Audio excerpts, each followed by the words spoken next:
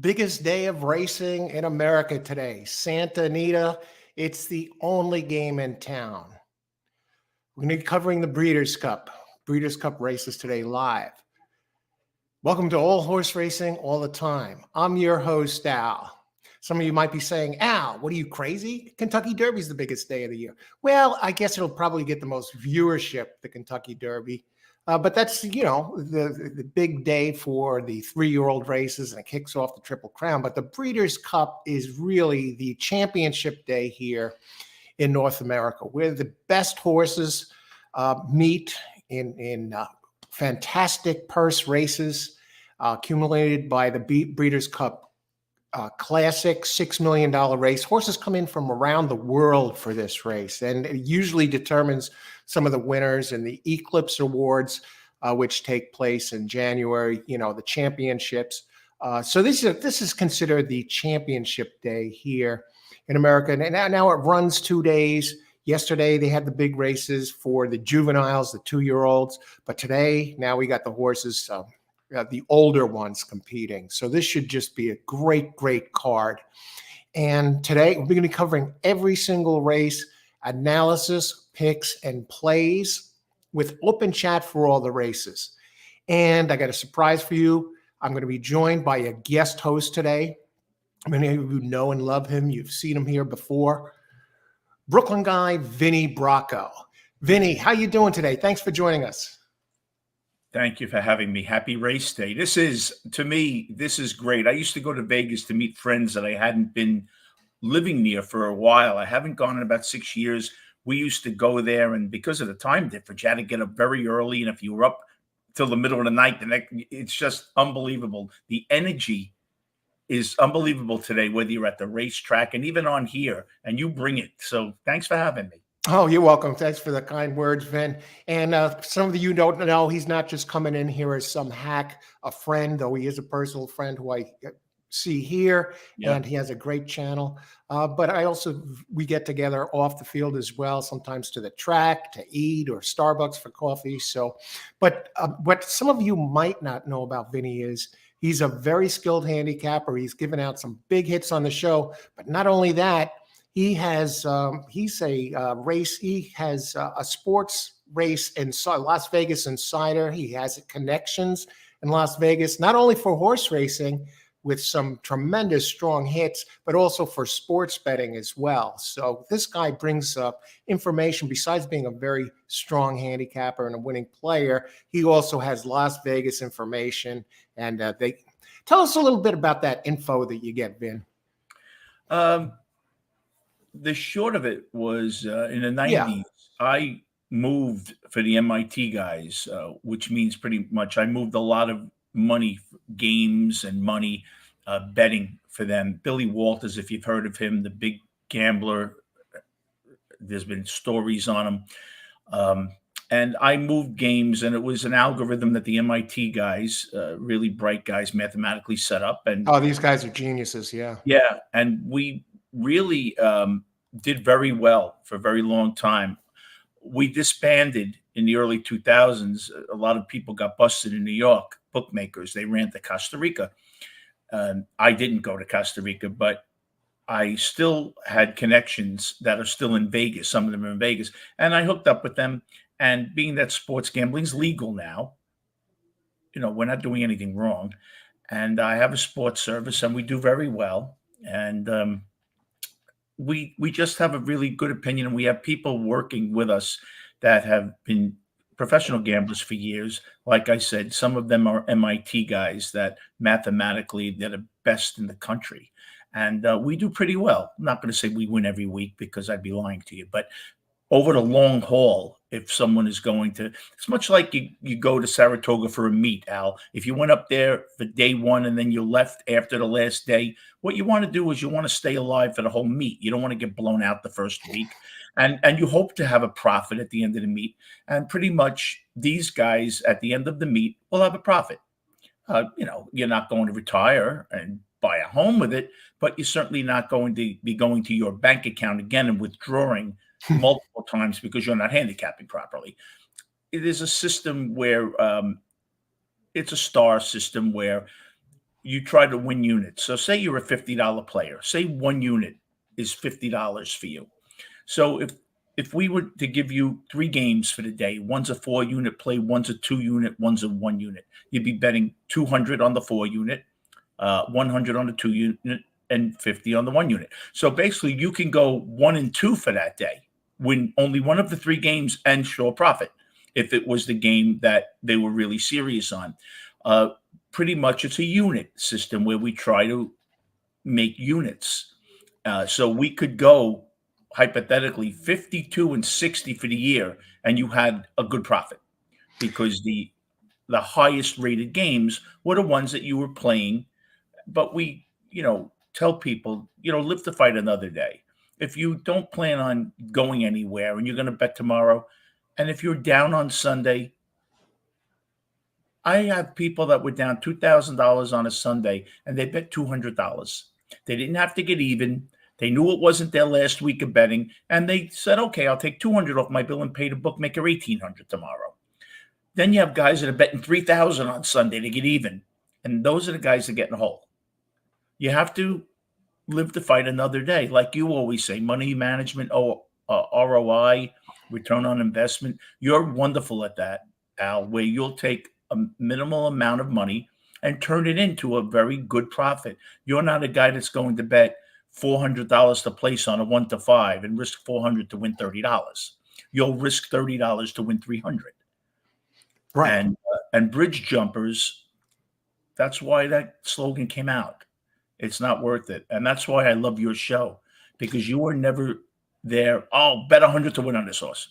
No, you know the game. You're a skilled handicapper. Look, people like John Da Silva wouldn't be dealing with you if you weren't.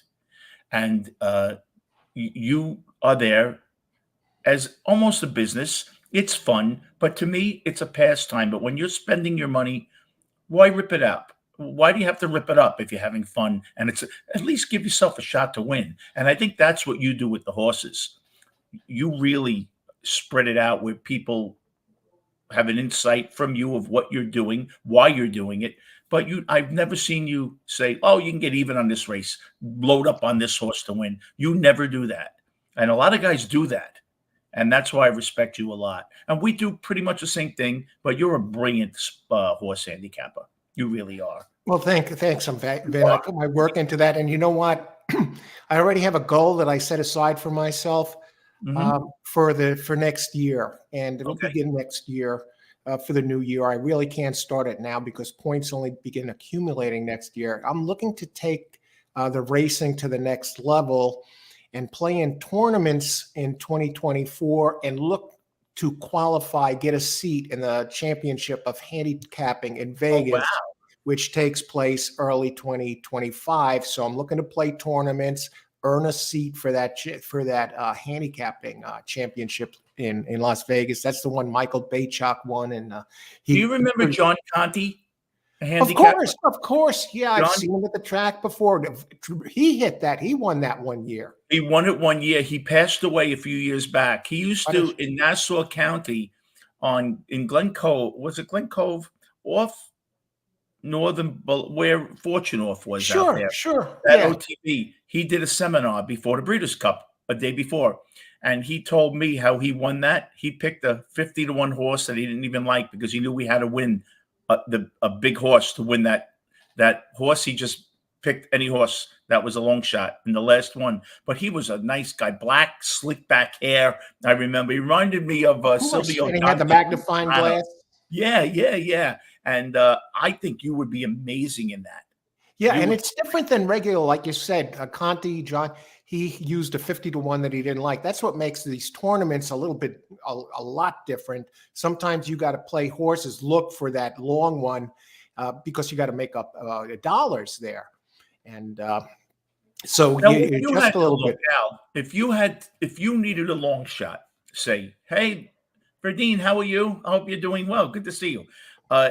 If you had to pick a horse, Hiya, Verdine. Good luck today. Got the it be- muscles going. He's ready to go, man. if you had to pick a horse to beat someone, and it was going to be a tremendous long shot, and you didn't necessarily like 4 of them, Would you go by breeding? What would you do if the times didn't mean anything? What one aspect would you use to pick that horse to win that? Is there something jockey or what would you see with horses that don't really figure, but you have to pick one of them? I What would would be look. I would look. I'd start with the pace, see if it fit. If I see okay? if there's one that had some kind of characteristic that maybe it had a really great race in the past in Okay. similar conditions. But I'd look for something like that. I'd look at the numbers, and then I would look at the breeding too, and see if there's something about a trainer that stood out that they can come through possibly in a situation like that. Okay. Uh, yeah, yeah. I was And curious. I'd probably look for sheet numbers, of course. I'd be using that for that type of tournament. So I try and gain an edge there. I wouldn't go simply with the the typical DRF or Brisnet or something. I try and get some sort of an edge, purchase those for these big days when I'm going to be playing in a tournament. Or What do they that's what I would use do. now for races like that? What do they use? Do they use all these different sheets, or do you have all-time handicappers that just look at the past performances, like the program? Do they go that far into all the magazine and thoroughgraph, or do you have some that are old-fashioned handicappers that have been handicapping many years without that and don't complicate it now and stay the way they were?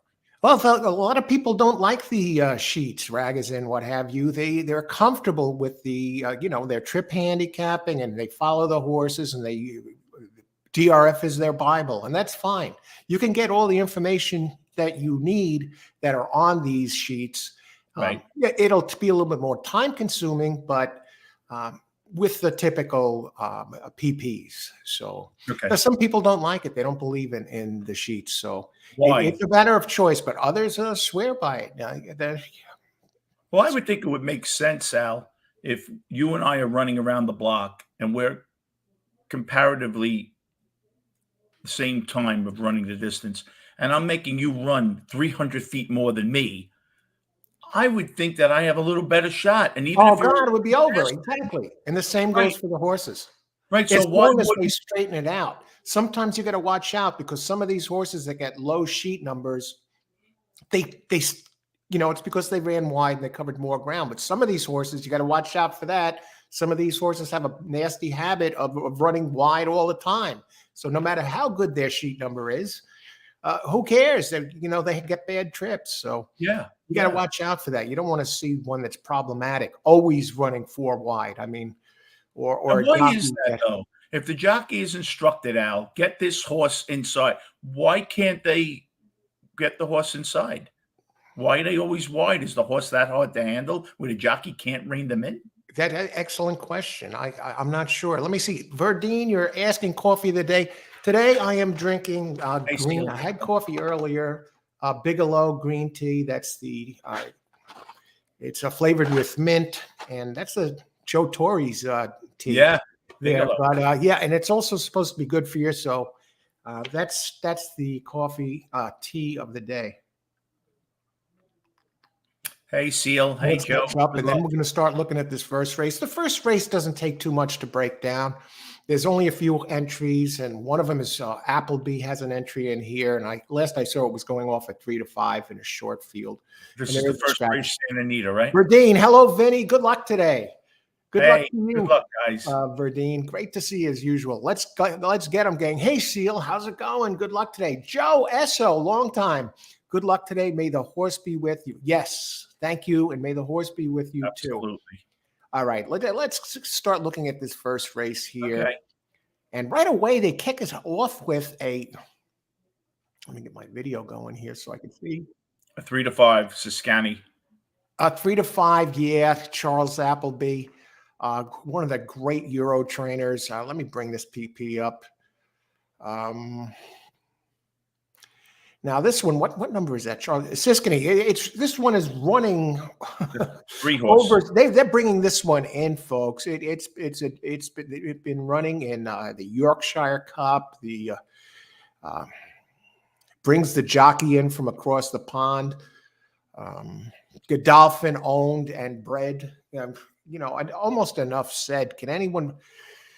I'm Okay, looking and let now. me tell you a little bit about this race. It's a Grade 2 purse, 250,000. It's the Thoroughbred Aftercare Alliance stakes for 3 and up. Now, looking at these here, do you even try and beat this horse, Vinny? I don't see. Maybe another one from overseas too, from Mandela, Richard Mandela here. This one has run in America a few times. The only The horse that numbers here aren't really that great, though. And this one is on the. Go ahead, Vin. the only horse I could see It is on the dirt. Okay. is possibly the 4. Win the Day. Win the Day. Let me bring that one up.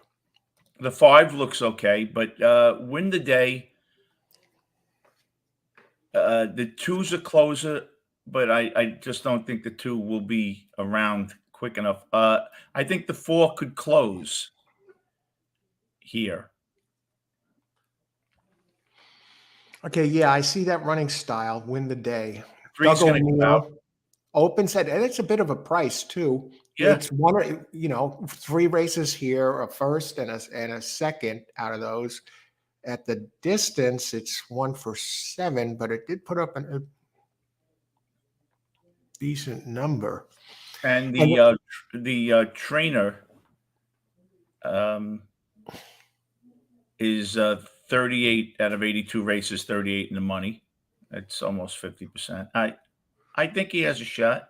Now the 3 is in 10 out of 12 in the money with was it Appleby and William Buick. But I think if I had to go, listen, the 3's probably going to win a race. But if I had to go against them, 5 or the 4, but I would take the price with the 4 because I feel if you're going to beat a 3 to 5, I might as well go with the price. And the closing, you bring up a good point about the 4 closing because this race is, the Belmont Stakes, they consider it a marathon. This is longer, 1 mile and 5/8. Yeah. Yeah. So I really do believe that the 4, if anybody, I think we. Yeah, let me see what the 1-4 exacta pays here. No, the 3-4 exacta. I think I'd take a crack with that. I'm going to look a little bit deeper at it. We still have some time, 6 minutes. Mm-hmm. So it's a 6-1 exacta if you play it straight. And if you reverse it 4-3, 24-20. I'm just going to look at the pools for a second. Who's taking the money in the pools? The 5 has taken a lot of money in the place pool. But I mean, talk about bridge jumping, Vinny. Yeah. Look at the show pool. It's more than half. Yeah. So far by the 3, 28,000 out of possible 51,000. And of course, the late money is going to pour in, and those numbers are going to be way higher in just right before post. Yeah. Let's look at one of the others in here, and let me just look. Okay, the 2 Graham Motion has an entry.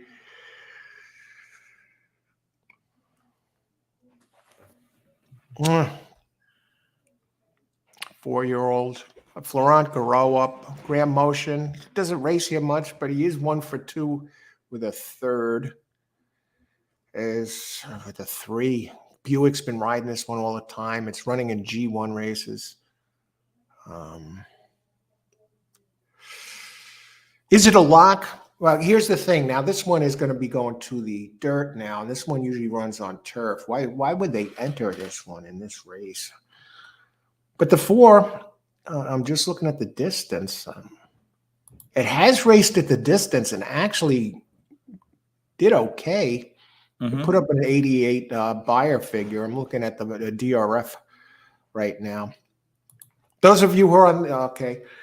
I have a link down below in the description area for free Brisnet PPs if you need them. The 6, I could see the 6. The 6 is I think I would go 6 for a second here. I mean, it runs long. It's been running a mile and a half, putting up 92, 94. The race 2 back, it had trouble.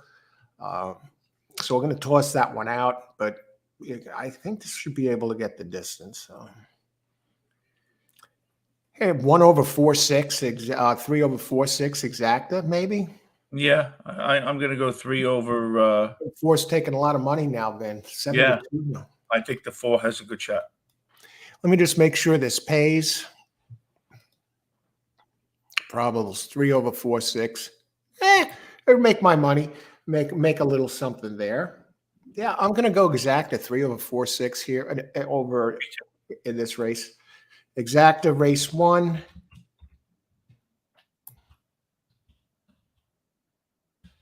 Exacta 3/4 6. And I see some others are coming in with picks here. Charles Appleby. Let's see if he can get them done. Let's see. Thunderhawk. Good afternoon. Let's be at those British invaders. They beat our horses yesterday. Turf is their game. They're always tough to beat. I mean, come on. They blow us away in turf talent. They created that game. Yeah. Do they have any dirt racing at all in Europe? I don't think I know so. Dubai has dirt races, but what about I don't think so. in the UK and Ireland and Wolsey? I don't think I've ever seen a dirt race there. Granted, I don't watch a lot of those races, but And that must be very soft over there, the turf, because it's always wet and yeah, and that's why they benefit, especially when it's a little bit moist, the turf. And Seal is starting us off with a pick 5, going right for the throat here. Good luck, Seal. And who else? Oh, that's my exacta. And what, Vin, what's your play here? Are you still thinking about it? You still got time, 2 minutes. I'm going to box the 3-4. I'll tell you, Al, I love in the third race, when we get to the third race, a long shot, the 5 horse. Can you go to the third for a second? In the third race? Now, that is the dirt mile? Larger than life. Oh, no, I'm sorry. Not that race. The third race? I had the wrong horse here. Hold on. Or the 5th race? Or Santa Anita. It was the second race. Was it the third race? Oh, the third race, the 5 horse. He's 5-1. Charge it. Pletcher. I love okay, that. let me look at that one for a second. Take a look at it. Vinnie has 3-4 box. Okay, race 5. It's early in Santa Anita, huh? You have to have your breakfast before you.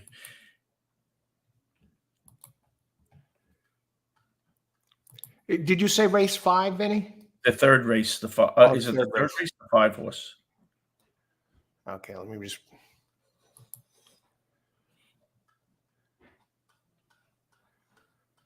All right, go to my notes here. I got some of them up on the screen. The dirt. What's the name of the horse? Oh, wait, 5. Okay, let me bring them up. Project. Race 5. Okay, yeah, they're about to get in. Yeah.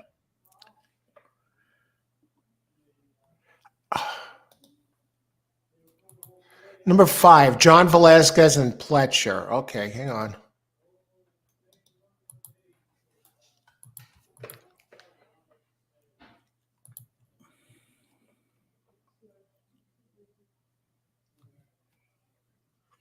I don't know. It's had a giant race in July. He hasn't got.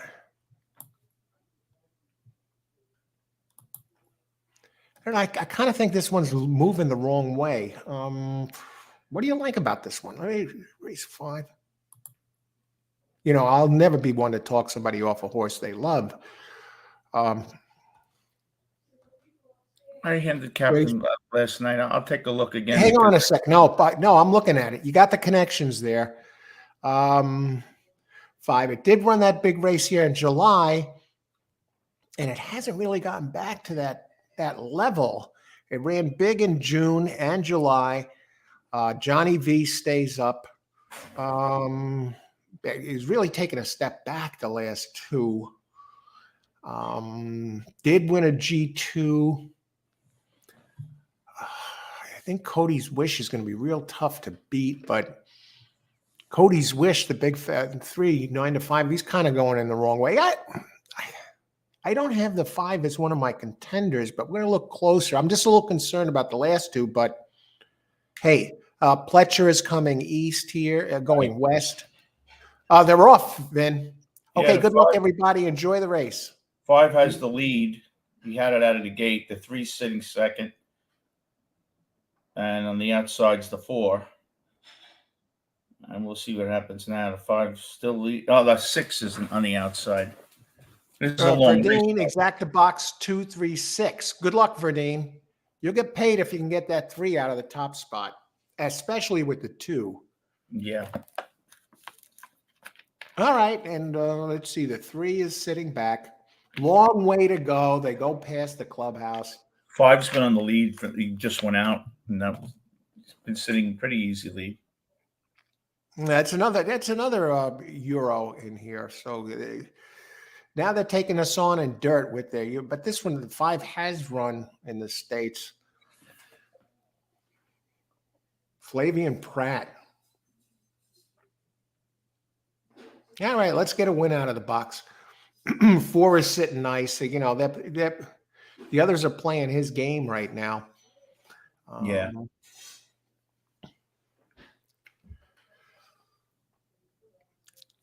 All right. Ice water in the veins.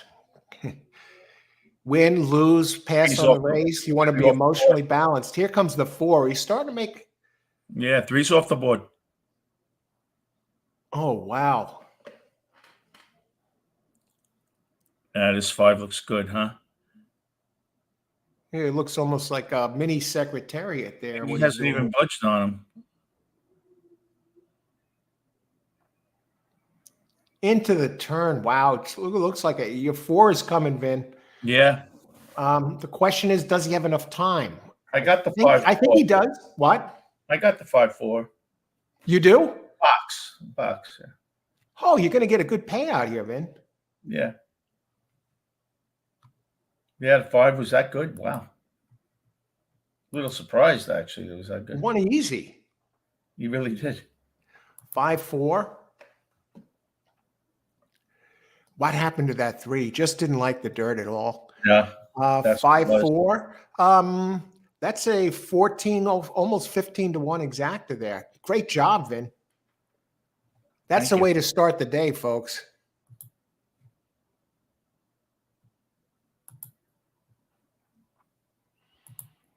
All right, the first race is in the books.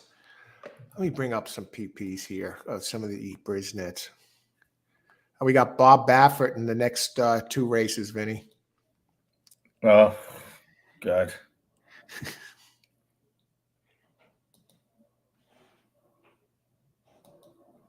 Baffert. Now, Baffert, did you see Mike Rapoli won the juvenile yesterday? Yeah, and I'll tell you a story. Someone told me. Okay, go ahead, Vinny. I don't know if I told you. Mike Rapoli, they said, is the cheapest guy you ever want to meet. Then when he goes up to Saratoga, he'll take 5 tables. He'll tip $100. That is insane. Said he's the cheapest guy you ever want to meet. Interesting, because he's friends with billionaire too. A billionaire too. Yeah. Hey, and I heard a story about Billy Joel. They call him Dollar Bill. Just doesn't tip. And you were talking about that, and I was telling you, and I was talking with you about. I came across a guy that was a doorman in one of the high-rise buildings, in apartment or whatever condo tower in New York City, and Al Leiter lived there. Oh, right. And it's customary that comes Christmas time that the residents give, they tip here and there, the doorman, when they want to during the year, but on Christmas, that's when they really give a big tip. And they say a dollar bill never left Al Leiter's pocket. That's amazing. Not even on Christmas time. And I loved Al Leiter, being a Yankee fan. I remember when he came up and he was the big flamethrower, striking out a ton of guys, more strikeouts than innings. And then he, of course, had his big years with the Mets. Yeah. And he looks like such a friendly, personable guy. And to hear that he's very grumpy in person and doesn't tip. That's incredible. Yeah. He comes off the camera. And Billy Joel, I had heard stories about Billy Joel for a long time, but that's surprising. Really is surprising. Okay, that 3-horse, Charlie Appleby. But that's not his. That didn't take long. Yeah, Seal came out of the box with the 3 singled. And yeah, you saw it, Vin. He just dropped out of sight all of a sudden. It looked like he took a bad step or something. Yeah, he just didn't like whatever. For him to drop out of it just like that. And now we move to race number 2. Race number 2, it's a turf race, mile and an eighth. Let me just see the scratches here, see if anything gets affected. And of course, the big races are going to start 1, 2, 3, 4, 5, 6. We have 9. This was a stakes race, the first race. This is a stakes race, the second race. But we are going to have 9 races in a row that are all Breeders' Cup races. This is a stakes, but it's not considered a Breeders' Cup race. So the big races start in race 3, and they go right through race 11. And of course, the crown jewel is the Classic, which is going to be race 9. But we have huge races in 10 and 11 as well. But this race, we do have a scratch. No, we don't have a scratch. We have 13 entrants in this race. And I'll tell you a little bit about this race, and then we'll start breaking it down, what we see here. This is a mile and an eighth on turf, the Twilight Derby. It's a grade 2 stakes, so it's a real good entries in here. Mile and an eighth for 3-year-olds. Okay, so we go to town here, and these graded stakes, the horses don't get Lasix in these races. So that's something to keep in mind when you're handicapping 2 here. Are there any in here that never had Lasix, for example, that never ran without Lasix? And that might be a factor too that helps them, I guess, the breathing and everything. Yeah. So we got race 2 here, and the opening favorite is we have an opening favorite of number. Where was it? I'm looking at the PP. So we got a mile and an eighth on turf. And in this race, we do have one that opened at 3-1. That is number 6, Web Slinger. But I'm a little curious about the number 5, the great Italian jockey Lanfranco Dettori.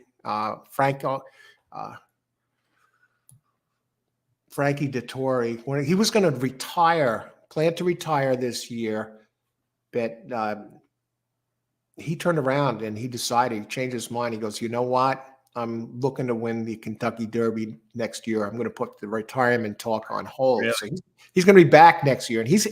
And Bob Baffert actually put Dettori on some big horse.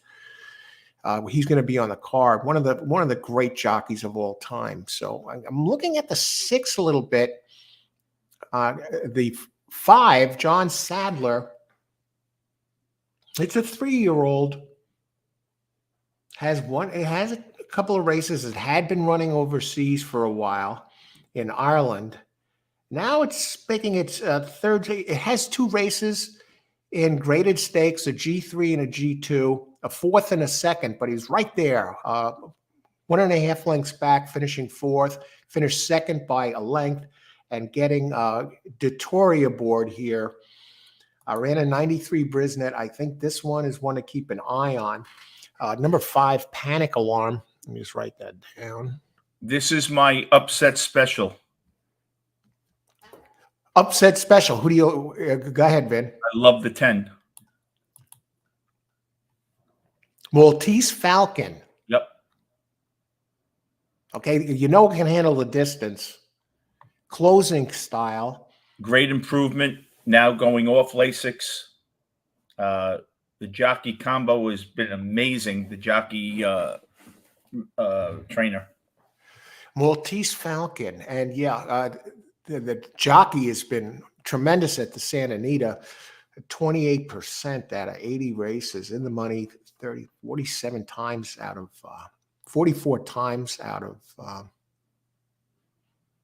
80 races. No, 46 times out of 80 races. Juan Hernandez.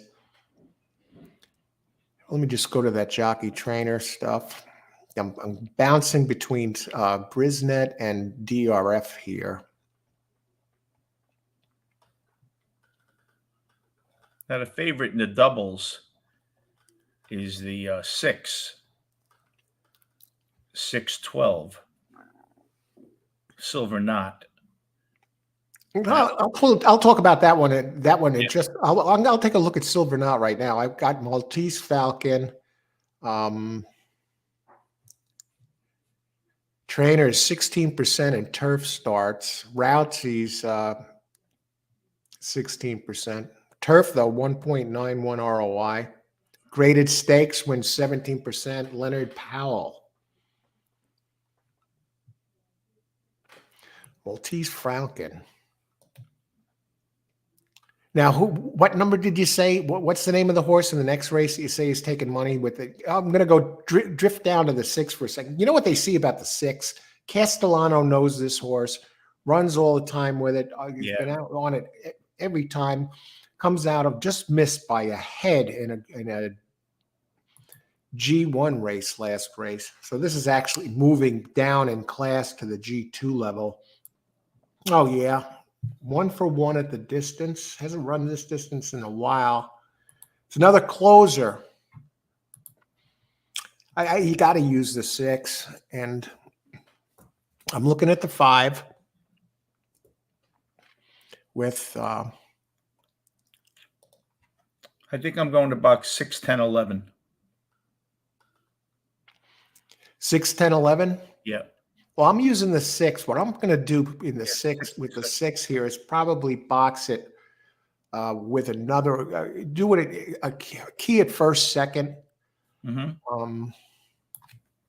Silver Knot, excuse me, you got to use that one, the 12. Gelding first time.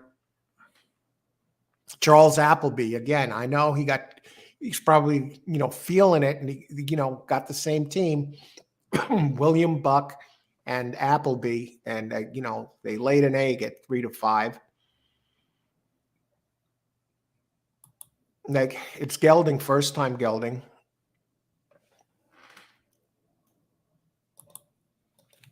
Oh yeah, I'm curious what the odds are on this one right now. On turf races, Appleby, get this, in the U.S., 39% winning percentage. Yeah. And, these races are... in routes, he's 40%. Yeah. They're crazy, these races. I'm thinking a 5, 6, 12 box. I don't know. What is this 6 taking right now as far as money go? 12 taking. That's staying at 5 to 1. That's a gift, really. Now Appleby gets to the turf. A 3 is probably going to be the early pace here. It's probably going to be 3, 1, 4, heading away, getting out early. It'd been very hard to look past the 6 with Castellano. Yeah. I think I'm going to do here is box 6. Because 6, 9 to 5, you're still going to get something. I'll box 6 and 12, 6 and 5. Or maybe I'll just go 6 straight over the 5. I like the Tory. I like it more underneath in this race. Or maybe I'll go 6-12 with 5, 6-12. And the other one that's coming off the page at me here is number bouncing back and forth here.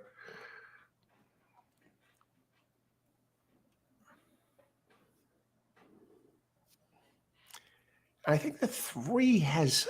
I think the three is going to be tough. Reincarnate Bob Baffert.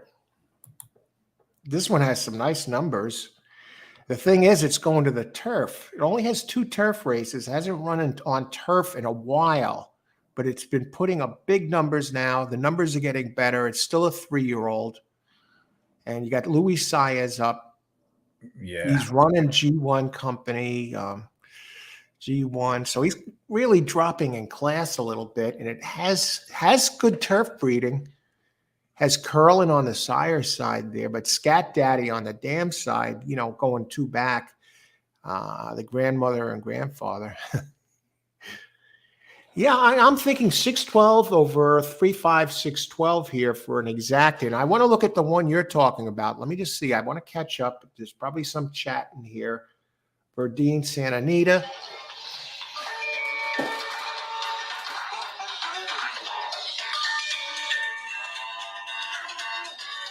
Oh, 1 second here. I got Bobby.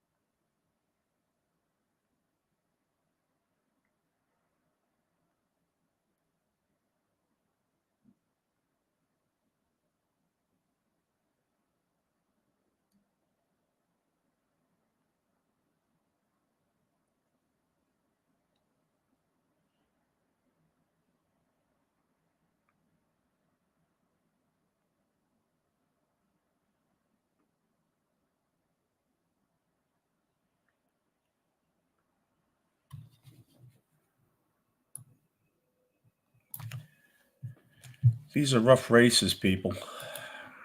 Not that they all aren't, but hey, Irene, waiting for your roommate to leave the house. I know that feeling.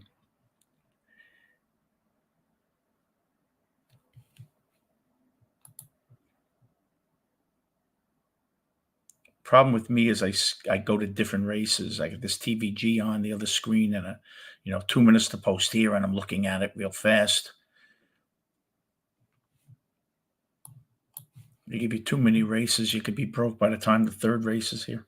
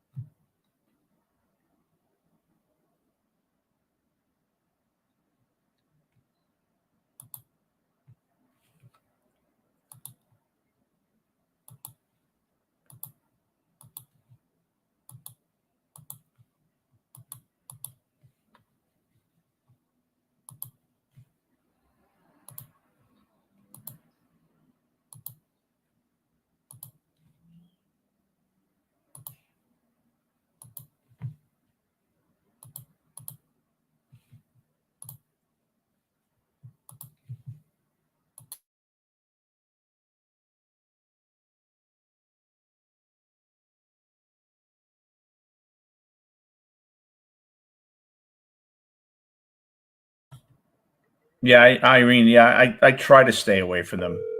It's tough though. There's so Hey, much. buddy.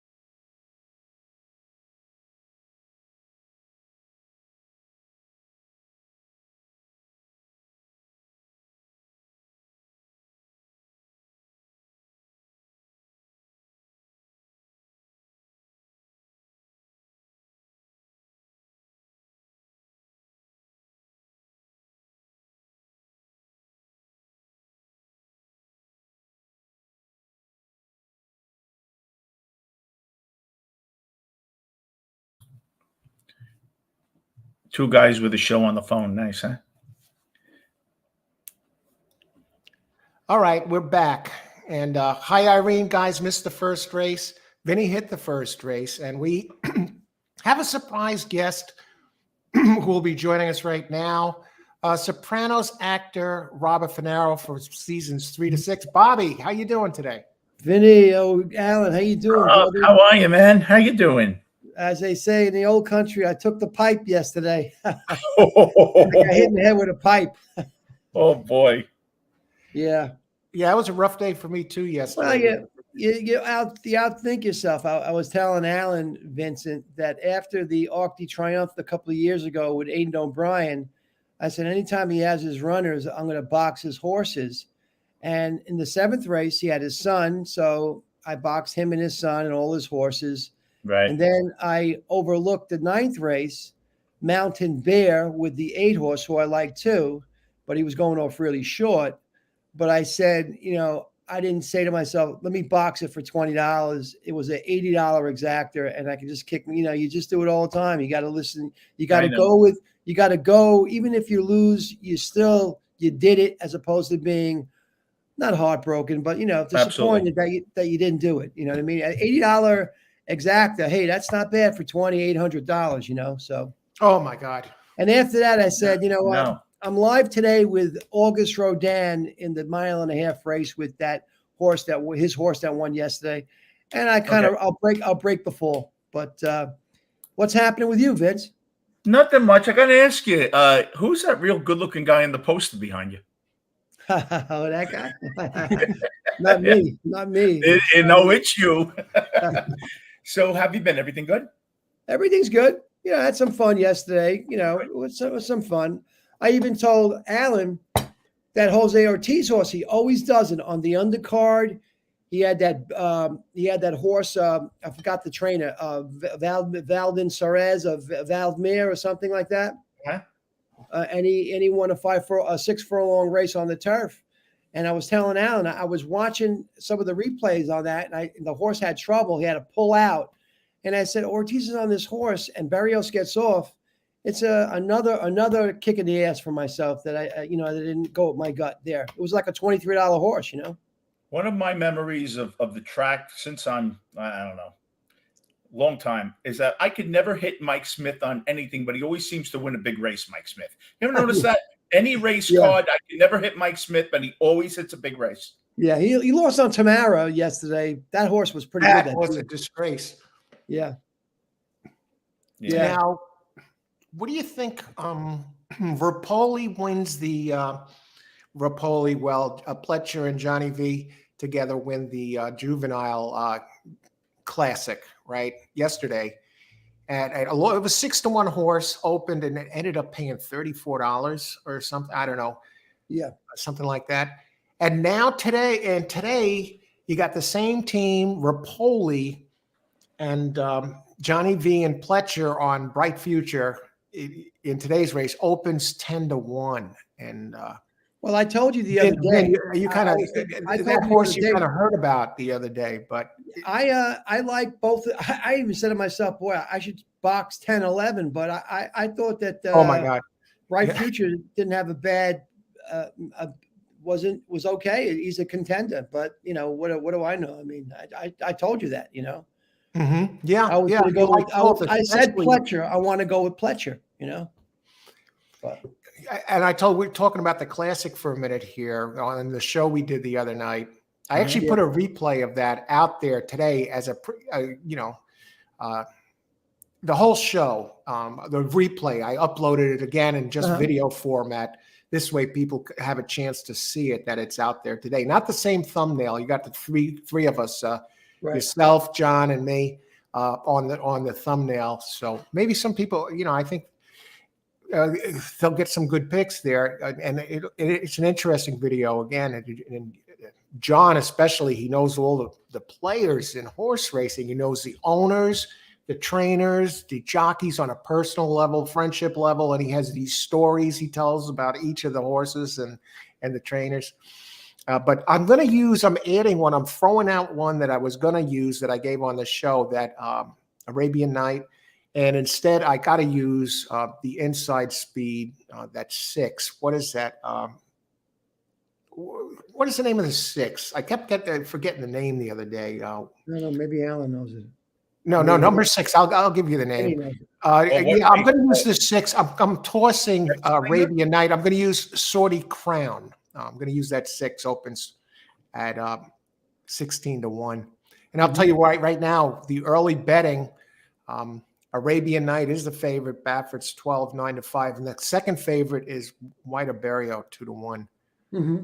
And so with 12 minutes to post, the races are spaced out a bit. I just want to see.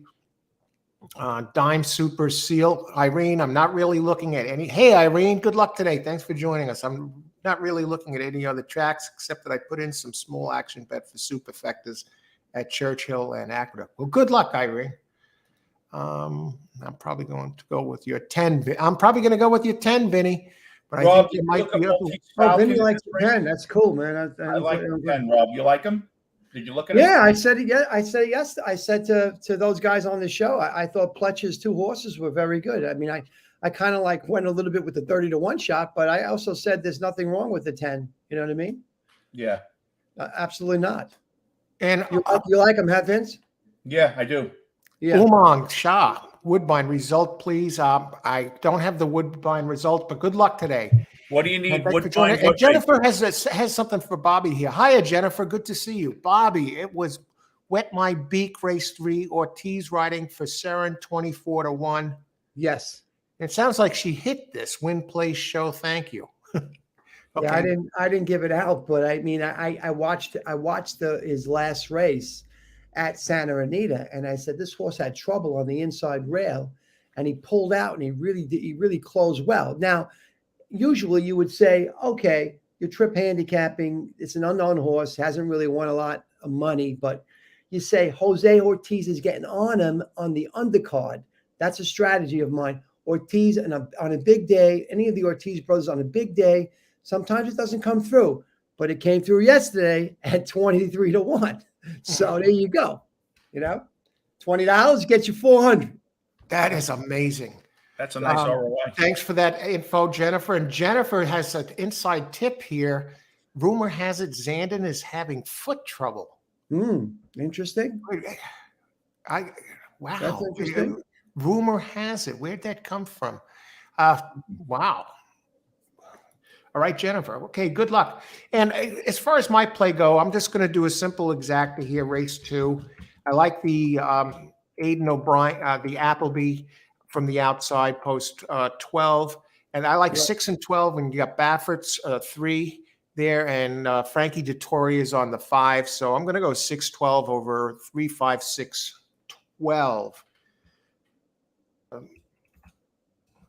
So are you like anyone here, Robert? Or no, ask Vincent. If you guys have been doing this, you ask Vincent. I mean, no, I don't have any picks on here. So and who's the other one that you like, and what race is that? You said you gave the name out and the number. Maybe does Vinnie want to give out a pick here because it's 8 minutes to post? I mean, I don't know if he wants to give out a pick because he's in this one. Okay. Yeah, I'm going to go 10-6. And you're boxing it? Yeah. Now, Vinny did hit, I used the Appleby entry in the first race, and Vinny did have the 4 and the 5 box, so he came out of the box with a win there to Nice. start the day off. Nice. So, and Vinny, you got a 610 box? Yeah. 610, exacta box. And Bobby, who is you said the other one? You gave out a horse before that you I like two in the big race. I like 2 horses. They're not really. They're going to be bet heavily. They're not hard. William Buick and Ryan Moore. And Ryan Moore is playing Mustadaf, Daf, or whatever. And of course, my favorite pick is, which is going to be a favorite, is August Rodin. So I like August Rodin with those 2 in that race. I think that. What race number is that? That is the turf. Let me see. I think it's the 8th, and it's the 8th race. 8th race. I'm looking Bolshoi Ballet. Okay, so you like the 9. And I really like the 5, and he's going to be bet heavily because of Aiden's win yesterday and Ryan Moore. But I think that the 9 has just as much of a good chance. He's a grade 1 winner too. I think it's going to be between those 2 horses. I don't know what Vinny thinks, but I think those 2 horses are they're going off at 5-2 and 4-1. Well, Yeah. that's what they're at right now. Yeah. Yeah. I don't know. Did you look at that 8th race, Vin? The 8th race? Yes, I did actually. I like the 9 there. I like 9-11.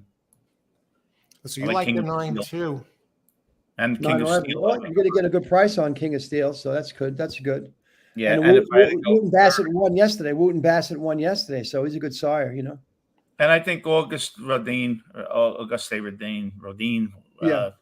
right there. But I like, sometimes when I can't split them, I go with the price. To be honest with you, I might go with King of Steel just because of the price. Well, I don't think you're going to get more than, if you're lucky, you might get 3-2 on August Rodin, or 4-1 on the other one. Yeah, I think he's right now he's that price, but I think by the time that he's going to be it's going to be split between him and Mustadef. Yes. It's going to be a split. Maybe you get 5-2 would be a gift. 3-2, look, I want to know what I think that horse Unquestionable went 3-2 yesterday. So 3-2. I think the 8 has a good shot. The Pletcher horse. That horse really exploded forward on Derby Day, and it's putting up solid numbers. Irod and Pletcher. Yeah, I could see 5 and 9. I think you have to use. Yeah. It's just that, Alan, the Euros usually dominate this race, but it's not impossible. Look what Chad Brown did yesterday. He upset them at a mile. Yeah. Deanie, how's it going, Deanie? Chad Brown put hard again, Vincent. What? Another strategy. Chad Brown at 10-1, 12-1, whatever. Oh my God! Another strategy I threw out the window. Deanie, Breeders' Cup race too. Chad Brown at 12-1 or 10. That horse paid a lot of money, not for nothing, guys. That's incredible. I tell you, that's when you start to think luck just has just as much to do with it as handicapping. Yeah. No doubt. Yeah, it does. Deanie, exacta 3-6-12 over 2. Now, is that a reverse exacta? So you like 2 for second, but you putting 3, 6, and 12 on top. Good luck, Deanie. Okay, Seal, race 8. You got race 8 picks. Seal weighing in on the race we're talking about here, Vinny and Bobby. 5, 9, 11, 8. Verdine. Good luck, Seal. Verdine, Santa Anita, race 2, $25. Place show on 7. What do you think of the 7, Vinny? Holy cow! You'll get paid if you wait a second. I got to bring up the other race. What race? Seal team. This race. Oh, right now? Yeah, Umberto Rispoli, Seal team.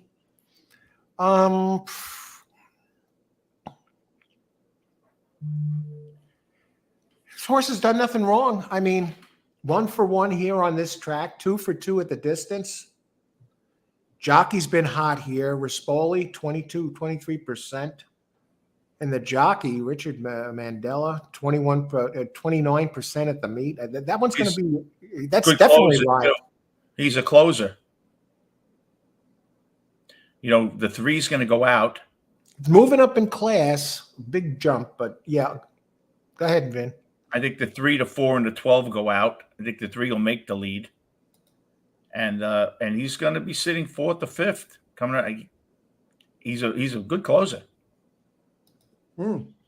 I prefer others, but good. Yeah. Yeah, excellent points there. Good luck, Verdine. I mean, has the numbers. It's been getting better. Gets the great jock. Well, not a great a jock that's ridden it 3 times in a row and won twice. Jennifer exacta box 5, 8, 10, 12, and win 5, 8, 10, 12. Jennifer's had some outrageously big hits here on the show. It sounds like she hit that one yesterday. Okay, with Ortiz. Wet my beak. Okay, good luck, Jennifer. And Seal, obviously I had to use Seal team. Okay, Seal, got the name Seal and Seal team. Good luck. 3 minutes to post. The races are stretched out a little bit longer today. Starting the next race, these first 2 were stakes races, but they weren't considered Breeders' Cup stakes races. The championship races begin in the 3rd. Cody's Wish is going to be in the next race, a contender for Horse of the Year. Been tailing off a little lately, but has some tremendous back numbers. But races 3 right through 11, every single one of them, 9 in a row, Breeders' Cup races with gigantic purses. So, you know, next race, it really kicks off. And the Classic, the Breeders' Cup Classic, it's the 9th race on the card. And we still got 2 Breeders' Cup races after that. And so That's great. Yeah. So, but next race it starts, a minute to post. Mike Rapoli looking, and Johnny V and Pletcher are looking to win both classics, the juvenile and now the classic today. That would be some hell of an accomplishment, especially since neither of them were favored going in. It sure would be. That's for sure. You know. Yeah, but that's 7 tomorrow. That looked like the biggest lock of the day. Mike Smith. Mike Smith. Or Tamara, yeah. Look, So the horse looked good. I mean, the horse looked pretty good, you know. Mm-hmm. But I guess it just didn't look good on the track, and you know, but just got beat by a better horse, I guess. You know, that's for sure. You don't know until they You don't know until they run them. You know. Yeah, and they're getting ready to go in right now here. Oh, they're going in the gate. Yeah. Yeah, and we got. Who do you like this race, Bobby? If you were playing, I have no opinion on this race. I didn't really look at it, so I don't want to give anyone any kind of false, you know. Yeah, you see, again, to the sign of an excellent horse player and a straight up guy. Some people will just give something out, even though they didn't look at it. We haven't seen him not Robert. It has been 2 to 1. You don't want to do it. You don't want to be guessing with other people's money. That's what Exactly. I don't know if any reason, but I do. Absolutely. You know, but it is what it is. You know. Okay.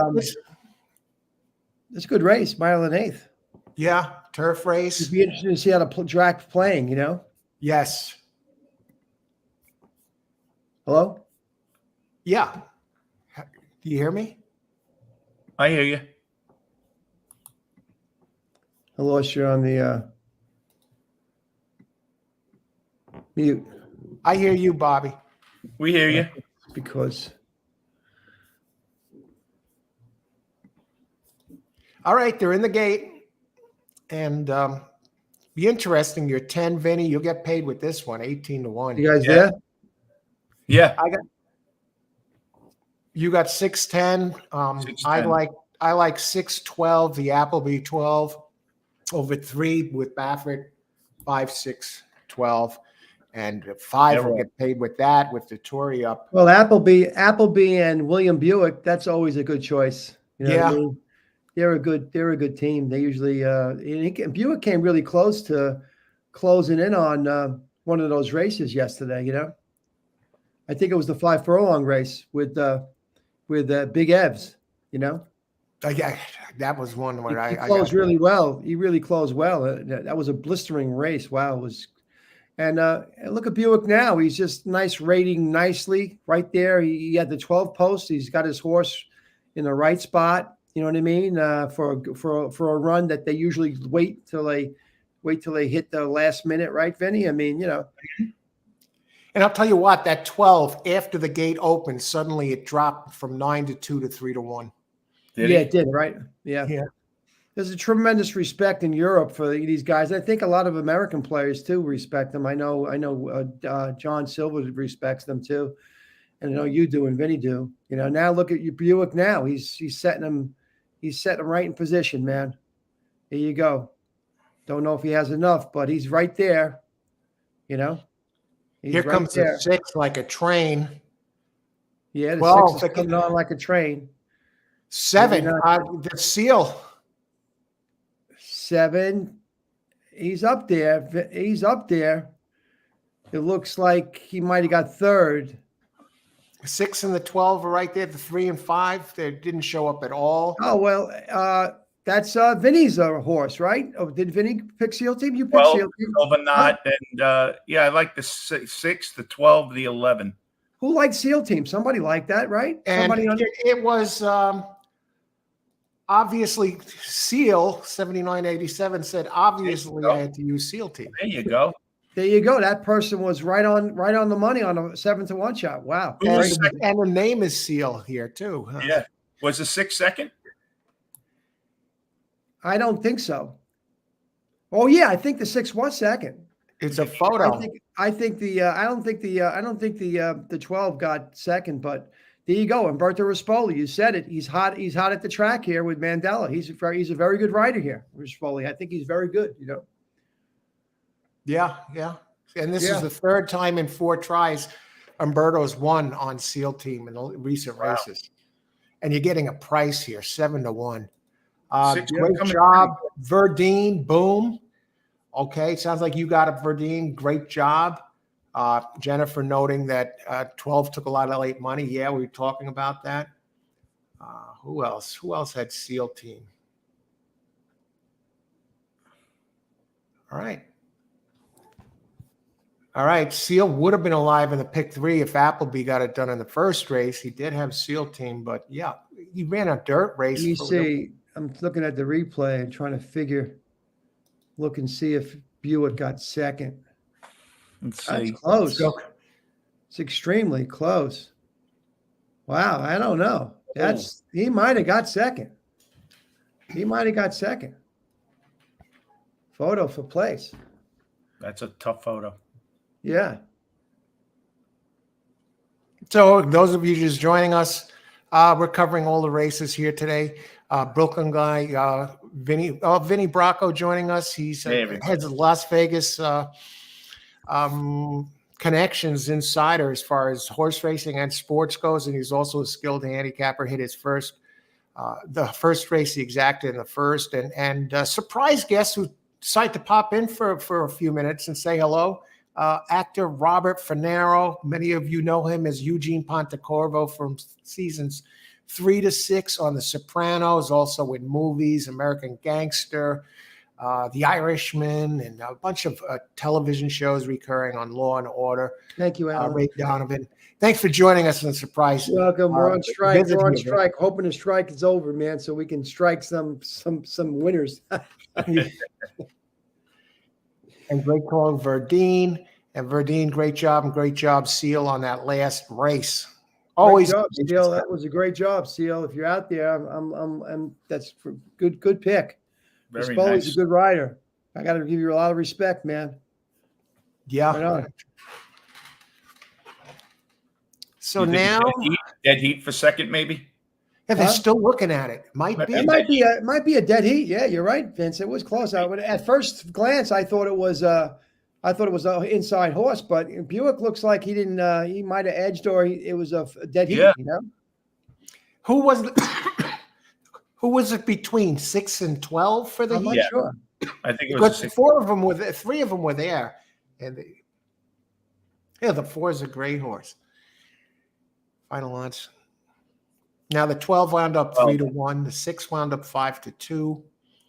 I wonder why are they showing this whole thing? Oh, 12 it was 12-6. Yeah. But no sign of Baffert's 3 or the 5 or There you the go. 10. 7-12. The 7-12. You got it there. Wow. Excuse me. Okay. So And- we got second, man. Wow, that's great. That's fantastic. Nice. Well, If anyone had to this you, if Seal listened to you with that 7-12, that's a pretty good, nice bomb there, right there. Absolutely. You put both of you guys together, Just saying, Seal and you like that 12 to 7-up. 91.40 exacta for $2. Here you go. Not Oh, we bad. got a lot of scratches next. We got 2 scratches, so it's only a 7-horse field. Well, practical move, of course, that's what happened there. The horse, after a workout, collapsed. Hey, I want to get Vinnie's opinion on race 6. If you can look at that. Race 6, man. Yeah. Let's see. I had it up here. Race And 6. I'm glad we're on the show together because we had said we would do something. I'm happy to be here with you, Vinny. Oh, yeah. I love saying hi to you. Handicapper, Race 6, I like Songline, the 10. Okay. With I like Kalina, the 11. Uh-huh. And Maxine I like Dino. Win Carlian, the 4. Wow. Chameleon. Wow. You like the I think Japanese, why. yeah. A very strong equibase figure. Yeah. I like horses that no one knows anything about. Well, that's good because you're going to get a price, And Songline, I just think average speed is tremendous. The last race, the speed was tremendous. But yeah, I'm going with Songline there. What do you like, Rob? I like the 6. I like Ben Suar's horse, and I do like Master of the Seas. I know he's pointed out the 14 hole, but in a mile, I know. But yesterday they were hitting at the outside posts, man. It didn't matter, Yeah, sometimes it doesn't. I don't know. I think Buick is a good rider, and I think the Austin Murphy's going to get one, and if he's going to get one, this is the race he's going to grab it on. You know what I mean? He's a good rider. That's what I feel about it. But I'm looking at, what I'm looking at, guys. What's that? I'm looking at. I don't know how Astronomer looks, but I remember last year with Simon Callaghan and Ryan Moore on a Friday, they pulled in a 20-1 shot, and today they're like 20-1, those two. Yeah, these days are unbelievable. How is this? How is Astronomer look? Did you look at Astronomer? I'm just looking curious. Let's see. And you're looking at the 6th race, right? 6 race, right? Yeah, I think so. Hold on. Race 6. It's the mile. Strong, yeah, the 9 horse. Yeah, how does Astronomer look? You got to be careful with this. I'm just saying, you got to be careful with this. I think he's a little less than these horses, honestly. Although the average speed at this distance is pretty good, but I just think Songline's the faster horse here. Yeah. But like you said, anything can happen. These races. I think the 3 is Callaghan and Moore, right?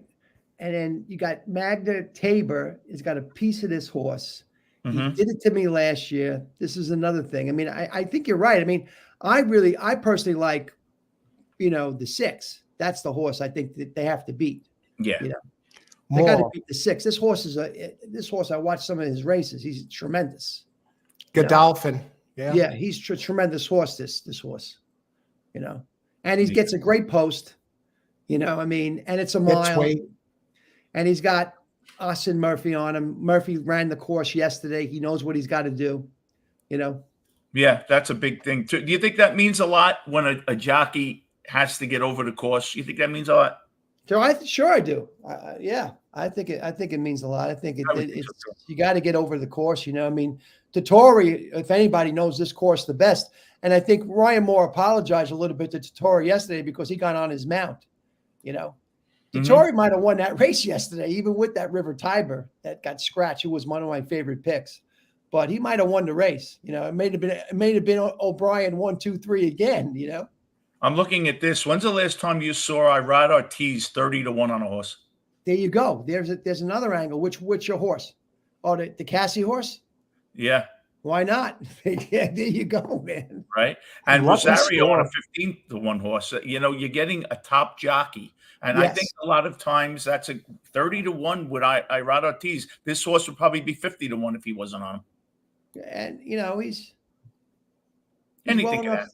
He will finish well enough to you don't know. I mean, he's got some grade ones. Third place, got beat by Master of the Seas in that big race in the Woodbine Mile. Mhm. 3 beat the 14 last time. What's But you that? leave out Appleby and Buick. Yeah, I With looked the a little bit at Kaza Creed. That's what you said, Kaza Creed. Yeah. He ain't a bad I horse, think man. that one is beating these others in here. Kaza Creed is interesting. You're getting a price. What I do you mean, think of Mott Kaza is Creed? usually not that good in Breeders' Cup. Hasn't had much Breeders' Cup success. But hey, this one has already beaten Master of the Seas Who Kaza and Creed? more than looks. He's beaten. Look at the Kaza Creed's last workout, 46-2. Holy Santa crap! Anita. 46-2 was his last breeze on October 29th. You know, I'm thinking a 3-6-11 box here. In this I don't race. know, man. This horse is dangerous, this Kaza Creed, man. Sure. Yeah, You know? and you know what's going to happen, Rob? Later, you're going to text me and say, "Vince, did you have it? We talked about it." Nah, I'm taking it easy Or today. no, it will be Pally. Did you have it? Yeah. Yeah, these are the horses that you talk about, and later on you say, we talked about it. That's why you always have to use a little, like you said, you can't go back. You just say, listen, you can't get talked off a horse. You got to say, okay, maybe Right. you see something later on that someone tells you that you didn't see, but you still use that horse. You don't Yes. Mm-hmm. You could always You add a really, horse. you really got to go by your strategy, I think, Vincent. But the thing Yeah. is, well, my weakness is the money management. You got to really say, okay, I'm going to manage my money, and this is what I'm going to do. Not try to, that's the biggest thing to me, at least, is the money management. It's like yesterday, I spent a little bit too much, so I'm going to take back today. But and I got one live race. But the thing is that I think that's the biggest thing with this is that you're saying I'm going to manage it. What do you think? Well, with sports, with the handicapping, money management's the whole thing. I don't care. You could have the Bank of New York behind. Well, they're closed now. That's why. Any bank, Chase Manhattan's bank, and you know what? If you don't have money management, I don't care how good you are, you're going to lose. Yeah. Yeah, you can be a great player, and if you don't have that management slice of the pie missing, you get hurt that way. I always felt that The way. thing is that the money, I'm just talking a little outside the box. Mm-hmm. It's fun to have the horse, the right horse, and it's fun to put some money on him. But then it becomes something else that you want to get the money back. You're chasing the money, and then it becomes a whole different entity. It's not as much fun. So Absolutely. if you lock in some things, not try to play like I told Alan yesterday. Don't try to play. If I just went with some of the things that I said that I would do, as opposed to what I did, I executed, I'd have a lot more fun, because if you say, okay, I'm going to pick, like I picked locked yesterday. I said, Alan, I'm going to pick locked into all the horses. Yeah, I picked locked. I lost. You know what I'm saying? But I went with my gut. I said locked. And okay, I lost, but at least I managed it the way I wanted to manage it. You know what I'm saying? That's the whole thing. Yeah. You can't play them all. That's what I'm saying. I used 4 in that race too, and the 9 came in the Rapoli with the $36 horse or 34 or whatever. Johnny V and Yeah, all the Baffords got beat. Pletcher is notorious for struggling a bit when he goes out west and on dirt, and not yesterday. Yeah. But I hear you. Yeah. Especially when you change up and It's one thing to lose with your own horses, but when you go off your own strategy, when you decide to go in, and which I've done, I think we've all done that before. We've all done it. It's that's when it stings. Yeah, but you have to make a choice and say, okay, this is what I'm good. Like Vinnie likes Bright Future in the big race. You play it. You don't say, I'm not going to play it with some other horses and blah, blah, blah. You start overthinking it. And it's not, you got to make a choice. And that's where the fun is. You made the choice, right? And you're right, you're right. You're wrong, you're wrong. Even if you play to win, that's fine. Mm-hmm. And listen, if you play to win on these races, you make a little money, like your friend Seal. Hey, 7-1 shot. He probably put a little money to win on that horse. God bless him. You know what I mean? Rob, when did you start playing horses? I guess I started playing in maybe 2000. All my life, my father was playing horses. And then he stopped for a while. They got back into it a little bit. And responsibly, because you got to play responsibly. Yeah. I guess I started playing it really seriously in about 2003. Because a friend of mine, he came to New York and he bought a horse. He bought a couple of horses in Keeneland. I went with him to Keeneland to buy some horses. And the first one didn't turn out okay, but the second one, Catman Can, he won at Belmont with I Ride. I think Jose Ortiz was on him. Grass horse. It was what was the breeding? It was a Union Rags, I think, maybe Union Rags. I'm not sure. The Union Rags was the mom of Union Rags. But anyway, I forgot the breeding, called Catman Can. And he was good. And he had another one called, who won a lot of money, won over like $250,000 because they put him in a track down in Florida. Wow. Or Louisiana. Native Hawk. You can look him up. Native Hawk. He's won a few miles, but horses run to their ability. So I started getting into it then. You know what I'm saying, Ben? Yeah. More seriously. That episode of The Sopranos when James Gandolfini's on a real bad run and he's watching and it goes in slow motion. I've been there many times where you just look and you almost, your horse won. But now what I do is I got beat so bad about 8 years ago where I was trying to bail out. I had a horse 7 lengths ahead at 15-1. He fell about 100 feet from the wire. And I have to tell you, when I'm on the lead, I'm just saying, just get to the finish line. And you know what? I love horses. I love animals. I lost money, but I felt terrible that horse fell. I tell you, I've had that same situation at Gulfstream. My brother said the only way we had an exactor. The only way we can lose, Rob, is if a jockey falls off the horse. And you know what? He fell off the horse. I said, you threw the whammy at us. Did you ever go with him again? Nah, yeah, I used to go. I go to the track with my brother. We usually go. But I will tell you, I remember on Instagram, I just getting off the subject, Alan, because I know you want to get back to handicapping. No, I have something to present, but go ahead with this, Bobby. No, but I'll just tell a short story. You remember that pick six at the pick six at Gulfstream a couple of years ago? The guy had about $500,000 pick six, and Tiago, whatever his name is, he fell off the horse just at the finish line. He was pulled away. That was the 9 horse. What's his name? Jaramillo was up. Oh my God. And he fell off the horse. And I said to myself, he was clear. Vinnie, he was like 5 yards from the finish line. The guy was going to win $500,000. Oh my God. And the player, because he had it, you know what I mean? You can look it up. $500,000 pick six. The video's out there. Yeah. You can watch him fall off the horse. And I'm saying to myself, man, I don't know if I would play again if I was that guy. How do you recover from that? Do you think there's any chance that the jockey was in on it? He was like, "I'm going to get my legs busted if I come in first," and he threw himself off the horse. If they tell it, because he had nothing went wrong for him to slip off the horse like that. I don't know. Boxers they've taken a fall. If you're offered, let's say you're offered 50,000, you're an unknown jockey. What do you think, Vin? You might take the dive. I personally think that he did take the dive. A lot of players, I took it off Instagram because everybody was like, some people were with me, some people were against me. And I took off my comment because I didn't want to get it. I didn't want to talk to these people because to me, he definitely fell off because to me, I was a premeditated to me. I don't know. You see, I'm thinking that too, just to bring that up. And I was going to bring up here, That's Native amazing. Hawk. I'm going to share him right here. Robert had a piece of this horse, and I got his stats up on the screen. Now, you were in on the purchase of Native Hawk, Robert? Yeah, with Sean Sellers. I think his name Shane Sellers. Remember him? Yeah, a Shane jockey. Sellers from Sure. I see the jockey of that one was Sammy Camacho, $404,000 earner.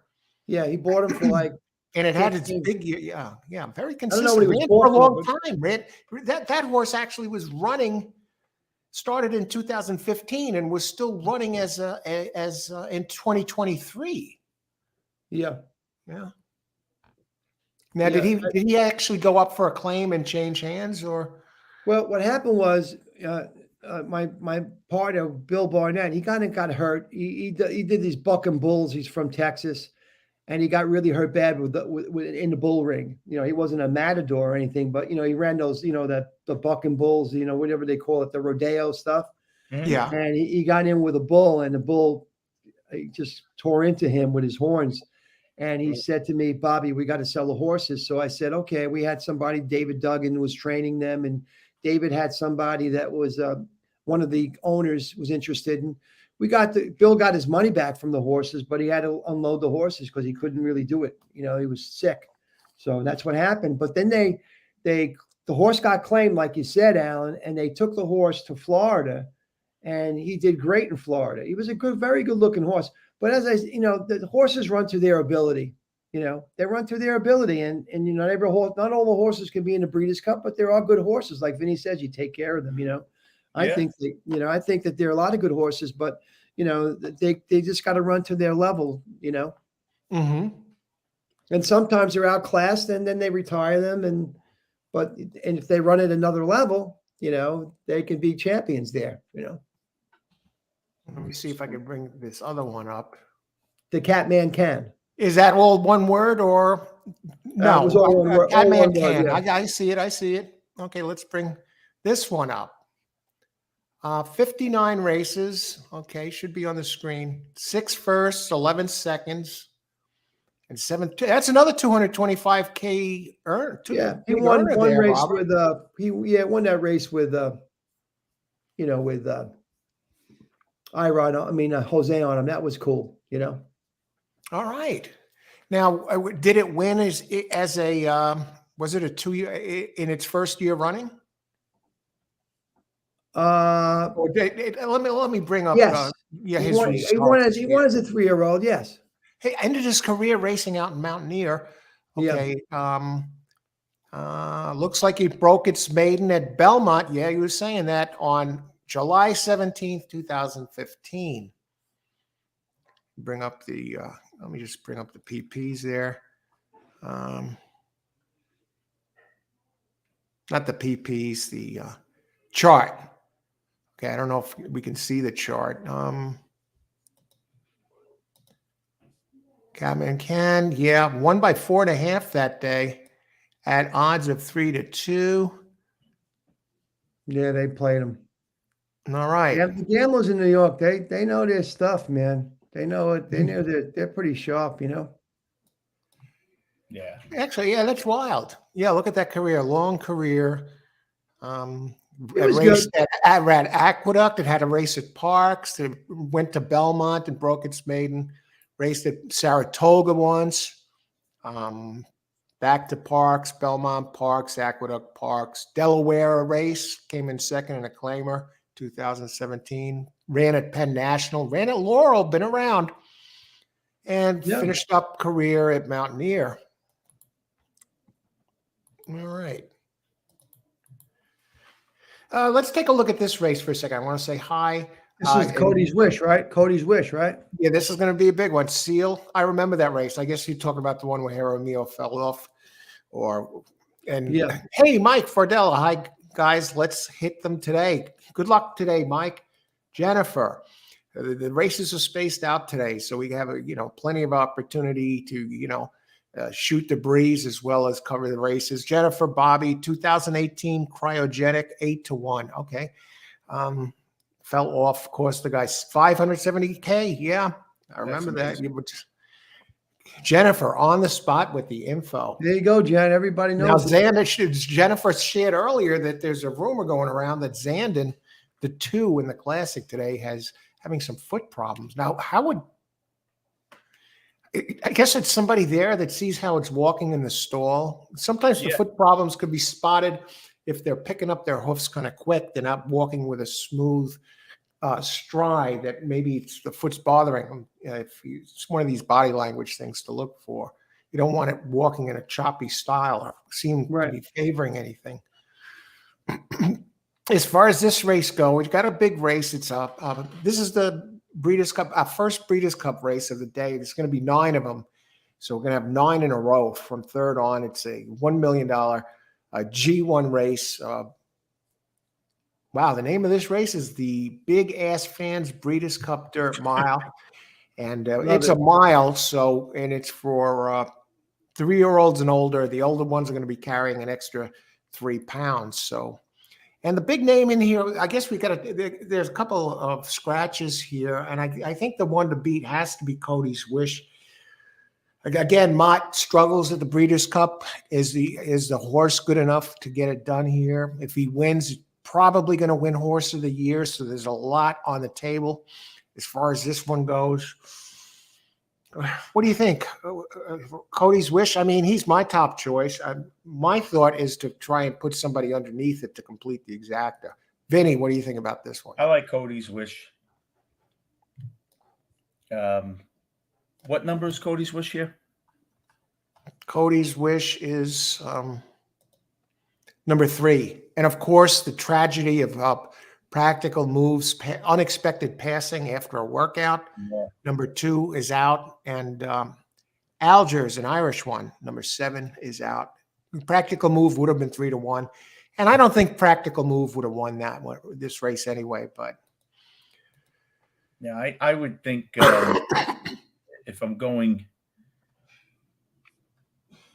I like the 5, Charge It there with Cody's Wish. But I just think the 5, the trainer has a really good winning percentage. And I think that right there. I like your 3, but I like the 5. I like Pletcher, Velasquez. I love Brad Cox and the jockey there on Zozos.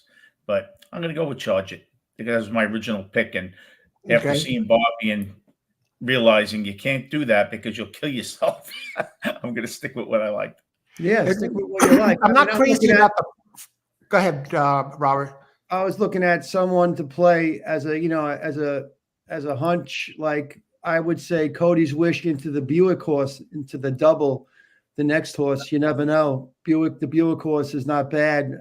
You got Buick and Appleby again, and he's going out at like 30-1. So and what's the number of that horse? Price. If you go with Aiden's horse, you're not going to get a price. But with he's right. Let me say race 4. He's right, not 4. No, I'm going to the 5th. This is race 3. It's the 1.25 miles. No, for some reason I'm not. It's not responding. I don't know what the internet today on my internet is not very good. Okay, he's the 3 horse with the Moonlight. He seems to he has second-itis, but okay, at 20-1, at least it's not a bad. And Buick's on him. Buick always rides him. You know, he hasn't really won, but last time 3-5 wide, second best, brush between 2-3 wide. I don't know. I like, of course you got to go with Aiden. But he's over bet. So if you're looking for a little hunch play, I'd say Cody's Wish into the 3. Okay, and as far as next race go, I'm just looking at those 2, the ones you're talking about, the 20-1 shot. Not. Hey, race 4. I just lost it. Here's the strategy with the 20-1. You at number 3, with the Moonlight. All right. The strategy with that is this: Buick and Appleby at 20-1. I rest my case. That's all I could say.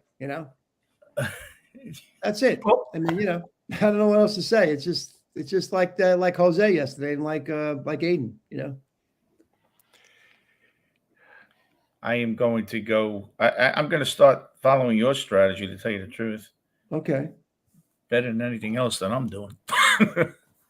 Well, you're doing good. You won the first race. That's good. Yeah, I won the first one. These races are always so hard because it's such a long day, Rob, that Yeah. by the time you could throw away a lot of money up until the time that you love the horse. And Yes. instead of having your money on that horse, you have very little on that horse. That's true. That's a very true thing. Yes. That's the whole day. Yeah. I'm just looking at these. Let's see. I'm just looking at the fourth race for this double here.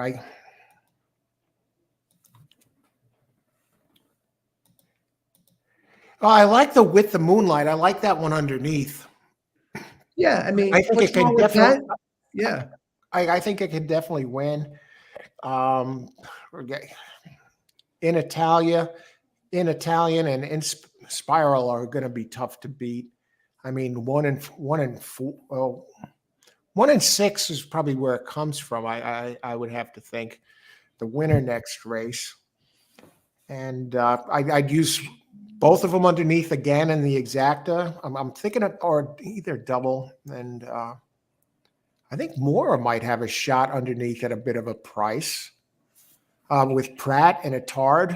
It has a big race a couple back, and it's a mile and a quarter. Uh-huh. So I'm thinking 1-6 over 1, 3, 4, 6. The 2 horse ain't a bad horse either. So could be outthinking myself here. It's O'Brien. Warm hard. He's got a couple of grade ones. I watched his races. Pretty good, I have to say. Pretty gutsy horse. She is a gutsy horse for sure. So she comes in with 120 on her. He's got the 2-hole. Got a good horse here. That's for sure. Probably better than the 3, I would say. I think she's gonna take a lot of money. Yeah. Was She's getting gonna take a lot of. weight. She's definitely gonna take a lot. The exacta the double right now is $2 double is $14 with Cody's Wish. So it's like there's no value there. But you know what the thing is, Vinny? It's like, you don't get value, but you still win, and that's not nothing wrong with that. Right. Yeah, absolutely. Yeah, I always thought that too. All right, so I thought I'd win more, but you still won. Yeah. Right. Ripping it up. Yeah. Absolutely. Yeah, I'm going to use Cody's Wish over the 2 longer ones, 1 and 6. Yeah, I think. The double? No, I'm just going exacta here. 3 going over exacta. Okay. 1 6. Al, I'll be right back. Okay, All right. Ben. Let's catch up here and you see catch up with the chat for a second. Okay, and Mike, he knows a thing about body language. When horses have sore feet, they will use glue and not the nails. I'm just wondering what they saw there. Thanks for sharing that with us, Mike. Luloy, hello, folks. Hey, Luloy, how's it going? Good luck today. Mike also adding, I'm going with a shot here, the 6 Skippy Longstocking. Yeah. You know what? Cody's Wish really doesn't have to win.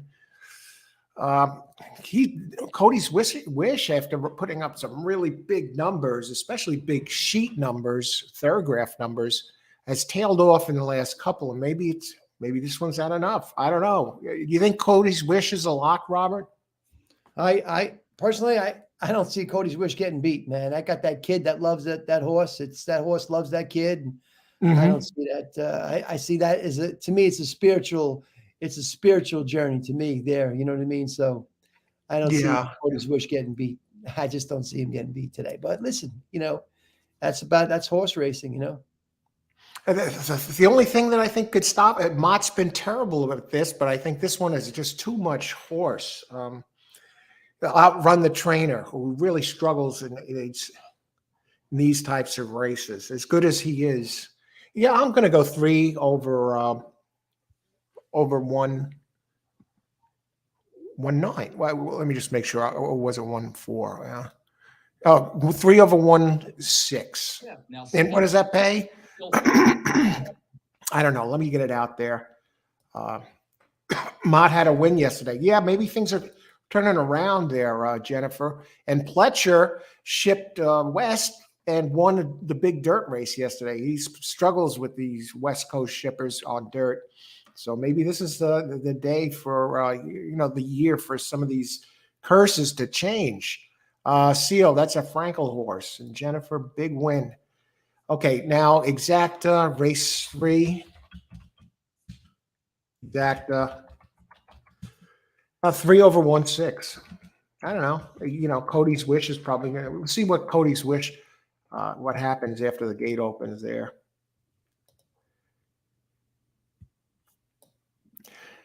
Okay, and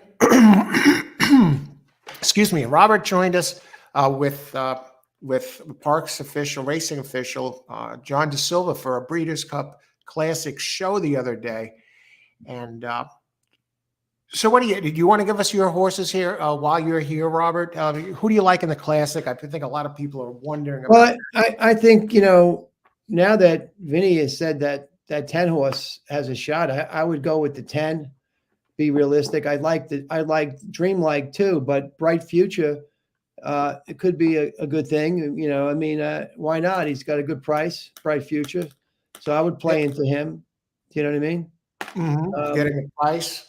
Yeah, you're getting a price, and I like for some crazy reason, I like the 8 too. I mean the 9, in the Classic, I like the one that the Classic with which goes off at 640. By the way, early Classic, yeah, that goes off at 640. I do like Dreamlike, the 10. I knew he came in second. I like the way he closed in the Pennsylvania Derby on the slop. I love the way he closed. And right. He's a gun runner at a Candy Ride, time to tap, at a Tap It. He's got all the right stuff. Take off the blinkers. His bred to relish this distance, and he figures to be a price. Why not him? I don't know.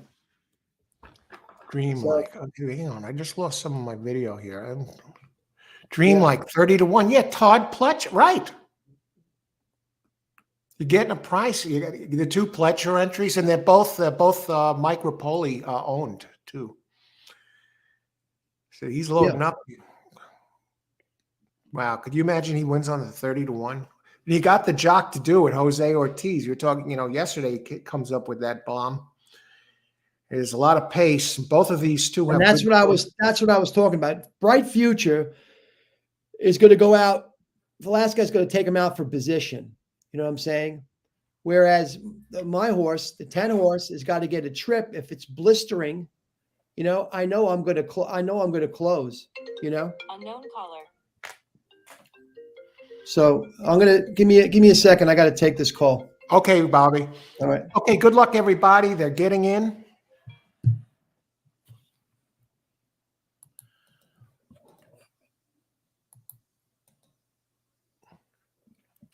Okay, and Jennifer, Santa Anita, exacta box 1-3. I like it, Jennifer. Good luck.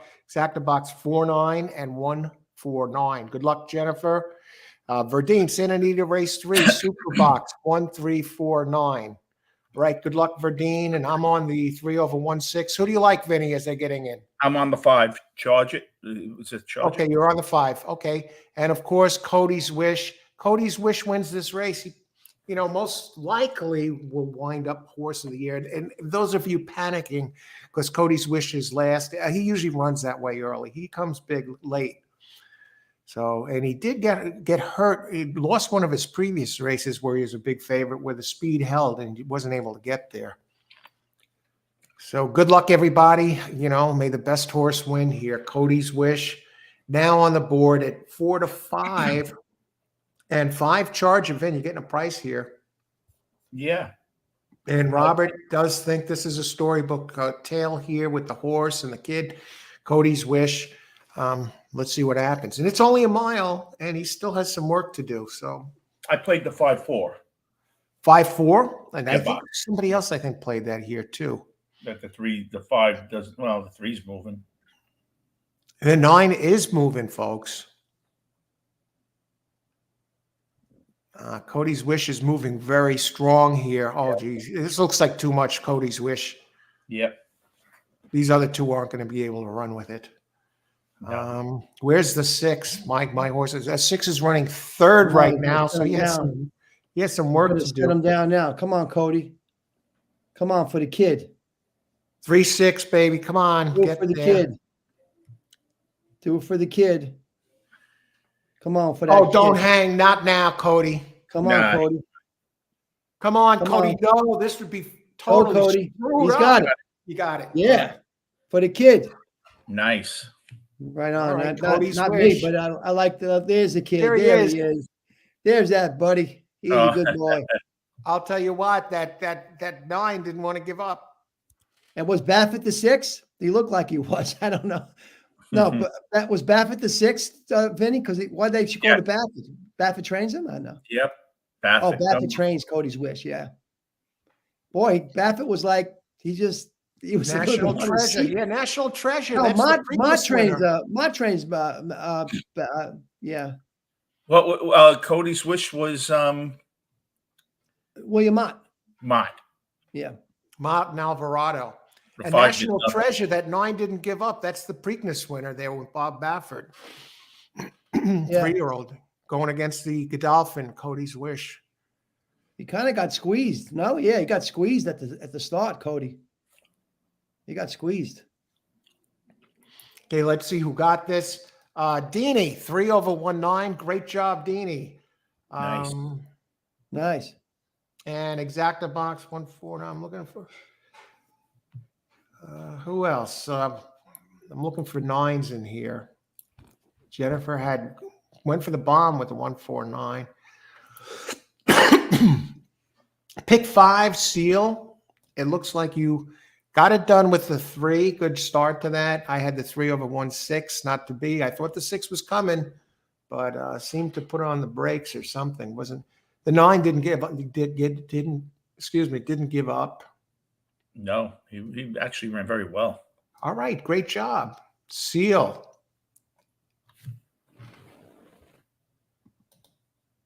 All right. Gutsy horse, that 9. Yeah. I'm going to mute myself a second, take this call. Sure. Vinny, you got the avatar going. Is that what you want? Or Yeah, for now. I'll put it up. I'll put my face up in a minute. whenever, you don't have to. Are you kidding me? We got an inquiry here. No. Jennifer, are you kidding me? Let me just bring this. For some reason, my screen went. Okay, inquiry. Oh, geez. Did Cody's Wish interfere? That's the first thing that pops into my mind here. Oh, that would be for the kid. You can't. Yup, looks like Cody's Wish and National Treasure in an inquiry here. Oh no. Well, let's look at it. Let's see. 9 is going. Okay, and 9, Cody's Wish makes contact. Makes contact again. Vinny, is this enough to bring Cody's Wish down? I don't think so. But it's these races, I think they really have to do something really egregious to be taken down. Right. I'm thinking back. I Breeders' Cup race. Has there been I can't recall seeing a takedown, but this is definitely crowding here. Oh, definitely. And for him to win by possibly a nose, they might take down Cody's Wish. Yeah, I want to just zoom it in here and see if I can.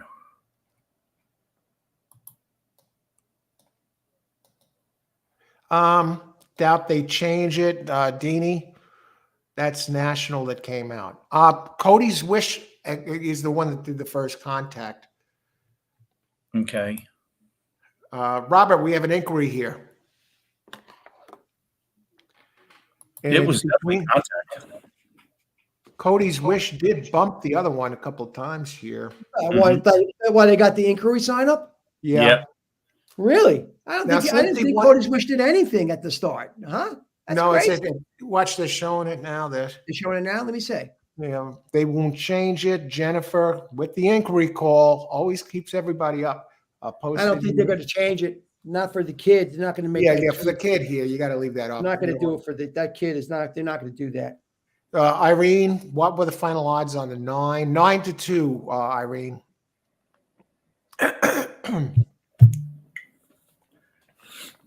My 6 went for it. I thought he was going to grab.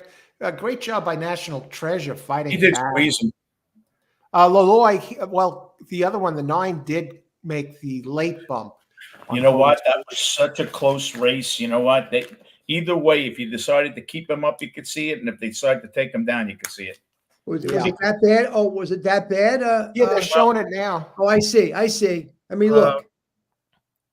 Oh, man. In Europe, that's nothing, man. In Europe, that's nothing, man. In Europe, it's a Breeders' Cup, man. It's nothing in Europe, Alan. Jennifer says, but Bob Baffert is like Darth Vader. You never know.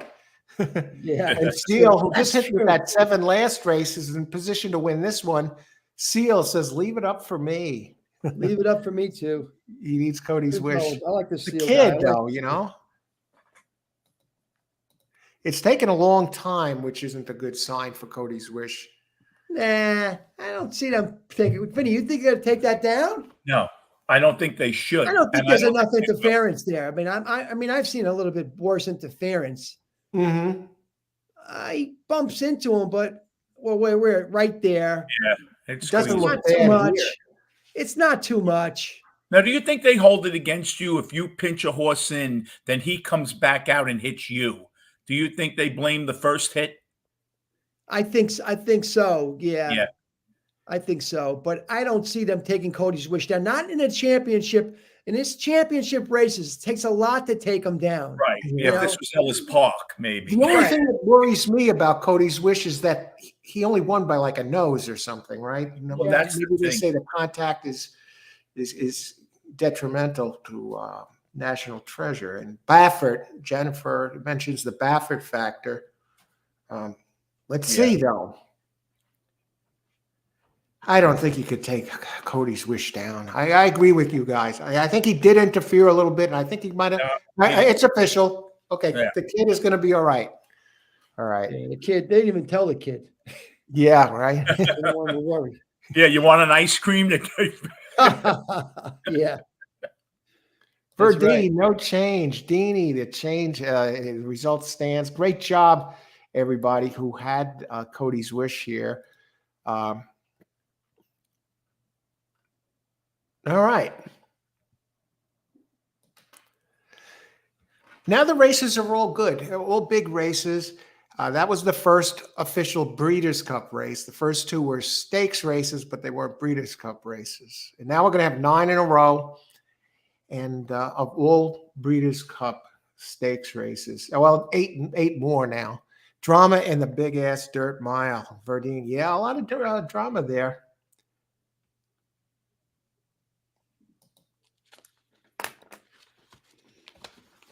And they spaced the races out here today. Drama. Always drama. And the next race, I already know which way I'm going. I'm using 1 and 6 over 1, 3, 4, 6 in the next race. I'll talk about it a little bit as we get closer. The payouts, 1, 9. I haven't seen the payouts yet.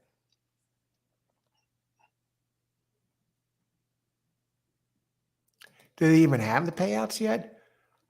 They say it's official. 29, you see 29 minutes to the next race. We give everybody a lot of time to make their wager, look it over, schmooze, walk around, grab a bite. Excuse me, guys. What's that, Robert? I'll be back.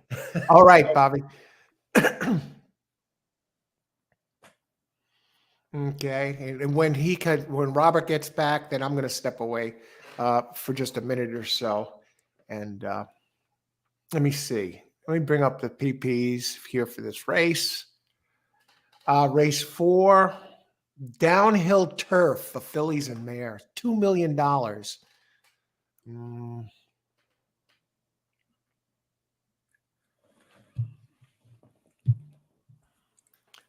Okay, just Chad Brown is in this race. Yeah, the next one, 28 minutes, right? Yeah, 28 minutes. I'm just bringing up the PPs. If anyone needs PPs, they're down below in the description area of this show. Free Brisnet PPs. Today I'm using Brisnet and I'm using the DRF PPs. And stepping away for a minute, a surprise guest. Didn't expect him to join us for a little bit today. It was Sopranos actor Robert Fararo. A lot of you know him as Eugene Pontecorvo from The Sopranos, where he graced our television screens on Sunday evenings with The Sopranos seasons 3 to 6. So Robert Fararo is here, as you can see his backdrop there from The Sopranos, but he's also a very skilled and winning horse player, knowledgeable. So he's been here before. Let me bring up Chad Brown. I got to bring up this PP. Talk about this race just for a second here. Just to give you the gist of the race. This is a 1.5 miles. It's a G1 race. The Makers Mile Breeders' Cup Filly and Mare Turf Sprint. Downhill turf. Now they come out of a special shoot for this race. And it's going to be 1.25 miles, and it's downhill for fillies and mares. And we got Aidan O'Brien here, Warm Heart. I don't think this one's. I'm not even using this one, believe it or not. Aidan O'Brien and Ryan Moore, the great Ryan Moore. Some people think he's arguably the best jockey in the world, but some might disagree. But what do you think about Ryan Moore? You think he's the best in the world, Vinnie, or? He's close. Yeah. He's terrific. So he's always a very arbitrary best in the world, but that's a tough one, especially considering how many excellent jockeys there are out there. I mean, there are people. I'm not even 100% sold that Irad Ortiz is the best jockey in America. I think Flavian Pratt is right up there with him. I like Pratt. Yeah. I like, never got he did get his due kind of, but not as much like La Perot. He used to be very good. Yeah. At one time, I think he was one of the top in Louisiana, in America. like 10 years ago, right? 10. Something 11, around, somewhere like that. He used to race in New York a lot, too. What do you think of Caramouche? It's solid. Not a Done top a lot guy. of riding for Linda Rice. The funny thing was when I met that guy who owns horses the other night, like I told you, I said, "What do you think of Linda Rice?" He looks me straight in the eye. He goes, "She cheats, but she's okay." That's what he said. Yeah, and she definitely does. I mean, she's already been nailed for it, so proof. Yeah. So, yeah, right. Now, what do you think? Go to the classic for a second, Vinnie. Robert, welcome back. I'm going to step away for just a minute or so. So if you guys can hold the fort for a couple minutes, sure. I'll be back. Okay. Sure. I don't know, like Vinny, I think that you have to separate like with Ryan Moore. He's probably one of the best turf riders in the world, but there's a lot of good turf riders too. That guy, Tom Marquand, who rode that Big Evs, is a very good international rider too. Austin Murphy, you got Tittori. So it's you got the, I think, it's hard to pinpoint one guy, but he's up there. But in terms of dirt, I don't know. What do you think? I think the Ortiz brothers are good. Really good. What is it that, are they just looking at winnings when they're looking at a great jockey of taking horses that shouldn't be favorite and getting them right up near the money? There are a lot of jockeys that a horse would be 10 to 1, and if Ortiz is on him, they bet him down to 6 to 1. How about jockeys that horses that shouldn't even be there, they get them in position to win? I would say that is very important, right?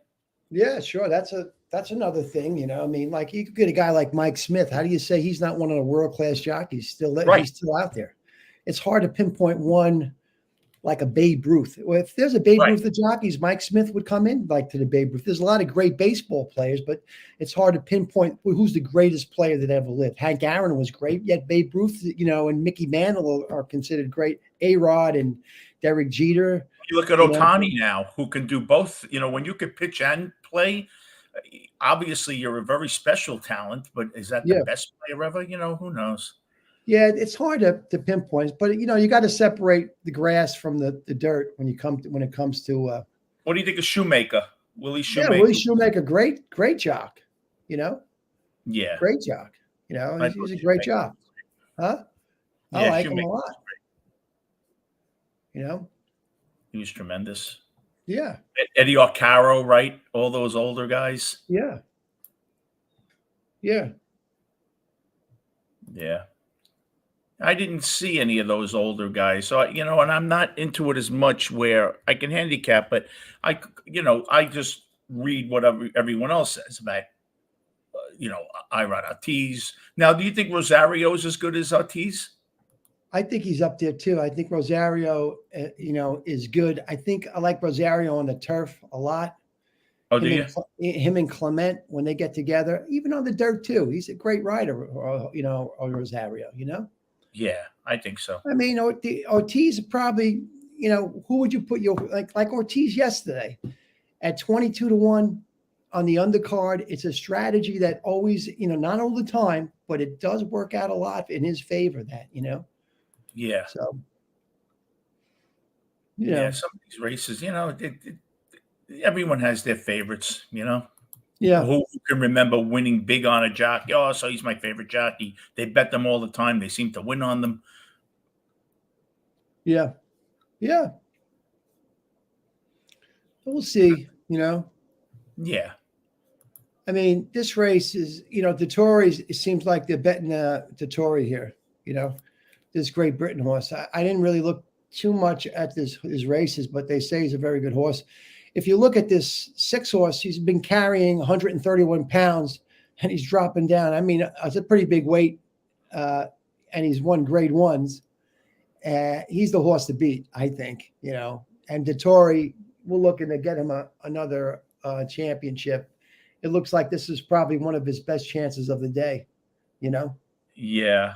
I'm looking at I mean, this horse is look at the grade 1s, grade 1. Duval is you're running around in a circle there, so it's no problem, He's a Frankel at a Galileo, which we know that.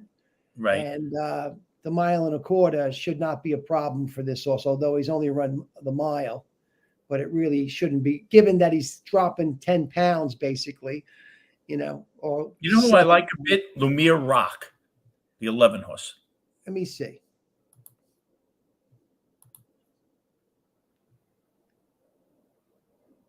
Oh, Brian Joseph's horse, yeah. The thing is, here's the thing. I can't talk you off this horse. Right. When I look at the form, Vinny, I look at like the good to firm, soft, good. The horse may want toe in the ground. You know what I mean? Yeah, You know what I mean? Saxon Warrior. If it's a Galileo, yeah, but I'm not going to talk you off it. But Joey is definitely a good trainer. But I don't think this horse is as dangerous as the other one, which is, you got to class is class. They run through there. I know yesterday, Chad Brown, that horse, he had the class that won in that mile race. This horse won a couple of grade 1s, Yeah. But, even Cassie's horse here with Castellano, it's got half a chance too, so. But Yeah, in terms of, really tough. It's tough, but I don't know. I mean, it's hard to go off Dettori. He's such a, he's to me. It comes out of the 6 horse. He's the favorite. I don't know what he's being played for now. Who do you like? I like the 6. Yeah. I just think that horse figures there. I get so caught up, and then I look at what I liked, and I say I must be missing something. You know, I try to stick with who I like, and sometimes it's hard. You know, you get caught up in your own crap, and you think you're missing something, so you try Right. to keep with what you looked at first. You know, your first feel, and I always had a problem with that, Right. where I would just overthink, like you would say. Oh, you definitely got the jock on the 6, the great Frankie Dettori. Yeah. How Yeah, old and is he was going to retire this year, and you know what? He said, "Let's put that on hold." He wants to come back and win the Kentucky Derby next year, so he's not retiring. And here he is on in Spiral. I'm using this one to win. How old is he? Good question. Let me bring him up. Let me just check that. Frankie Dettori. 50s? Got to be in his 50s. He had that one day over in Europe. You would probably remember this, Robert. Didn't he win every race on one card one time? But you know, she's very Yeah, consistent. he's won a lot She's of. run the mile as a two-year-old, so I don't think that this is a problem. When you say He's she's 52 years old. Okay. you have to start getting more position down the backstretch. Is that key? Yeah, I mean, she. I'm listening keeps to Frank a couple of lengths Dettori. away at the start, so I'm Oh, trying They're to talking to him right now. if I can. Yeah. Don't find myself with too much to do, basically. But then, like I said, I have to find all the right gaps, the right spots. But I need a bit of lady luck. Good luck, Frankie. Thank you. Yeah, I mean, he's talking about the shoot, And welcome back. and it's something that has to be considered. You know what I mean? That shoot here at the, you know what I mean? Mm-hmm. Yeah, it's coming out I of think that. it's coming out of that shoot. You get is that turn, right, Alan? Yeah. Right, Yeah, Vinnie? and Yeah. this is a downhill turf race too. Jennifer Rice has owners that have the New York Right. Court of Appeals in their pocket. She never So broke. is a the sweat. inside post an advantage coming out of the down, coming out of the shooter? I mean, I'm not sure. I'm just questioning it. You know, Those are tricky races for me. Some people because they got to converge on you on this turn, right, Vinny? I mean, Yes. they're going to converge if you don't have speed. This is Yeah, not you get like a buried. regular race, man. It's Yeah, you fun. could definitely get buried if you don't. Yeah, let me show you what Robert and Vinny are talking about here. Let me bring this up. The layout of the track, and now Jennifer says Rice has the owners have the New York Court of Appeals in their pocket. She never broke a sweat. The closest she will come is when she visits her pal Jason Service. What's that? They're talking about Linda Rice and cheating. Yeah. She seems to get away with a lot. Okay, but yeah, let me share this here on PDF viewer. Okay, and we're going to talk about the track layout for a second here. I think it's something that should be, it's interesting to talk about. I think, you know what I mean? Yeah, absolutely. I mean, you got to come out of a shoot. Like the Tory says, he's not underestimating the shoot. And he's right, because you can lose the race in that shoot. Okay, yeah, now we see the layout of the track, the shoot over on the right That side. turn, Yeah, that's a sharp, quick turn. And do you think that hurts the inside horses? I don't know what Vinny thinks. I don't know what he thinks. I think it does, because I think that what happens is you're asking a horse maybe to do what it's not used to doing. I think that, you have to be aggressive. And I think sometimes you could spook the horse a bit. Mm-hmm. Mm-hmm. Oh, maybe I don't think the outside horses lose too much on this. We're talking about this race 4, the Makers Mark Breeders' Cup Filly and Mare Turf, Grade 1, $2 million race for fillies and mares, and the 3-year-olds get spotted 4 pounds. Well, I think they originally did the shoot to give them more access for 6.5 sprints, right, on the grass oval. That's why I think they did that, right? I don't know. I'm not sure, but well, let's look at this for a second. We're talking about the 6 horse. Now we're going to go down a little bit and take a look at the 6 and Frankie Dettori. In spiral, and now it's coming across the pond here. And Dettori, look at this, the running line. Frankie rides this one all the time. 12, that's the only jockey this horse knows, or filly knows. 4-year-old trainer has no record here to show for himself at this place. And the horse filly 8 for 12 lifetime with 2 seconds, and won the last 2. Has not run this distance. Now this just running to- style, just- is this? Go ahead. Just to interrupt you for a second. In 2019, the Winter Spring Meet, 30-horse fatality crisis at Santa Anita, they didn't want the downhill turf course anymore. They thought it was a big safety concern. Is that so? Wow. Yeah, and what they figured was they wanted to have 6 and 6.5 furlong races, and because they never caught turf sprints that started on the back straight, they felt doing this would be safer. Okay. All right. Thanks for that information, Vinnie. That Sure. helps clear Thanks, things up. thanks to Wikipedia. Shout out to Wikipedia. And you got the research. Great job. Yeah, And right now, the 6 is the favorite, and Ryan Moore and Aidan O'Brien. Second choice at 7-2. You got Chad Brown on In Italian, another Great Britain with the great Joel Rosario aboard. Mhm. Where are we? Let me bring back that screen. Okay, just want to shift back and take a look at the 2. With now getting a different jockey. Now, the interesting thing here is that Ascot and Newberry in May and June, Ryan Moore won on this one. Last 2 times he's had the mount, and then Doyle was riding for a couple of mounts, won by a neck and by a head in the last. What's that?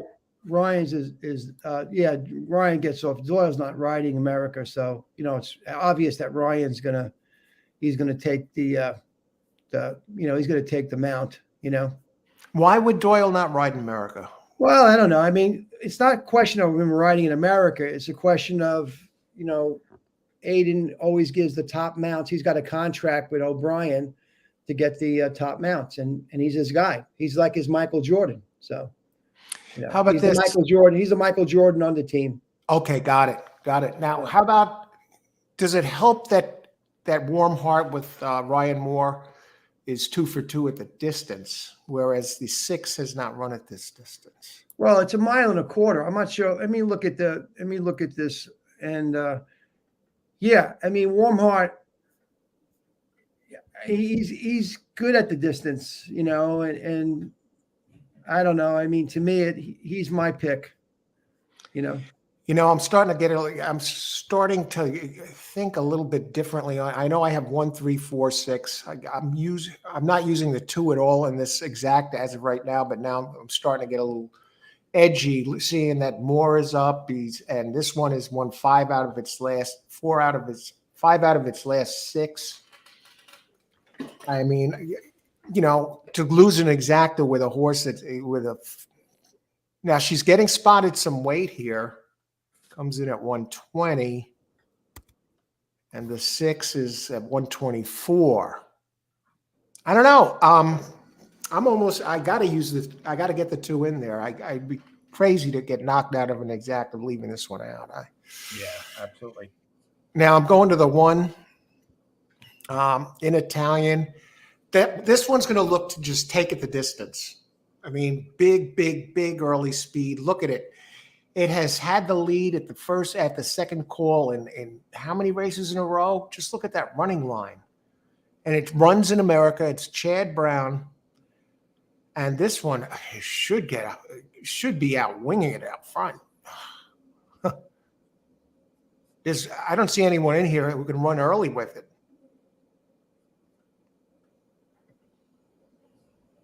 No. Well, you know who can run early with it if they send him? Sender is 8 with Castellano, Mark Cassie and Castellano on Thieve Rover. Al, could you look at a horse? Rob, can you look at a horse for me? What do you think of the 5? I'm just curious. Win I'm Maryland. looking too. Go ahead. 5? Yeah. Win Maryland? Yeah. I don't know. I mean, these Japanese horses, Demoro's a great jockey, you know, but I can't really judge from these races. I guess we're going to see later on, you know, Vince, when we get to the big races. Of course, the Classic and some of the other turf races with the Japanese horses, whether or not this they come through here. Usually they really haven't, right? I mean, I don't think I'm wrong. They haven't, but I really can't. I'm looking at I don't really know the sires, you know, Fasashi Pegasus on the mom's side, you know, but I don't know how strong these horses are. I know that when they go in from Australia, you know what I mean? That Australian form, I always take it like that's to be seriously considered. You know what I mean? Well, if she runs her best race, if she runs her best race, I mean, she's a borderline contender. You know, they made the trip in. The speed figures on like you're doing speed figures, but I don't really know. I don't really go by speed figures. I mean, you know, and I don't have speed figures for this one, Robert. I'm just looking. I'm just saying that Vinnie does. I know he says they got speed. I don't know the Japanese. How do you rate the Japanese horses? I don't know. I mean, by their wins, I don't know. I mean, a run, a repeat of the December 2022 race can contend in this.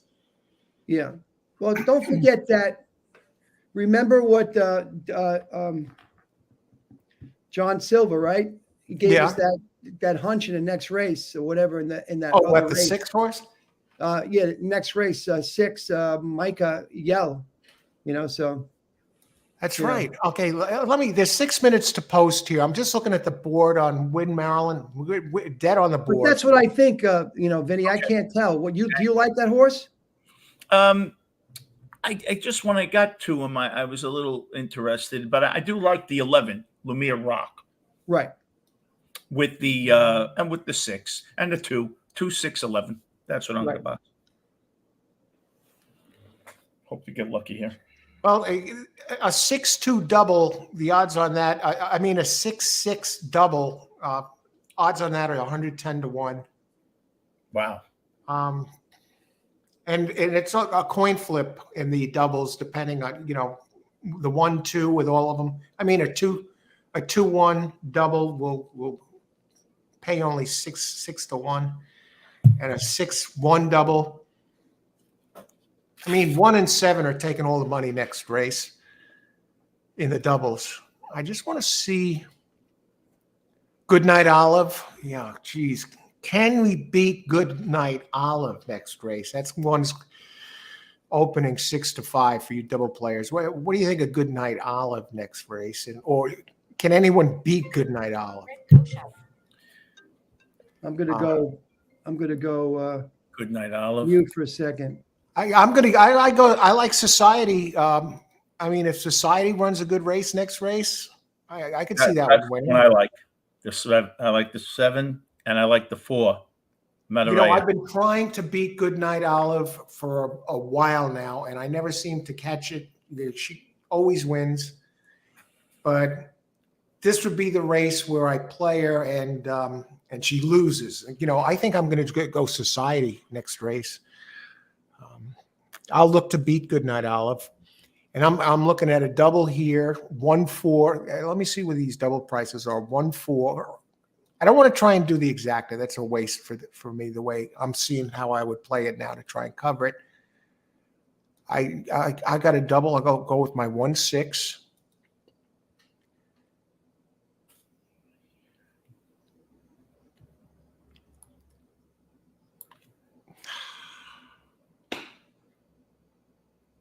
A 7. I mean, getting 14 to 1 with the 1-7 and 6-7. I'm getting only 11 to 1. But that's either 22 or 28 for a $8 investment. Why not? It's not this way. I don't have to be perfect. Yeah. No. My investment will be $4. So what the hell? 1-6 with 7 daily double. Race 4 DD. I'm singling 7, and I play the exacta for Robert. Robert, I don't hear you. I think he had to go off for a second. No, he's here. Oh, is he? I thought he muted himself, he said.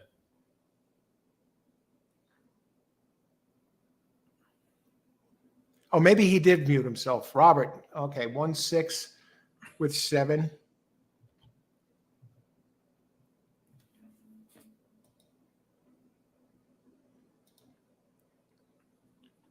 Who do you like? What's your play here, Vin? You got a play or? Yeah, 6-11. 6-11. Okay, let's talk about that 11 while we got a second here. What's the name of the 11?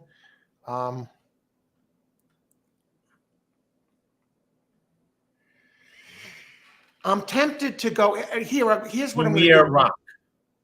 I'm going to go 6 over an exacta here. What's the name? Rock? Lumiere Rock.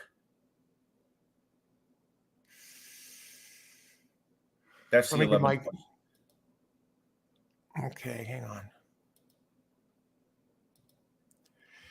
I'm going to use Frankie alone in the exacta. No. Lumiere Rock. Yeah. Do I even have time to get in a pick here? Should. How much time? 2 How minutes. far are they from the starting 2 game? minutes. I'm going to go 6 over. What are the two I like here? 4. I like the 3 underneath. And now I'm going to do a weird play, kind of a split exact. Now I'll just do it this way. I'll just go 6. I like Frankie the best. 6 over 3, 4. I just want to double check that more. You know, now, as you look at horses, you know who I'm looking at here? The 1 in Italian. Well, definitely. I'm using I have, yeah, I got to check this. You're right. I have 1-6, not just 7. That horse has never hit. 1-6 with 7 in the double. That's my team. My. That horse has never missed the board in 13 starts.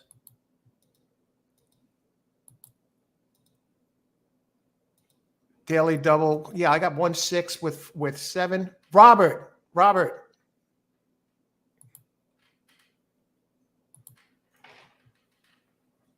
He's muted. Yes. There he is. Yes, Alan. Oh, okay. So who do you like here? I'm going with warm heart.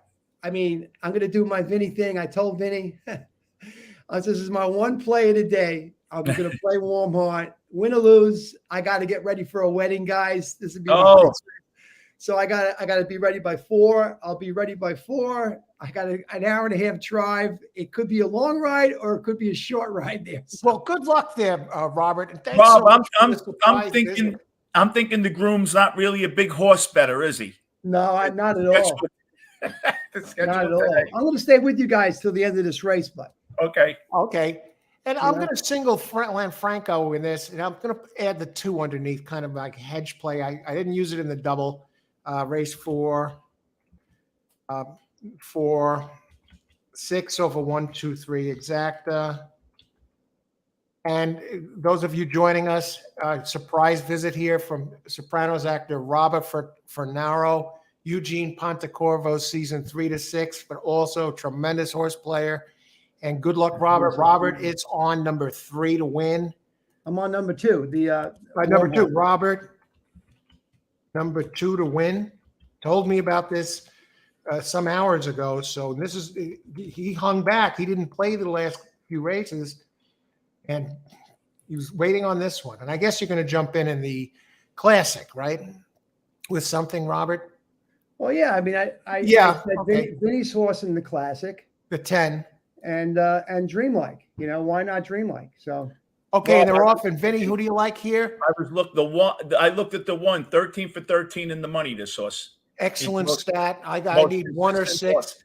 And I actually got a little cheap in the exacta. Hopefully it doesn't burn me. I just used 6, even though I used 1 and 6 in the double. I just used Frankie Dettori on the 6 over the 1, 2, 3 and a small exacta. I used the 6-1 with the horse. I like the 11. If any, the 9 took a little bit of money, 9 to 1. Now this is we got the downhill. So 2 sitting in a nice spot. I tell you, it's a pretty contentious pace for sure. Yeah. look at this. 22 and 3, race to 46, 112 and 2. I was going to do an exacta, include the 3 and 4 in the second position. I think they could be a part of this underneath at a price.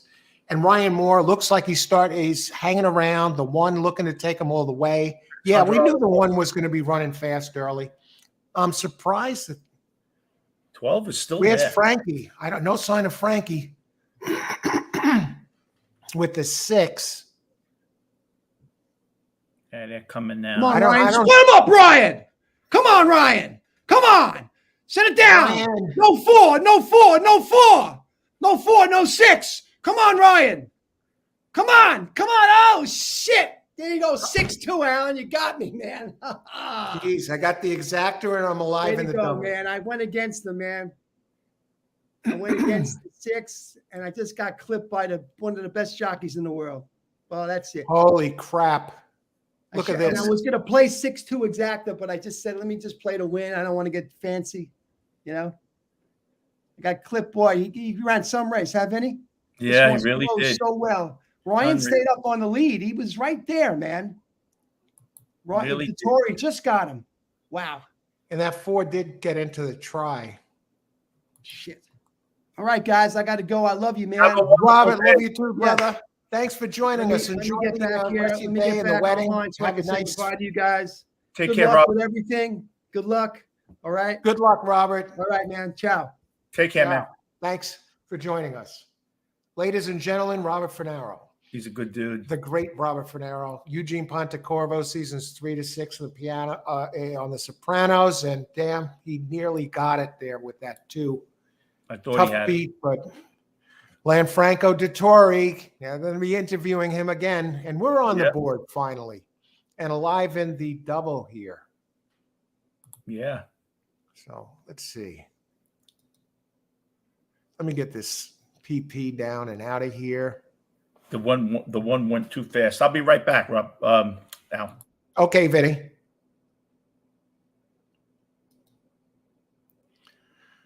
All right, so we get the exacta here, and we're live. We need 7 to get, to complete the double, which is going to be got his work cut out for him. Loading in the gate. Better hurry, Verdine. Plenty of time, coach.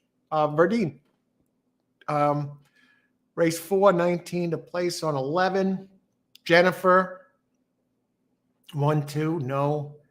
Dime Super. Okay, let's see how Seal did here with this Super. 2, 1. No 4.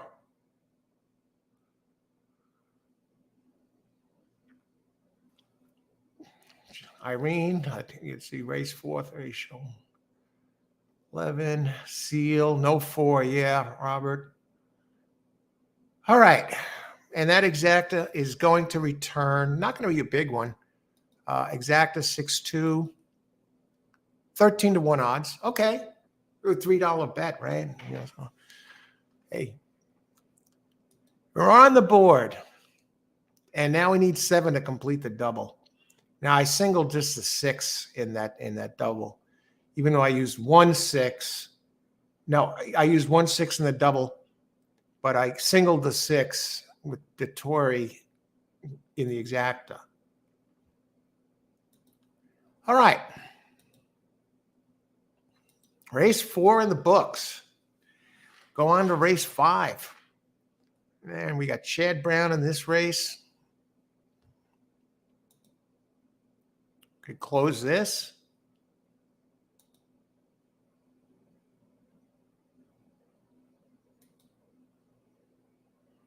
And I don't think, did they have the prices up yet, or they're still looking at this? Hopefully there's no inquiry or anything. They're showing an overhead of the race. What does this mean?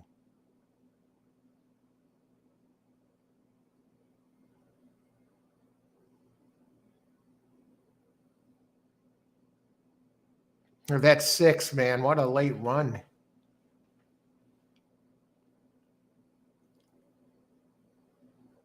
All right. 14, okay. 1480. Got a little bit more than I thought. Okay, we made 1180 on that. And we're at the 6-2, and the 4 did pay a price. I was going to do an exacta and leave the 2 out. I was going to go 1-6 over 1-3-4-6, which would have been a pain in the ass. All right. You know, it would have been a $6 play, but instead I played a double, which cost 8. 1-6 with, which costs 4, 1-6 with 7. I'm looking to beat Goodnight Olive again, who always seems to hose me every time I try and beat that entry. So let's talk about that one here. Race 5, we'll bring this one up. Now, I want to thank everyone for joining us today, folks. All horse racing. I'm going to be out here covering all the races here. Vinnie has joined me on as a co-host today, as a guest co-host. Tremendous horse player. We had Sopranos actor Robert Fararo come by and join us unexpectedly for a while for some of the racing. And so let me get this screen up here, and we'll talk about this race.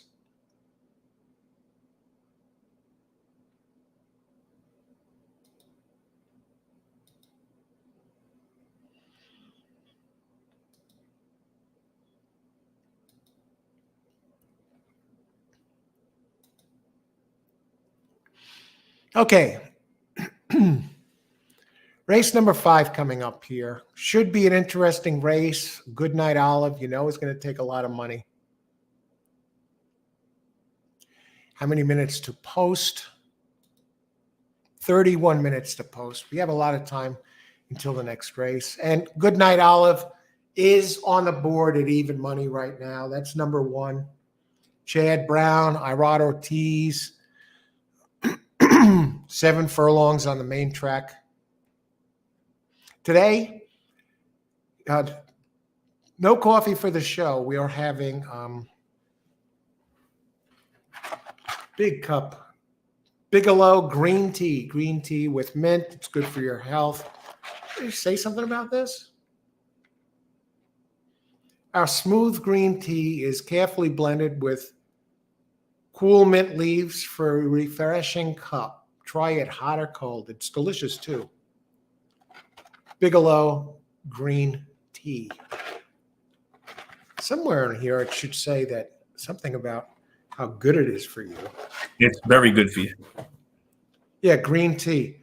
What is it? The antioxidants in it. It's supposed to be good for blood pressure and all different organs in the body. I don't know. Anyway, that's what it is today. I started drinking that when I go to a bar and I realized that alcohol had alcohol in it. So I started drinking that. I like the green tea, actually. It is good for you. The antioxidants, they say. Mm-hmm. It has a bunch of other benefits, too. Yeah. Let me see. Let me just bring up the benefits of this tea, and then we'll talk about the races. They're spreading it out here. See, green tea benefits. Let's bring that up. Brian, keep everybody abreast of what's going on. Green tea benefits. Okay, here we go. Contains plant-based antioxidant compounds, may improve cognitive function, could help with fat burning, might lower the risk of some cancers, may protect the brain from aging, could help with oral health, may help with managing blood sugar. Let's see, we got a few more here. Who needs CVS prescriptions? Drink Yeah, this. all you need is this tea. Might help prevent heart disease. Could help you lose weight. Might help you live longer in a nutshell. All right. Green tea, ladies and gentlemen. All right. Now we'll get back to what's going on in this race. This is 7 furlongs on the dirt. The PNC Bank Breeders' Cup. Filly and Mare Sprint, 7 furlongs. Now you see the track layout there. They're starting from the back. They got a long way to the turn, so being outside shouldn't be much of a problem. And okay, so it's the same deal. The older, 3-year-olds, 120 pounds. Yeah. Older, 124. I don't know why they're giving, Southern Hemisphere 3-year-olds, 120 pounds. So Southern Hemisphere horses are getting a little bit extra of a weight break as opposed to the Northern Hemisphere. And as expected, Good Night Olive taking a lot of the money. I'm on 7. I singled 7 here in this race. And I know you mentioned you like 7 in this race too. I do. I mean, Irad Ortiz is up. It has won 8 of 11 lifetime, never missed the board. Chad Brown, the trainer, and Irad Ortiz up. So top jock, top trainer for this. And he was beaten by one of them here. The 4 beat Goodnight Olive, believe it or not. The last time 4 went out at Saratoga in August in the Ballerina Stakes G1 race. Oh, that's not the one. No, he beat it at Churchill Downs on Derby Day. Beat Goodnight Olive with Pratt. Flavian Pratt's been riding this one all the time. Do I like this one, this race? No, I'm just looking for a single here. Society. Look at Society. I think Society's going to look to take them all the way. 3 for 4 at this distance.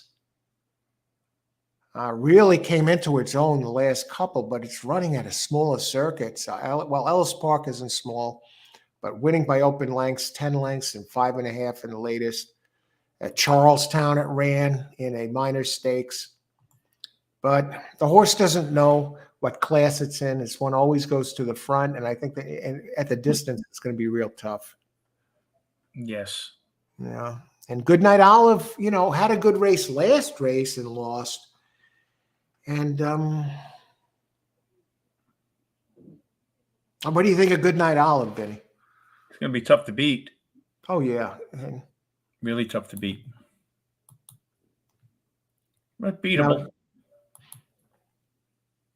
Hasn't raced in a couple of months. Did have a workout shipped from Belmont. Worked out last at Belmont on the 28th. Shipped at second of 34, 47-4 workout. And then before that, worked out on the 20th, and before that, the 14th. So good night out before that, the 9th. And before that, October 2nd. So Chad's been working this one like clockwork, actually. Speaking of clocks, what do you think about moving the clocks tonight? Oh, everybody? Is that tonight? Yeah. I think they probably do that so you have a little extra time to hang yourself after this racing day. Yeah. It gives you a little more time to get to the store for the row. So I kind of like it. I like when they shift back, right? Fall back, spring ahead. So we turn the clocks back. Yes. After 2 a.m., is it? Yeah. So like 3 o'clock suddenly becomes 2 o'clock in the morning. And, right. And does the darkness bother you that it comes earlier? It doesn't me, but you? No, not at all. Not at all. I think it's kind of fun when the shift, it changes. Yeah. For my racing show, I think it's great because I usually do my shows in the day, and this way it doesn't run to like some of these tracks runs to 5:30, some over even after 6 o'clock. Oh, yeah. And I don't like to be out there, past dinner time or whatever and stringing it, So like Parks moves it. I think they start at 12:10 or something, and all of them start earlier this time. Earlier, yeah. Yeah. Society, though, it should be winging it on the front end. Very close, though. But there are others in here that might have a shot to sneak in underneath. I'm thinking about the exacta play. Let's see. Do you like any longer ones in here that might sneak into this underneath? You know, I can't get past the 1 and the Yeah, the 1 and 7. The only other horse that I did look at a bit was the 4, Materea, Brad Cox. Okay, let me get this up. I'm trying to get to my screen here. Okay, I want to take this down. You can see if anyone needs Brisnet PPs for either this track or any of the others in the description area, if you expand it below, I have a link for free Brisnet PPs. Okay, stop screen. All right. Now let me look at your horse now. Come on. I got to open something up.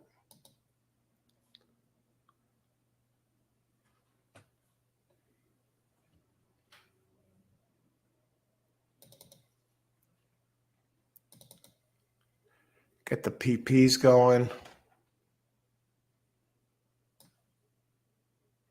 And if you're joining us, just joining us, welcome to. Thanks for joining us, everybody, on this Breeders' Cup Saturday.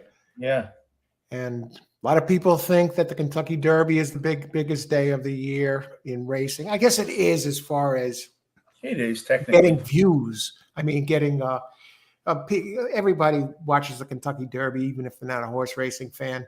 But Right. technically, the Breeders' Cup is the biggest day of the racing season. It's the championship where you get the horses coming in from around the world, right. and decisions for Horse of the Year. Cody's Wish, if you're joining us late, may have clinched Horse of the Year with that victory by a nose in an inquiry.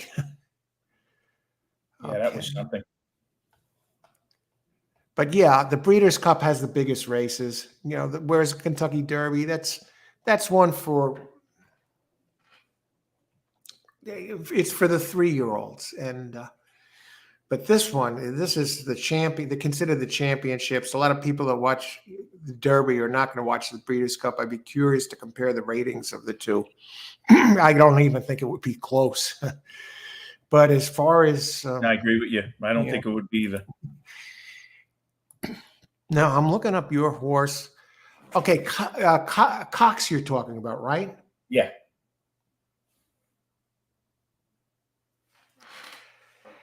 Very interesting. And Godolphin.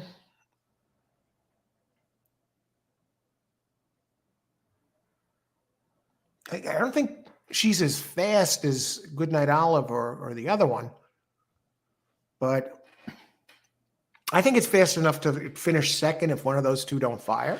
Yeah, could be there. Okay, let me just bring this up. We're going back and forth. I'm going to this one. Oh, by all means. Number 6. Now, we did get an interesting long shot from John De Silva the other day. And he told us a great He told us a great story. You know, we couldn't figure it out. But John, this is how detail-oriented John is.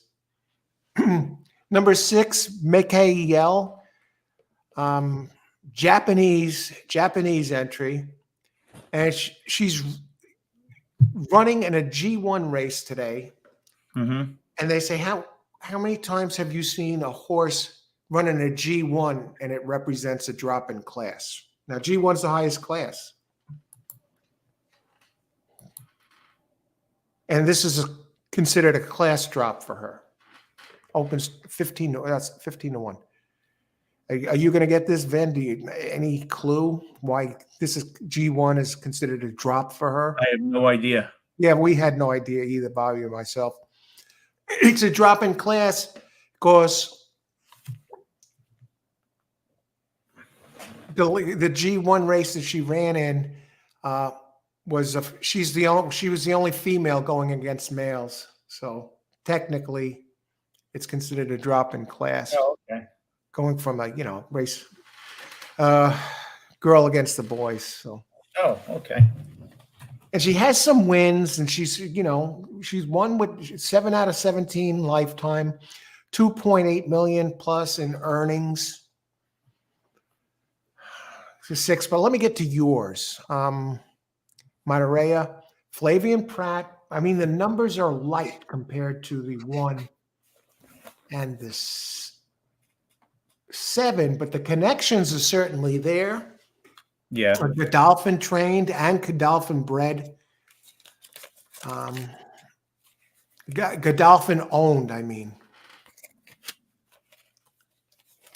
Keeps Flavian Pratt. He's ridden her 8 times in a row. This will be the 9th. She's been, and here's the other thing about the 4. She did beat Goodnight Olive 3 back at Churchill Downs. Really? Yeah. And she I didn't know finished third, but she finished third in August. And Goodnight Olive finished second. Excuse me. I could see using this one underneath. Are you going to play it to win, or what do you think about it? What do you like about this one? I just like the figures. I thought the figures were pretty good. Those are very, very nice figures. But here she's going up against it. And now this one likes to keep it close. 2 back, she was beaten by Society soundly. I think what I'm going to do here is stick with the exacta. I'm locked in on 7. I'm not going to hedge. I'm going to go 7 on top in an exacta, and I think I'm going to go 1. I'll put 6. I'll use that 6, the filly that went against the guys, Mikael. The Japanese, they're really improving at this game.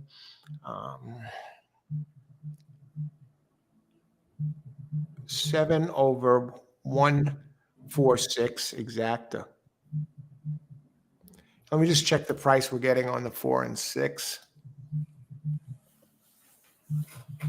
6 is not taking money at all. And Goodnight Olive is the tight favorite here. Even money. Okay, let's go back. Irene. Holy smokes, I was down to 46 cents in my ADW, just about to make another deposit when I said, let me just watch the next Aqueduct race to see if my superfecta did. And it did, $50 to keep me going. How about that, Vinny? That's amazing. Great, 46 cents string, put it together nicely.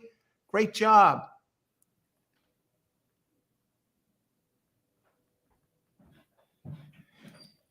Irene, Al, Chris Schultz. Hi, Al. I hope you use my tip on Thursday. Castle KS at Aqueduct. I didn't ask at Aqueduct.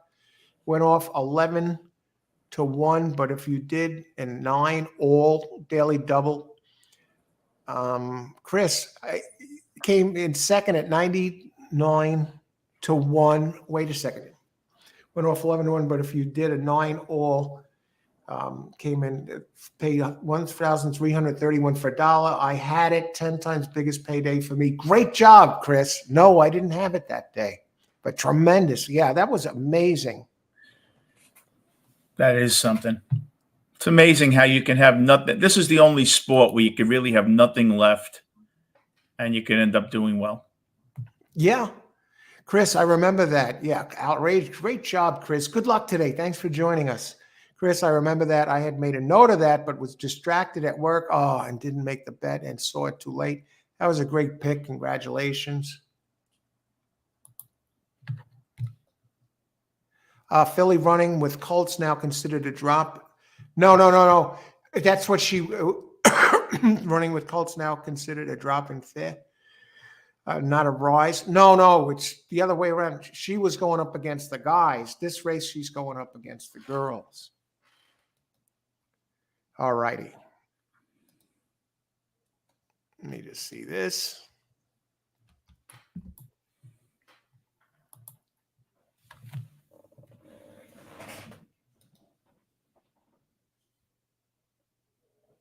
So right now we're at Santa Anita, race 5 of 12 for the Breeders' Cup.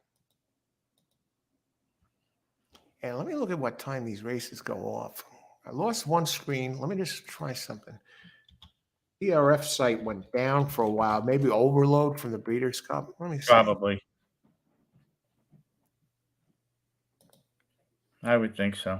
No, okay. I'm just looking at this. Oh, the Breeders' Cup Classic goes off at 6:40. And okay, right now we're up to race 5 here on this Saturday afternoon. As far as the pace goes for this race, I think Ed is going to try and wing it on the front end. Let's look at this here. See, I just think with this race, Al, Goodnight Olive, it's the deserving favorite. She's won 6 of 8 at the distance. She has the highest bias speed figure, and the post is the only thing that I don't love, but a tactical speed will let her get position early. And if you're looking at other contenders, the Materia, which I like, upsetted Goodnight Olive on Derby Day early this year, but she hasn't fired since that. So, she's going to get back on a fast track, but she's, has her work cut out for her, I think. Absolutely. But I would say that it's going to take some beating to beat the 1, I think. I think that also be the 4 to 5 probably by the time the betting is over. A 7, look at this. It always gets the lead at the first, second call if you look at the running line. And it keeps the jock that ran it. It's won by 5.5 and by 10. The last 2 got Fleon up. And here's a little, has Ortiz won a race today? Because I always look at that too. Winner of the last race, Frankie Dettori, Alvarado, Raspoli, Pratt. No. Okay, so there you go with that too. I always look at that. Any opinion on that filly number? Go ahead. Which one you talking Number about? 6, Mickey Yell, the 6. Japanese. The only thing about the 6 is that I don't know anything about it. but Yeah. that's what. But sometimes that's why you're getting 21 to 1 because no one else either knows. But he flew him here. Yeah, why That's something that you could look at as a favorable, right. But I just think that 1 is going to be. The only thing that can beat the 1 is if the tactical speed's not in play today and the horse gets buried behind the wall of horses. If this horse breaks 8th, might have a problem at 7 furlongs. And that's where you go into the 7 horse, who's going to probably get the lead. Mm-hmm. Either the 7 or the 3. The 3 and the 9 is going to go out too. But they'll clear the 9. So it's going to be the 3 and 7. And if the 1 is sitting 6th with 7 to make up around the far turn, you don't know. That's the problem. I think if I had to kind of draw out this race, which I like to do in my mind, I think Society goes for the lead. And I think that Uguri tries to clear on the 9. Won't get by him, though. The 7's quicker. Mm-hmm. I think that Ida goes out, but Ida's going to get the lead, Vinny. I agree with you. And it's Baffert. Yeah, now if Goodnight Olive is sitting 5th, then I think he's an easy winner. I think if he's sitting 7th with a few horses in front of him, tiring, Ida's tiring in front of him, and Uguri's tiring in front of him, that's where Mike Hayel, you don't know what that 6 has. But I think the 1 is solid, but you can't bet him alone at even money. Well, you can, but so it's tough.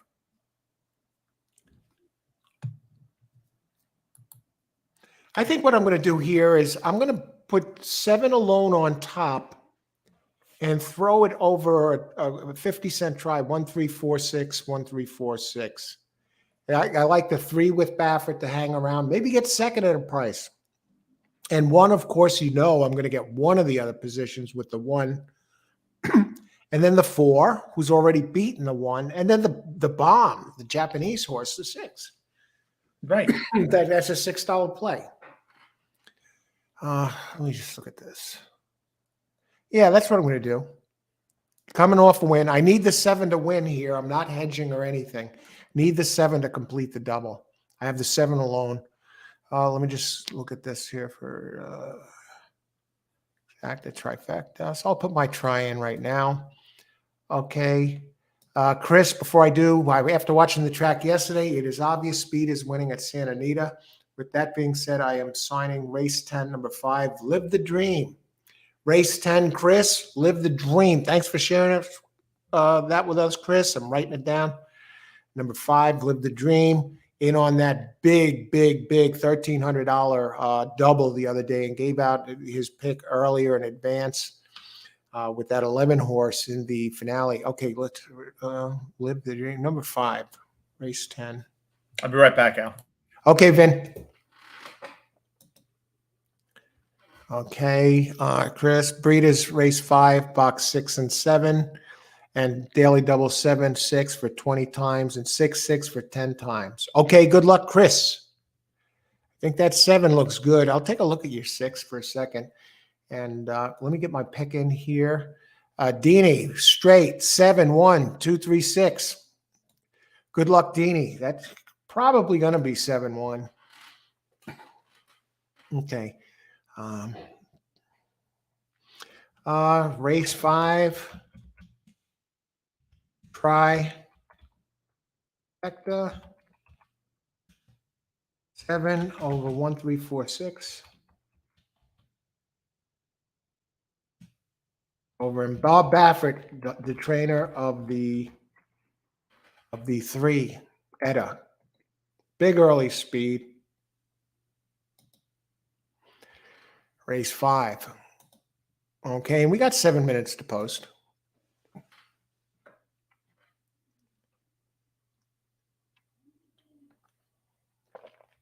And Leloy, 3712. Now, are you playing these straight, Leloy, or are you boxing these? I'm just curious. Okay, 3712. Okay, good luck, Leloy.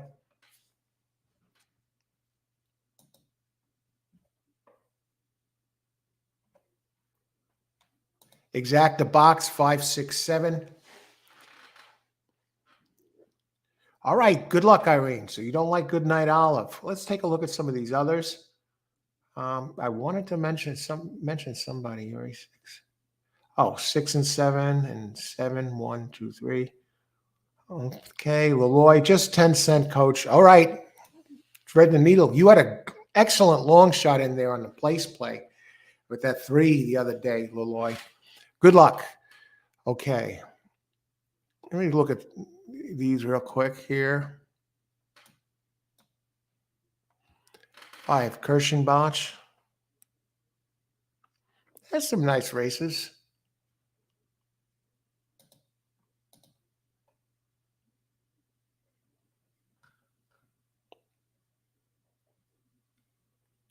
I mean, it's a solid one. It's not that fast overall compared to the others, but very solid runner.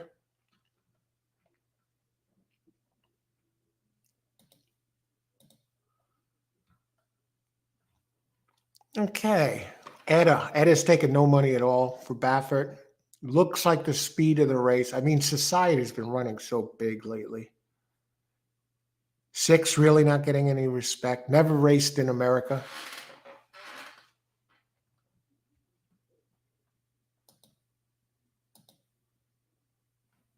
Four minutes to post. All right, we're getting close.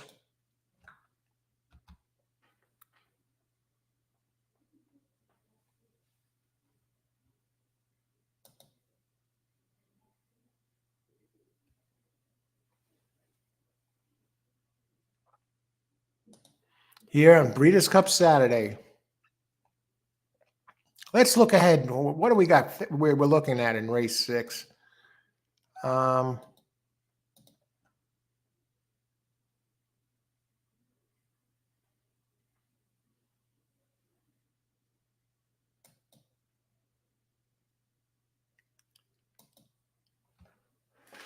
That is going to be a good race. I think the 3 is very interesting next race. Casa Creed opens 8-1 for William Mott. Now, Jennifer mentioned before, Mott won yesterday, who usually struggles in these types of races, Breeders' Cup races.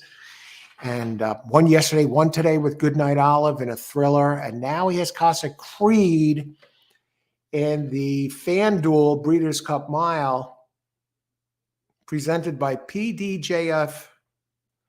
All of these have sponsors now, these races. They don't just have the name anymore. Now it's the FanDuel's Breeders' Cup Mile. But that's going to be a tough race. I'm curious, like 5-3, like what would that double? Goodnight Olive with the 3 next race. Alan, I'm back. Hey, Vin. You got 2 minutes here, huh? 1-3. Yeah, 3's going to take money next race. Like a 7-3 double only pays $16, and that's Casa Creed. Remember we were talking about Casa Creed, that 3 horse in the next Yes. race. Take one. Yeah, it's going to take money. It's probably going to wind up being the second choice. You're not going to get 8-1 on that. Let me play some triple. I got the TVG screen on here. Let's see. Yeah. Play a triple. What are you playing? I got it here. I just put it out there. I thought I did. Yeah, there it is. 7 over 1346, 1346, 50-cent try for $6. I need 7 to hit the double. And Goodnight Olive's going to take the money. Is taking the money. 2 minutes to post. Okay, I'm going to go. Somebody over at says Simon's trifecta box 1267. Really not going out on a limb there, but I like that it gets the 6 in there. I don't like that he's leaving the 3 out. And I don't like that he's leaving the 4 out. I don't know what they're thinking there. And the 6, they don't figure anywhere. Geez. Okay, he does like the 6. You know who I went to here? Who do you got, man? The 4. The 4? Yep. All right, good luck, Vinny. Yeah, 4 has beaten Goodnight Olive. Just taking a chance. I love Society and have won with Christian Box before.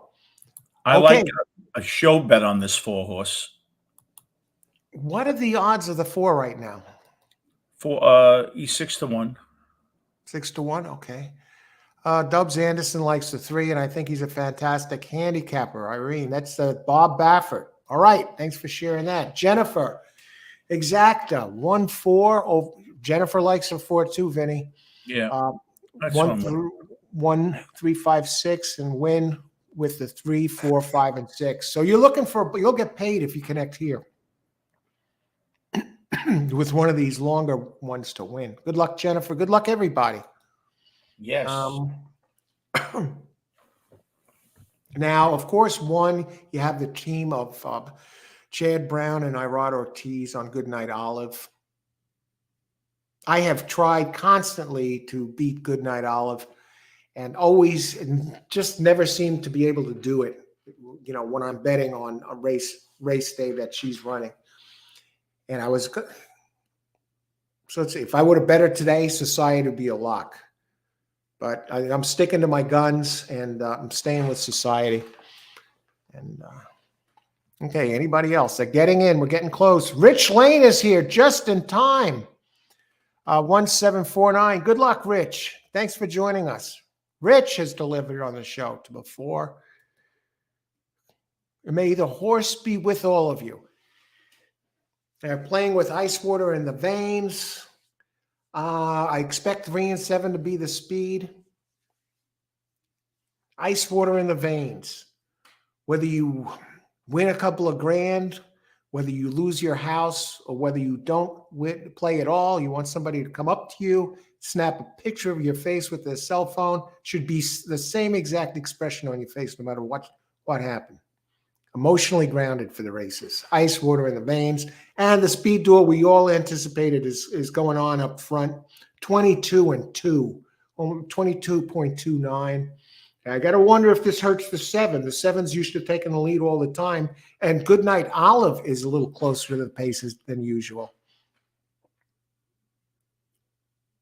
All right, and 7, Society. Takes late money to come down to 2-1, but here comes Goodnight Olive. God, it looks like she got it, man. You got to wonder how much Society has left after duking it out with the 3. And Goodnight Olive is starting to take control. 7 shifts to the outside, but here comes the bombs. 1 is in first, 9, 8 closing, another one at balloon prices. 1, 9, 8. The 5 was coming up. I think it might have grabbed 4th. I don't know. Society turned out to be a flash in the pan coming from Charlestown, the smaller circuit. Goodnight Olive. Chad Brown, Irad Ortiz. Cream rides to the top. And let's see, Exacta and Try. Hang on a second.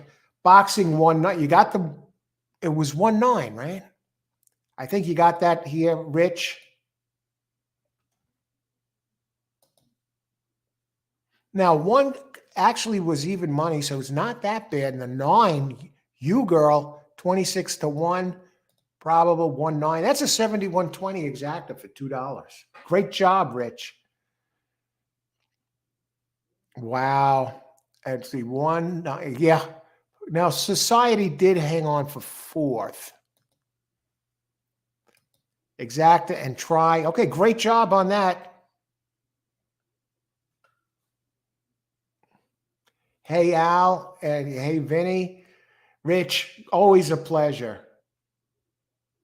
Boom. Excellent call there, Rich. Get the chalk out of there. I think 7 got spooked. 7 is used to always getting the front, and 3 cooked him.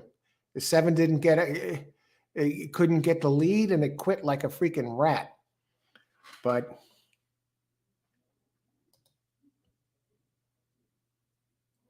$198. I'm curious what the try is going to pay because the 8 was 30-1.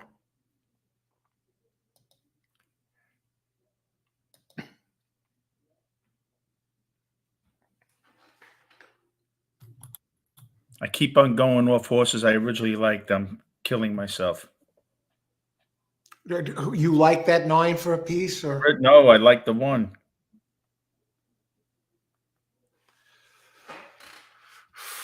hard to pick that 9 though. Let me just look at that one. 1, okay, 1 got even money. The 6 was nowhere to be found. Yeah, 1. What you say, he was the horse to beat.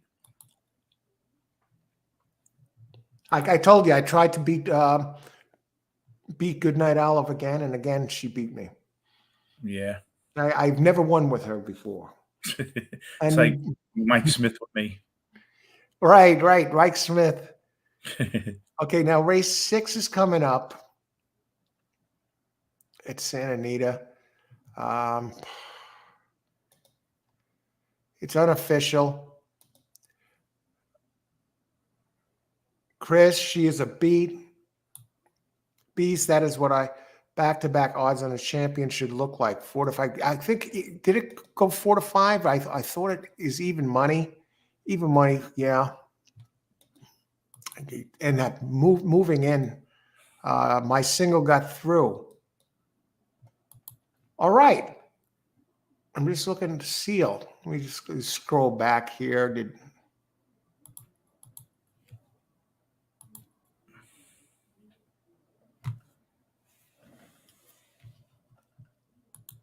All right.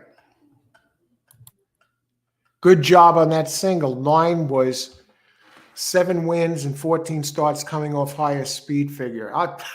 9, not a bad horse. Great job on that at a terrific price, Rich. Okay, Vin, I'm going to step away for a couple minutes.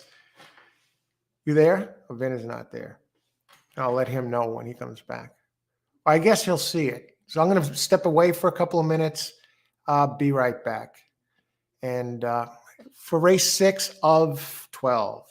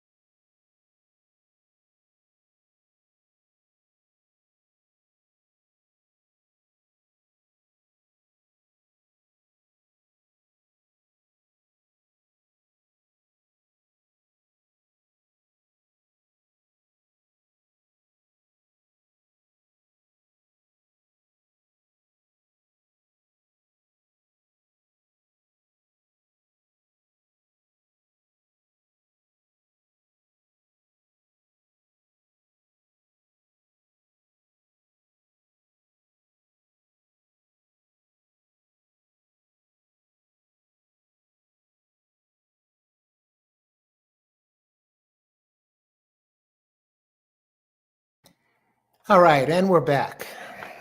You're just joining us. Thanks for joining us today on this Saturday. Big day, biggest day really talent-wise of racing in North America of the year, Breeders' Cup Classic Day, where the horses come in from all over the world to compete. So this should, I know the Kentucky Derby is technically the biggest day, at least audience-wise, worldwide. But this is really where the Eclipse Awards can be decided. Cody's Wish won earlier in the third race in a thriller that actually went to an inquiry by, what did it win by, a nose or just about that? Over Hey, Al, I'll be back in a second, Al. Okay, Ben. Thanks. And won by a thriller where it actually bumped National Treasure, the Preakness winner from Baffert. And but they didn't take it down, Cody's Wish. So Cody's Wish may have cemented Horse of the Year, winning the mile. So, and I see some of you are here. Okay, you're live to 2, 3, 6, 10, and 11 in this race. Am I seeing this correctly? Seal, you're live here in the, what is it? Did you play a pick 4? Great job, Seal. We'll be rooting for you. Okay, Chris, I ended up not singling the 5 in race 10. Had to add Roses for Deborah, Breeders pick 6. And Chris had the big winner the other day, pick 5. Seal, come on, Seal, get it done. We're rooting for you. And I'm going to be talking about this race in a minute. I like the 3 in this race. And Chris is giving us Breeders' Cup Day. Okay, good job not singling. That's good. Deborah, Roses for Deborah. Roses for Deborah. Let me see. Let me give you, we got time. We'll talk about this here.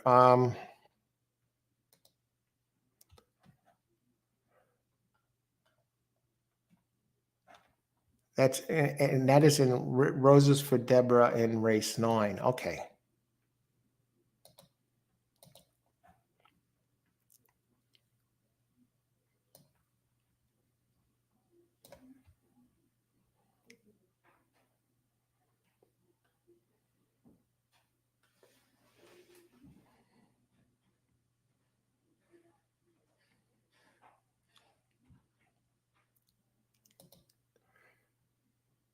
Race 9. Derma.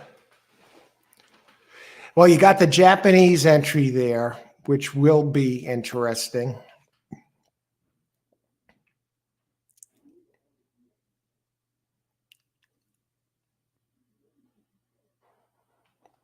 Okay, no, that's the 8th race.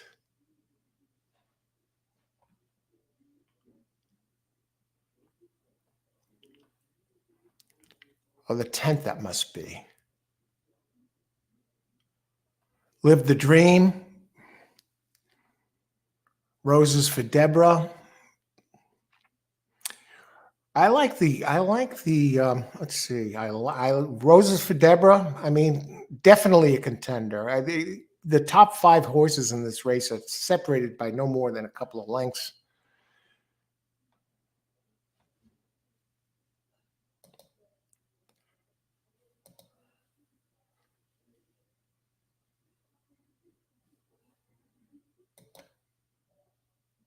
You know, Caravel's going to be taking money. The 5, I don't know. Live the Dream.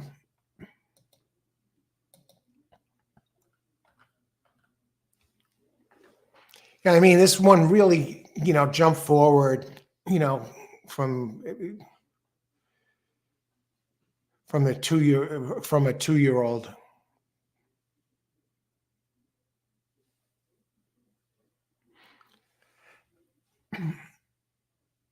Yeah, he won a G1, and if he gets back to that race, he definitely has a shot.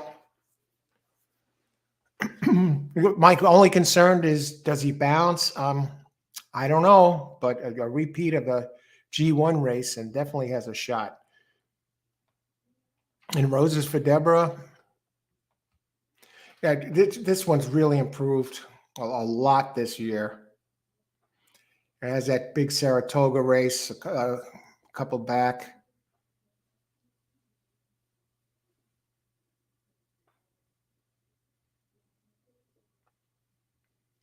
And this one could get Roses for Deborah can definitely win. You know, has some time off here between races. Get spotted weight. I think he did a good thing there, adding that 9. Chris, good luck here, and you're starting it off with a singling the 6.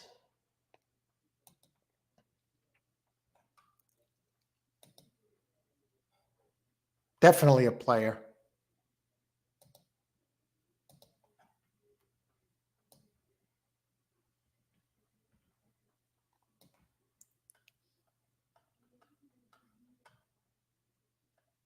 Godolphin.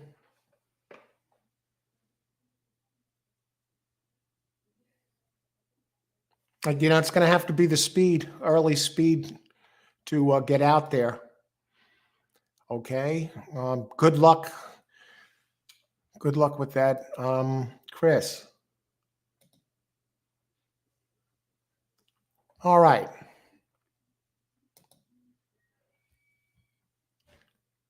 So we still got 20 minutes to post. The races get spread out here today on Breeders' Cup Day.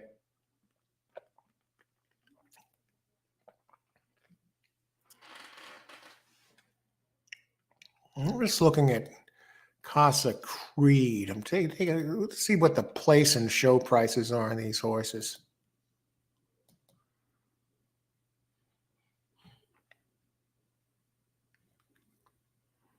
This can't be correct.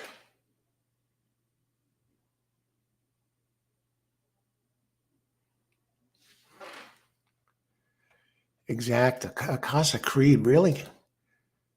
It's a big field. That's why Master of the Seas, Appleby is taking money, always takes money. I got to think too. I think 3 is a player at a price.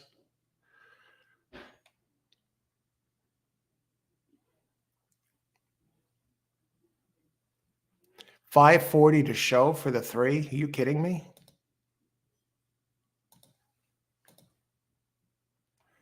It's more than doubling the money for a horse that's a win contender.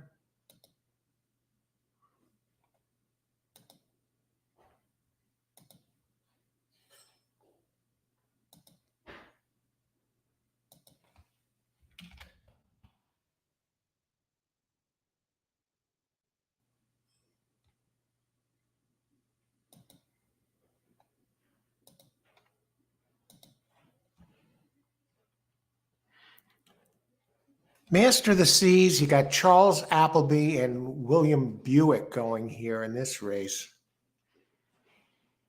And he's 0 for 2 today, Appleby. Usually a big, heavy hitter here at the Breeders' Cup. And here it's the Breeders' Cup Mile.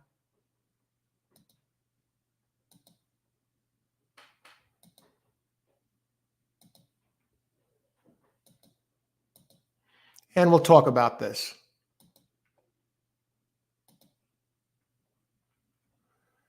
Okay, let me bring up the race. Share the screen. We'll talk about it.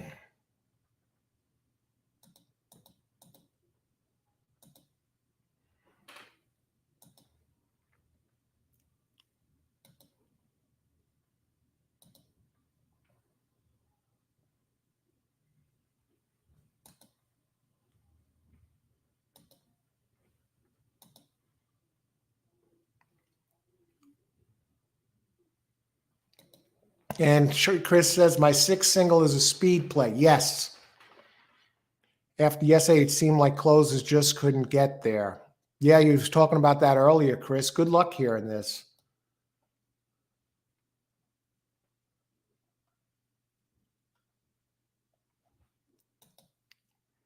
Okay, where's our PPs here? Okay, Race 6, the FanDuel Breeders' Cup Mile. Okay, okay. 3-year-olds, 123 pound, older, 126. For the older, and for Southern Hemisphere horses, 3-year-olds, 120, older, 120, same 126. So the 3-year-olds are getting a bit of a break. Now, I landed on Casa Creed here.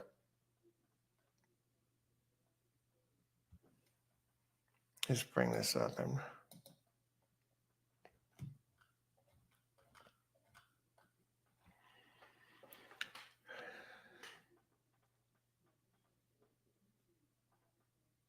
Now, this one is shipping, but shipping doesn't seem to be a problem with Casa Creed. 7-year-old, and this one shows no sign of slowing down at 7. I ran pretty quick. Where is my PPs? Now, the last two, you see 100 Brisnet ranking.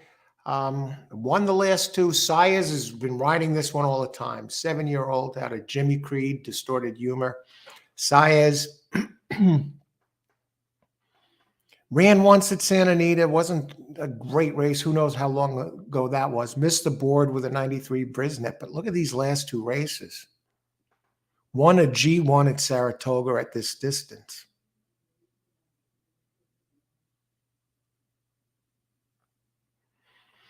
So I'm looking to get that done on this with this one. Comes off the 3rd of 72 workout. If anyone needs Brisnet PPs, I got them in the description area down below. I got a link to that for this track and any other most other American tracks, a lot of the races.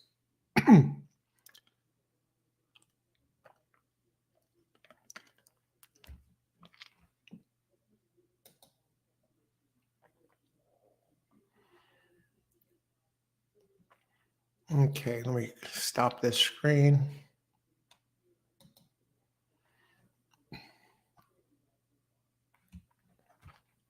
Now I'm going to talk about some of the others as well. In this big race, really.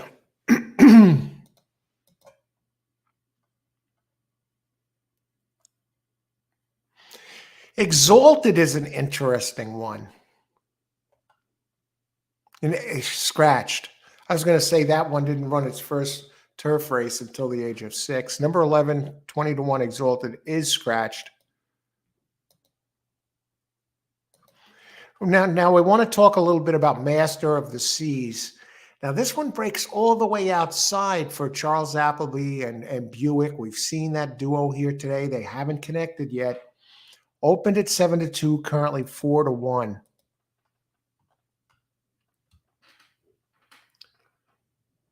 I mean, this one's been improving, and the last few races are fit this perfect. And he's going to have to come from behind in a big field with an outside post. So I'm going to take my chance against it.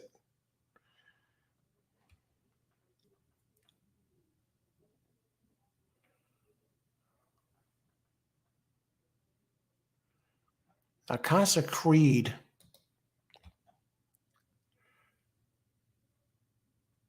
Going back to Casa Creed for a second.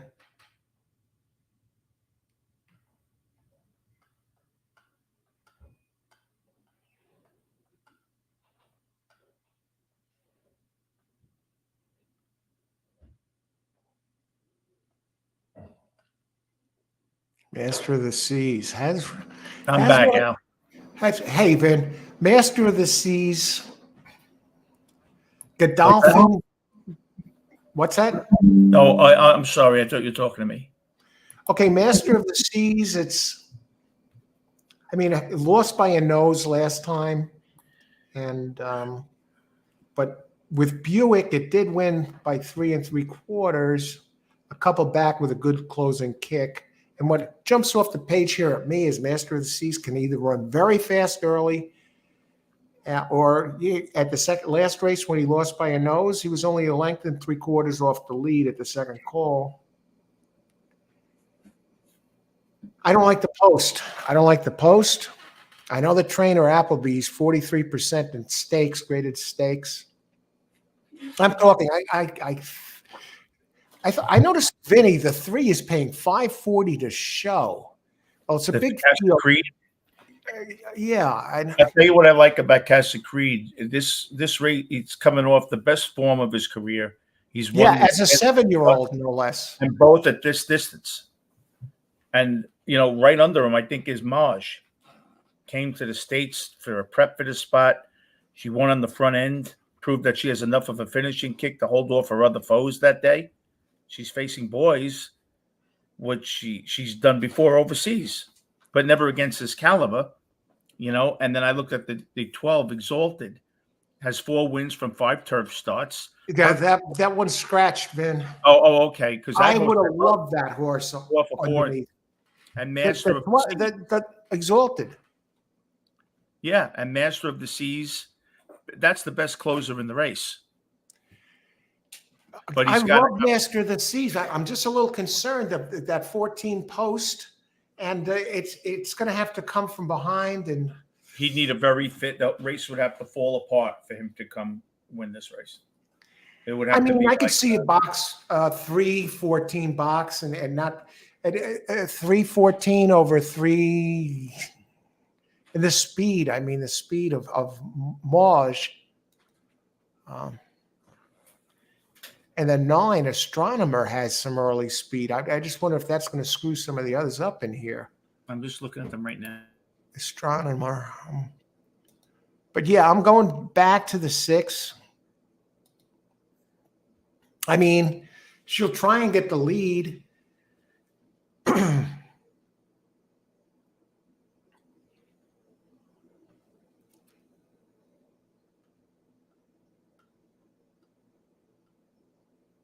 And that 6, Vinny, I was just talking about that Exalted, the scratch.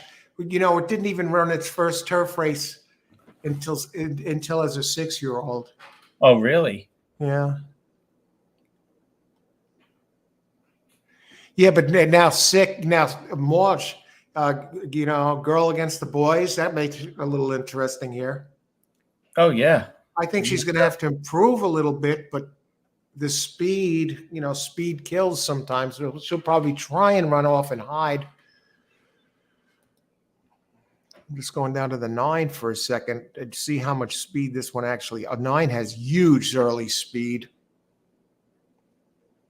but it's not going to win. No. but it can be the rabbit of the race and screw things up. But the one thing that's interesting about it gets that jockey, the top jockey overseas, Ryan Moore. Yeah, Moore's some jockey. And the last time Moore rode this one, he won a stakes race at Del Mar. They're going back a couple of years, November 5th, 2021. The last time Moore rode this one, it won. And that's a little bit of interest. I don't think it's fast enough, but it's at the distance. This one is 3 for 5 with a second. I'm thinking 3. I'm not going to get fancy here. I think I'm going to go 3-14 box. 3-14. Yeah, you see that last race, Vinny. I didn't hit that daily double. That 7 I had singled. Oh, you're kidding me. No. I left Goodnight Olive out. Really? I thought you liked that horse. Yeah, I went against it. I thought 7 looked good, but I guess coming from a smaller circuit, it never got the lead. The Baffert's horse killed it. Because that 7 gets the lead every single time, and this time it didn't manage to get there. And I think it took something out of its out of its psyche. Could be. So who do you like here? You're on the 6. You like the 6, huh? Okay. I'm on. Now go ahead. I like the 3-6. I'll tell you what, that 6 has won 4 straight. Godolphin owned and bred. Yeah. They got the breeding for this race. And it won a G1 at Keeneland in October. In its American debut, I guess. Yeah, it's a 3-year-old. Right. Like, I'm almost forced to use the 6 and box the 3-6-14 3-6-14. box. I definitely. Casa Creed is just really running lights out lately. 7-year-old. Oh yeah. And you got enough speed up front that should be able to close into its size. Won the grade 1 at Saratoga in August, and Saez rides it all the time.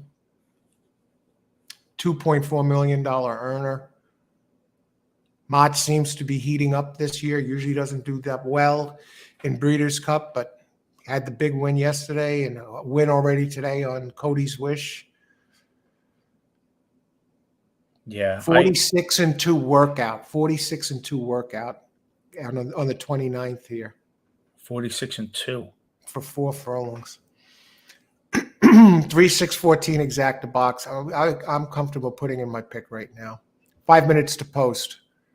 Race 6. Yeah, I'm gonna go with the Casa Creed. W.A. DePonte, how's it going? Hipalca TV has a live feed on YouTube. Thanks for the heads up, W.A. DePonte. Any of you need it? And Rich Lane comes in here. 2-3-14-6. Good luck, Rich. And Rich, by the way, Vinnie, Rich came in before. First race here. Gives out he boxed the exacta try box, but he gave out the exacta with the 9, hits the $72 exacta, comes right in. First pick gives it to us right here. And he gives us hi, hey Al, and he says, hi, Vinnie. Hiya, how you doing, man? So Rich reminds me of you the other day. You made a surprise visit. You popped in for one race, did the place play on the 4, and you boxed it with the 5 and the exacta, and you hit the place play. And that was a pretty good exacta. What was that exacta? That 4-5. I forget, 43 maybe, or 46. $43 exacta. So Vinny comes in one race, and then he has to go. He didn't plan on being here, and he popped in to say hi, gave out a winner, and boom, right out of the box. One for one. You look like a hero when you do that. Yeah. And Rich comes in here, gives out the winning exacta. So no reason for any of us not to have had it. And Rich is going here. Rich has a 50-cent try box, 1, 2, 3, 6, and the 14. I love it. And that costs 30, and a 10-cent super box of the same, which is a $12 play. Good luck, Rich. Good luck. And you got an exacta box too from Rich. Same deal here. 2, 3, 14, 6. And my play and W.A. DePonte. Good luck here, Rich, and good luck, W.A. DePonte. Thanks for sharing with us. That live feed is available on Hipalca TV. Gina and Chad Brown on number 2. Chad Brown. Take a look at the 2. Jennifer, I want to get in my bet. Let me get it in right now before I continue with this. Okay. Race 6, exacta. I feel very comfortable with this pick, Vin. Yeah. 1 and 1, 3, 4, 6. No. 3, 6, 14. Only thing I don't like about the 14 is the post.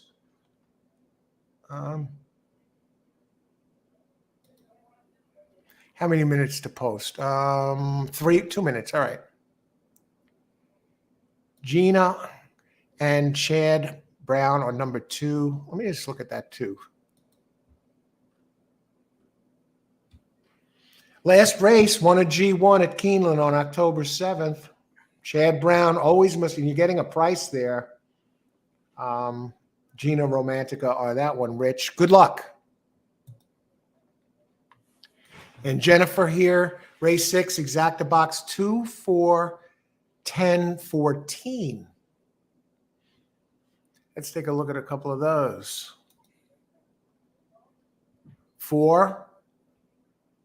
Another Japanese horse. Watch out, 30-1. They're sending this here for a reason. And comes with its regular jockey, Kozai Mora. I'm not sure how you pronounce it, but this is a $1.8 million earner. Comes in. They've been very tough lately here. That stuff always, when you bring your own jockey in and stuff. Yeah, and it's the same thing. The other Japanese horse, actually opening at odds of 5-2, comes with the jockey and the trainer. That's interesting. From Japan for this. What are the odds of 10 here in this race? 5-2. Very interesting here. 1 minute to post. Good luck, Jennifer. 2, an Italian horse with an Italian jockey, no brainer. Dini, 6-10, 6-10, 1, 4, 9, 11. Try. All right, so you figure 6-10 and 1-2 here in this. Good luck, Dini. Laloy, 13, more than looks. Win, place, show. I think that's 14, if I'm not mistaken. No, it's 13. Okay, they're getting in, everybody. That's what she said. And I'm on 3, 6, 14. Who do you got, Vin? I'm on the 3-6. 3-6. Okay. Good luck, everybody. Enjoy the race. Yes. Race number 6 of 12. Here comes the 8. De jour. 16-1 shot. Flavian Pratt. Number 8 is a Baffert horse. Baffert and Pratt. How many times it's a turf horse. Baffert is known more for his dirt racing, of course. Here comes the favorite, Songline. So you got the 4 and the 10, 2 Japanese entries. So you always got to keep an eye on those. And here comes number 13, More Than Looks, Rosario and Cherie Duval. They say when Cherie Duval wears a dress to the race, it means she plans to be in the winner's circle. All right, she's a tremendous trainer, wins all over the place. All right, they're in the gate. Good luck, everybody. Enjoy the race. You didn't bet more than you could afford, did you? Money management. And they're off. You expect 6 and 9 to be towards the forwardly placed. And I got to think, 4 is showing speed, folks, the Japanese. And 6 is currently running 3rd. Casa Creed is at 6-1, running 4th, setting up perfectly for Casa Creed so far. 22.16, blistering fractions. Are any of these going to be around at the end? 13 running last, and second to last is Aiden, Charlie Appleby, and Buick. We expected them to be in the back. Now, if 6 is sitting off the pace to save something, that's a good sign. 4 and 9 of 40 and 50-1 shots, respectively.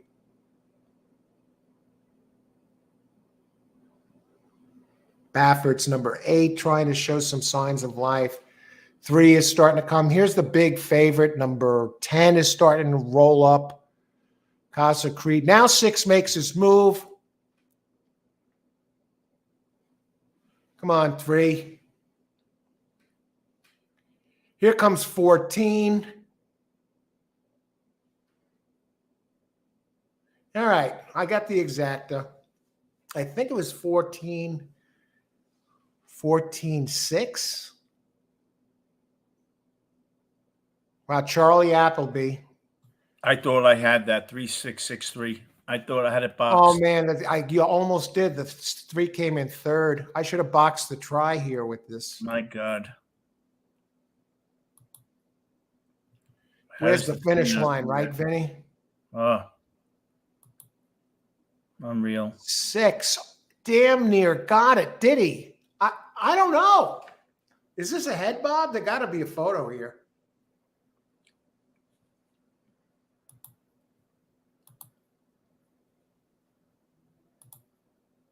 And the 10 gets beat.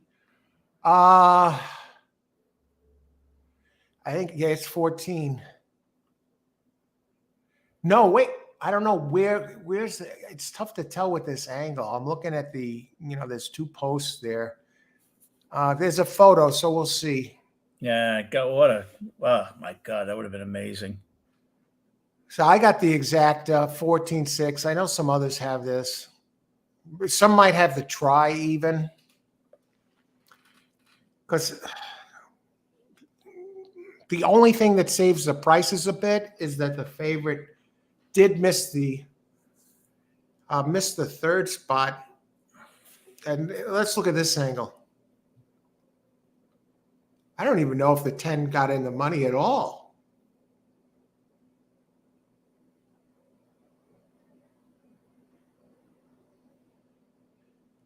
I think it's 14, but let's see. Depends. Yeah. Sometimes these camera angles could be fish. Geez, Vinny. Just missed. I'm surprised the 6 hung around. All right. So we got our second winner of the day. 14-6. Exacta.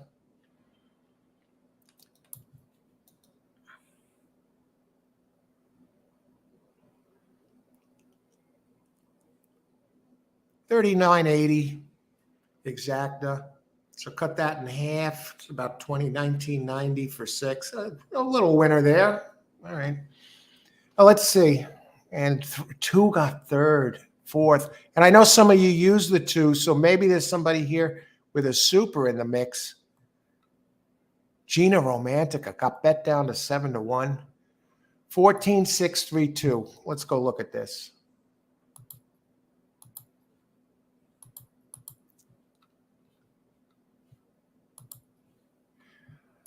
Hey, look at this. Vinny. Yeah. Rich Lane. These I'm going back for the picks. Exacta box 2, 3, 14, 6. Mm-hmm. So he got the exacta, and get this 50-cent try box 1, 2, 3, 6, 14. Wow. So he got the try box That's great. and the same 5 in the super. So you got the dime super, I think, too. 1, 2, 3, 6, 14. That's holy crap. So Rich has delivered. He's 2 for 2 here today. Great job, Rich. And that exacta $39.80 for $2. The 10-cent super, Vinny, $76.45. 50-cent try, $82.95. Rich Lane, tremendous job. Who else? Let's go back. That's something. Rich, holy smokes. Chris on that pick 6. It looked like you had that there, my friend. I mean, Chris singled the 6 in a pick 6 and loses by a freaking photo nose, if that. Wow. Yeah. Live, I thought and for sure. look at this. Oh, Seal was alive in the pick 5, and he didn't have the 14, but he had the 6. What would that pick 5 have been if you had this 4?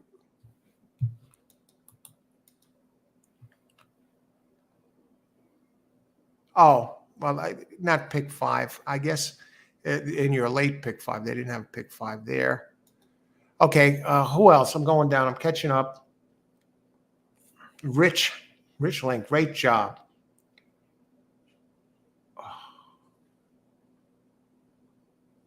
Okay, Jennifer did get the 14 in there. So, okay, good job there. No 6. 2 did sneak in there.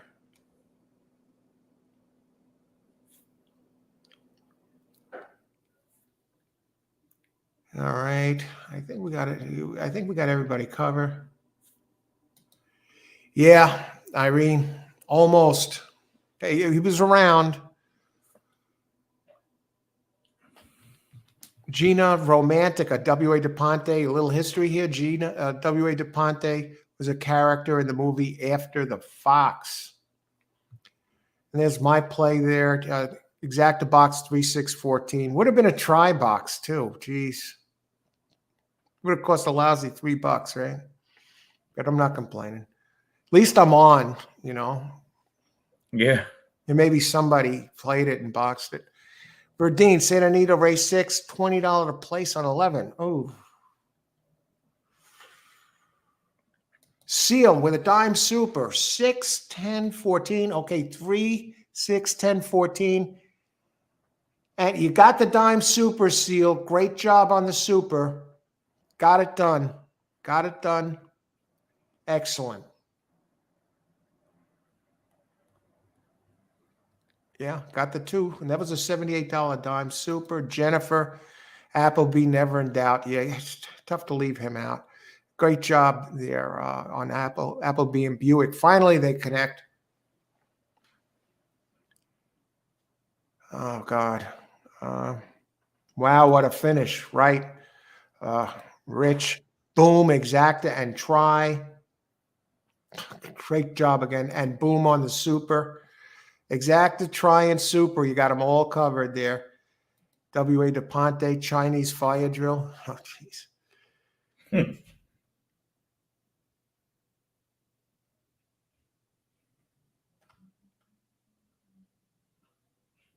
All right. I think we're all caught up there. And now the second half of the card begins. Now they're really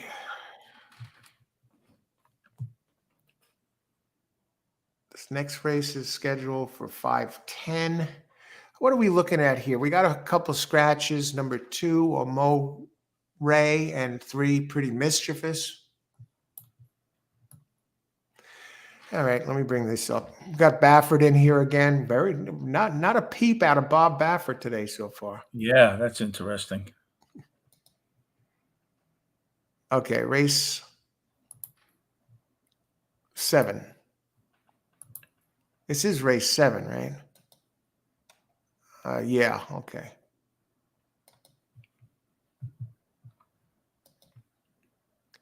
Okay, we got a mile. Let me bring this up.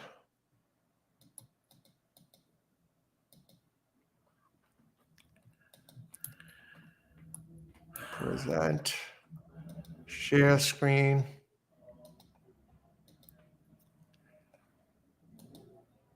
Okay. Race 7. It's the distaff, folks. One of the big ones. For fillies and mare, 3 and up. And it will be run at 1 1/8 miles. Purse, $2 million.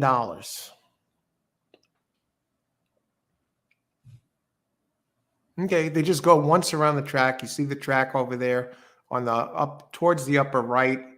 So they just go around the track.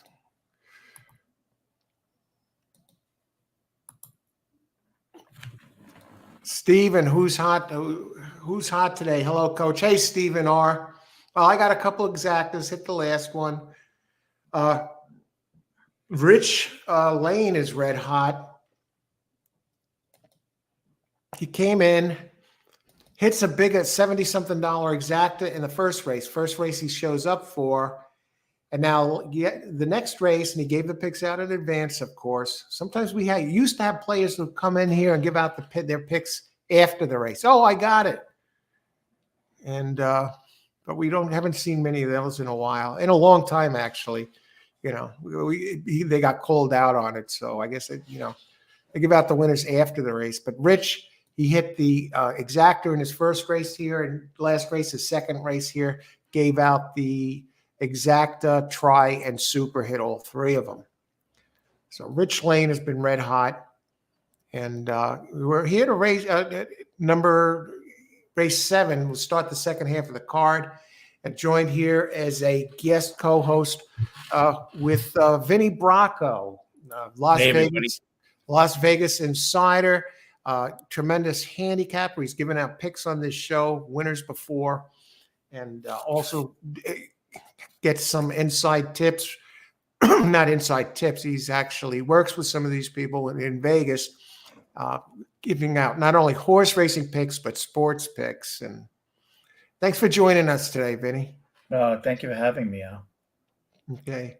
You're very welcome. Always a pleasure. I like 4 in race 7. Stephen R. comes right in. Rich is solid. Rich, it's just tremendous. Okay, let's take a look at this. Race number 7. 26 minutes to post.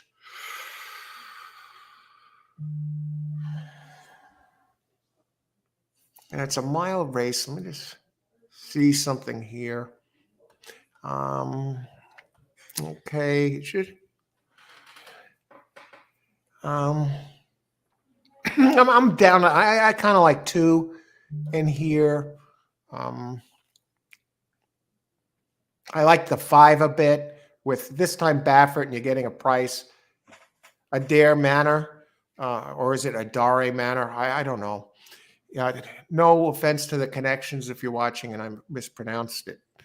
Now that one teams Baffert and Hernandez. And the other one I'm looking at is no secret here. The 9, Asmussen and Rosario. Clairiere has the big back races. Last race wasn't good, but back races fit. But I think this is a pretty tough group here. It is. This is, Adari. The 5 for Baffert has 9 races at Santa Anita, 6 wins and 3 seconds. So I find it hard to believe you would leave this one out of the, at least the exacta. It's won 5 in a row. How is this one not favored? But yeah, the 4, that's why. The 4 is going to make it difficult. Idiomatic. It's been running the fast races, but it's never run here. So that's why I'm tempted to play against it. And I'm almost tempted to go pick 3 here and use just the 2 I like. I think the exact is going to be a little tricky. And I'm going down to Clairiere. Now, this one was trounced last race by Idiomatic. Rosario rides this one all the time. It's another one that's coming in. Oh, brother. I'm almost tempted to, use 3 in the first leg of the pick 3 here. Yeah. Let's see. I'm not too crazy about the 9 that it hasn't run here, but it runs some very big races at the distance. I like the breeding, Curlin, Rosario, Asmussen. So I'm thinking 4, 5, 9 in this leg. So I'm just going 3 deep. You can play it for 50 cents. I don't know. I think Clairiere is going to have to improve a little bit.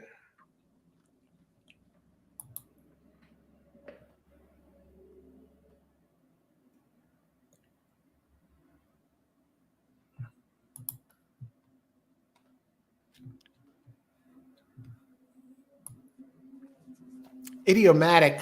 Now this is going to be her 10th start in 11 months. Is shipping though.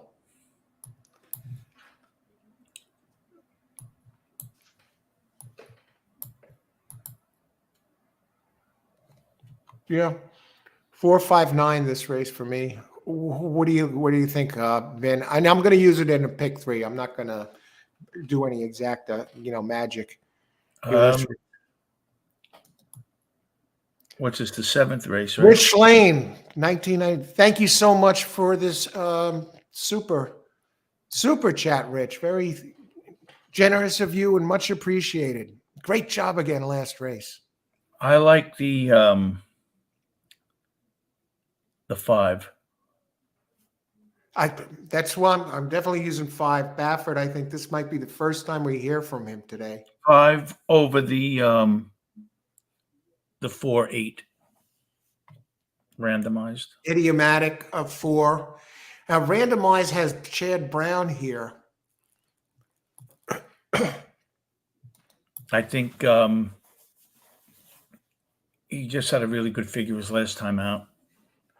And Cox's pretty good win rate with horses racing in dirt route. So that's why I like the 4. Rich, great show today. I'm glad you. Thanks for joining the show today, Rich, and great job picking. Gives out some tremendous winners right here. I'm glad you enjoy the show, Rich, and glad you could make it today. Let's keep it going. You're on fire, man. And go ahead, Vinnie. Yeah, just like I like the 5 over the 4, really. Do you like the 8 at all? Now you mentioned the 8. Yeah, a little. Let's bring the 8 up while we're at it. Randomized. Lightly raced 3-year-old. Oh my God, look at those numbers. Now, I just want to show you what I'm looking at here so you can get an idea. Okay, present, share screen. To just give you an idea, randomize E8, this is the Brisnet. If you need Brisnet PPs, they're down below. It's 1-3 straight. And Jose Ortiz up. Now, Rosario had ridden this one the last 2 and won. Now, I know. So Rosario's off. He stays with Asmussen here on, I guess that's his usual mount. So, hey, but this is not like we're getting a downgrade with Jock. You're getting Jose Ortiz up. But randomized is probably going to try and take it on the front end. Yeah. For Chad Brown. 1-4 out of 6. I don't know. It's a tough call again. It's tough. And go into idiomatic here for a second. Look at these numbers. This one's probably going to duke it out up front. This one's 1-4 straight and 7 of 8.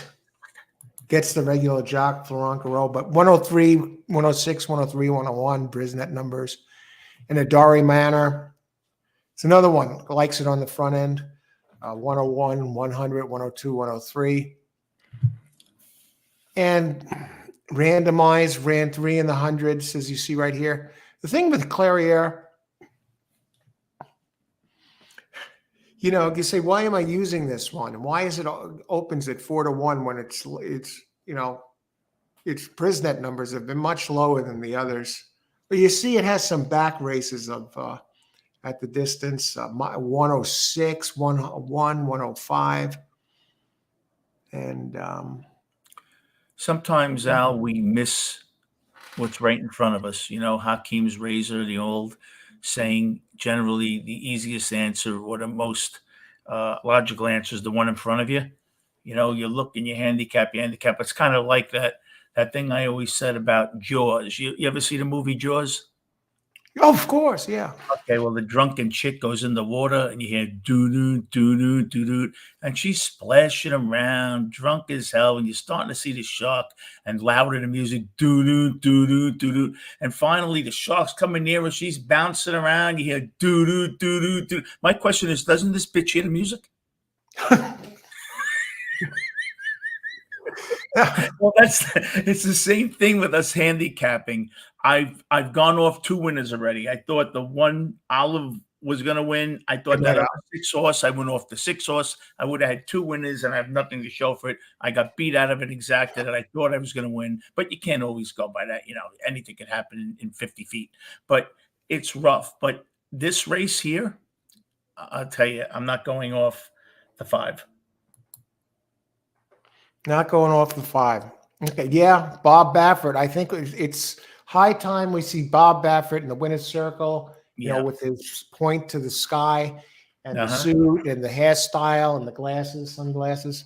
So, is this time Bob's time? And he has a morning line favorite in the in a Breeders' Cup Classic. I don't think that one's going to win, but see what happens now as they It's get very odd that he doesn't take at least one picture during the day. And if you don't think that one's going to win, this would be the one. right. Didn't Somebody we said, say at the last horse show where wasn't it Baffert where we said we could just see him standing in the winner's circle, and sure enough, he won that next race. Remember right. that? Well, I Bob think this is Baffert. the one also. Well, whoever's, I'm not sure what TV channel, I guess on TV, especially when they go to regular TV, I guess NBC is going to have them on TV. They're, once they go to TV coverage, they're probably going to be showing him the whole time. Oh, sure. Practically. And then, of course, they'll zip to some celebrities and. Yeah. When I went to the Breeders' Cup a few years ago, you know who I saw? Richie Zambora. Oh, wow. From Bon Jovi. Yeah, he had a hat on, all the girls around him. Oh, my God. Where was the Breeders' Cup that year? Santa Anita. Oh, Santa Anita. Wow.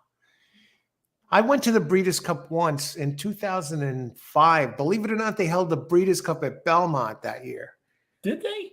Yeah, they held it in 2005. They held it at Belmont Park. What did you have? 100,000 people there? I don't know how many were there. And get this. Now, this is kind of a story. I wasn't into playing. I'd only started playing the races in 2007, but I was always a horse racing fan.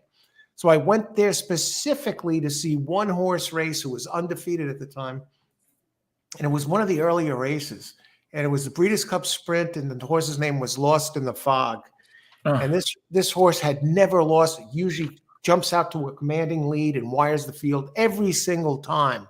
So I became a fan of this horse, and he was running in the Breeders' Cup undefeated at the time. And so I went there specifically to see that race. Really? And I actually, have video footage of it or a recording of it, and I filmed it. And of course, he took the lead as usual. We kind of had to fight for it. And I was towards the far turn. There's filming. He comes around the far turn off the lead, but others were gaining on him. And then it became apparent to me, and I yelled out. You could hear it on the recording. Holy shit! He's gonna lose. Really? And he did lose, and he missed the board. And I was devastated. And anyway, I left after that race. I didn't care. I just went to see that. Yeah. And I had seen this horse race a couple of times before in person and filmed. So, I wasn't betting.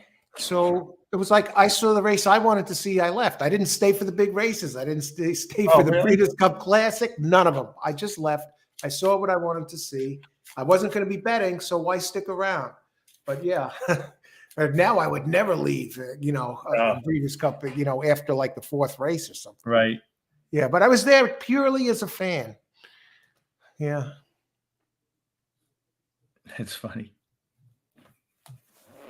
And where are we here? Okay, 14 minutes to post. I got to set up my pick 3 now. Okay. So I'm going to be looking at something here. Race 8. Who do I like in this 8th race? Oh, wait a second. Yeah, we talked about, on the show.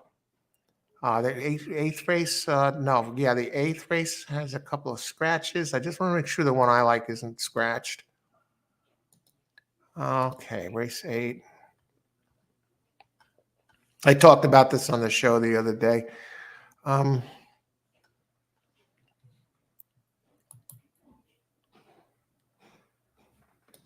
Okay. Yeah, I like Up the Mark 8 and the 9 Mostadov. But I'm actually going to use the 5 also with Aidan O'Brien. It's with Ryan Moore. So I'm going to use that. Hang on a second.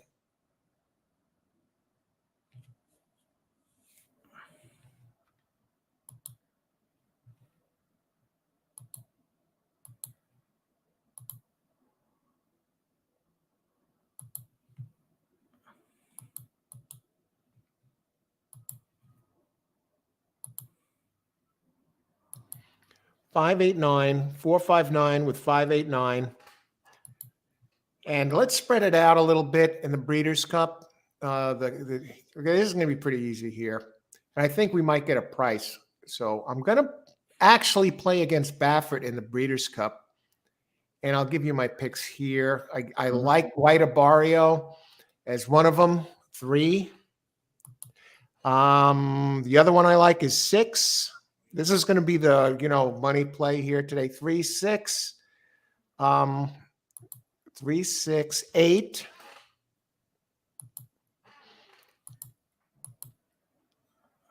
10 and 13. Let me just add up what that help pays. 10 and 13. 1, 2, 3. Yeah, the bright future. Dreamlike. No, not dreamlike. 11, not 13. I'll be back before the start of the race, Al. Okay, Vin, I'm going to be stepping away too for a Okay. bit. I'll see you So I might only be back in about 15 minutes. Yeah, or me so. too. Okay, bye. Okay, Vin. Okay. I'm going to give out my pick 3 here, though. And so 3 is 9. Yeah, this is the play. This is the money play. Okay, race 7.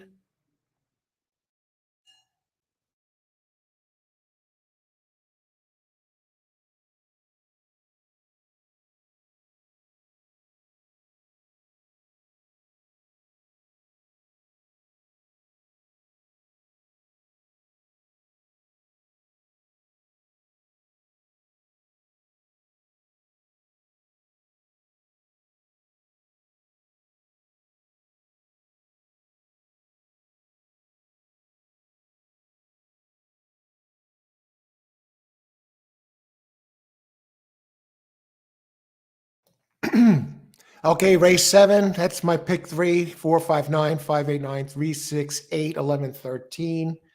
I want to wish Stephen R. luck here. 4, 5, 6, 8, 9. Good luck. Stephen, 10 cents super. And Jets getting 3.5. Yeah, I think that's a gift, Stephen R. I think they're going to win that game. Number 2 to show. Good luck, Rich. Keep it going. 2 scratch. Ooh, okay. 5, 8, 9, 11. Try box. Good luck. And 6. Search results to win. Okay, good luck, Leloy. I'll be back probably in about 10, 15 minutes or so, 10, maybe time for the start of the race, but I want to leave you with my picks here. I'll be back in a bit. Good luck, everybody.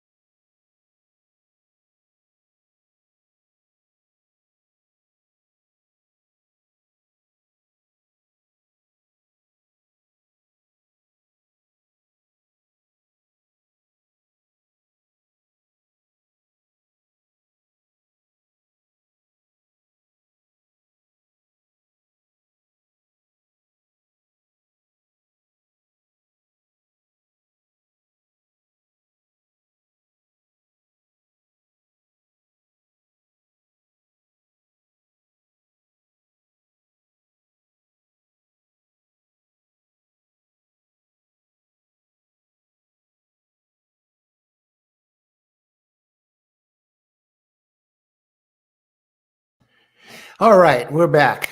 You know what? I wound up having a quick bowl of soup there, preparing for the show. I was running later than expected. There's so many horses in here today, and getting ready, and so I actually didn't get a chance to have lunch. I had cereal this morning with a banana. Anyway, and I was just famished. I want to have strength for the big races. I don't want to be handicapping the races or doing this hungry, but yeah. So we got the first leg of the pick 3 done. Let's see who else had that. The 4 did win the chalk, and the 8, damn near came in second. Okay, Dime Super. Let's see, we got it 4.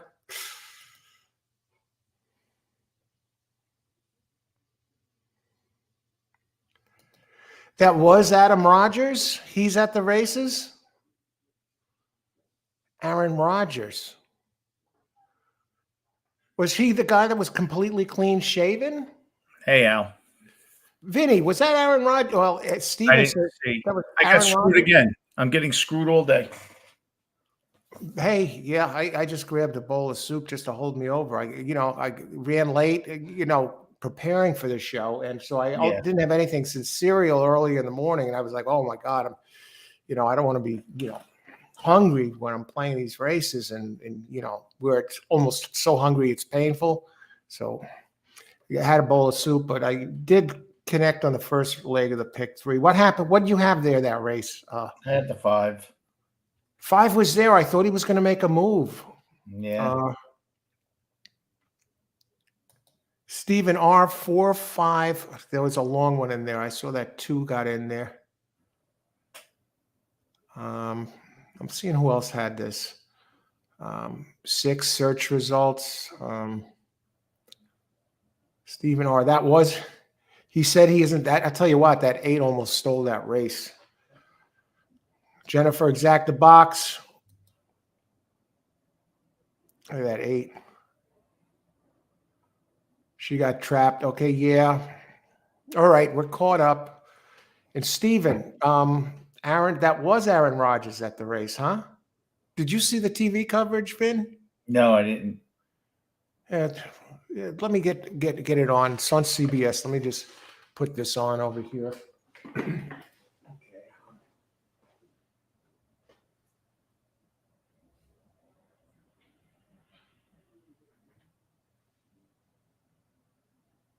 Get to see all the celebrities there. Richie Zambora.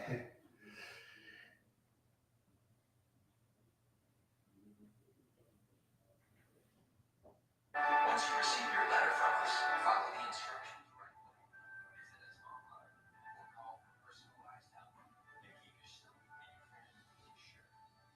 Oh, okay.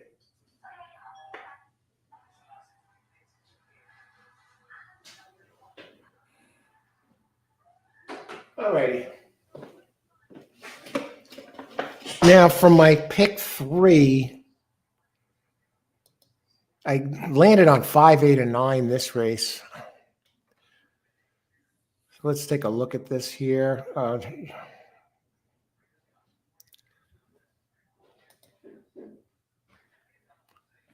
Race 8, and then the next race is the big one. Okay, so let's talk about this for a second. No Bob Baffert yet, folks.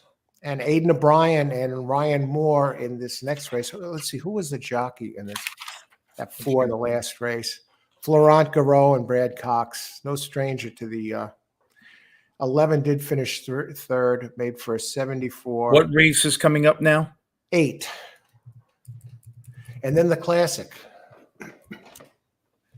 This is my lock. Okay, Vinny's lock. The 8 horse. I do have the 8 in this. Vinny's lock to win. Yep. Vinny's lock.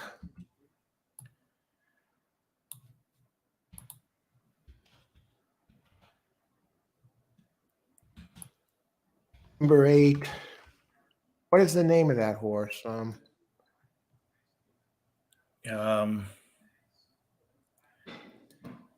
This is the distaff. Yeah. No, I don't know. No, the last one was a distaff. Oh no, okay. Up the Mark. Todd This is Pletcher and Irad Ortiz. yeah. Now this is what I got some stuff from Vegas for this race. All right. Okay. Remember, we won last year. We had the 3 straight races, exacta, and a $30 horse. Well, this is what they feel here. They feel that Mustadaf ran 2 of his best races in Europe, and Gaston is an amazing trainer. Now, all the other Euros are going to attract money. So we're going to get a good price if we use this horse. Now, Up the Mark won the Turf Mile of Keeneland. So I looked at that and I said, oh, good, it'll be my saver for the Breeders' Cup. But this horse fits with the best of these. You know, the 1.5 miles, and it's a question for me. But a win here undoubtedly makes him horse of the year. And I think we're going to get 6-1 on him too.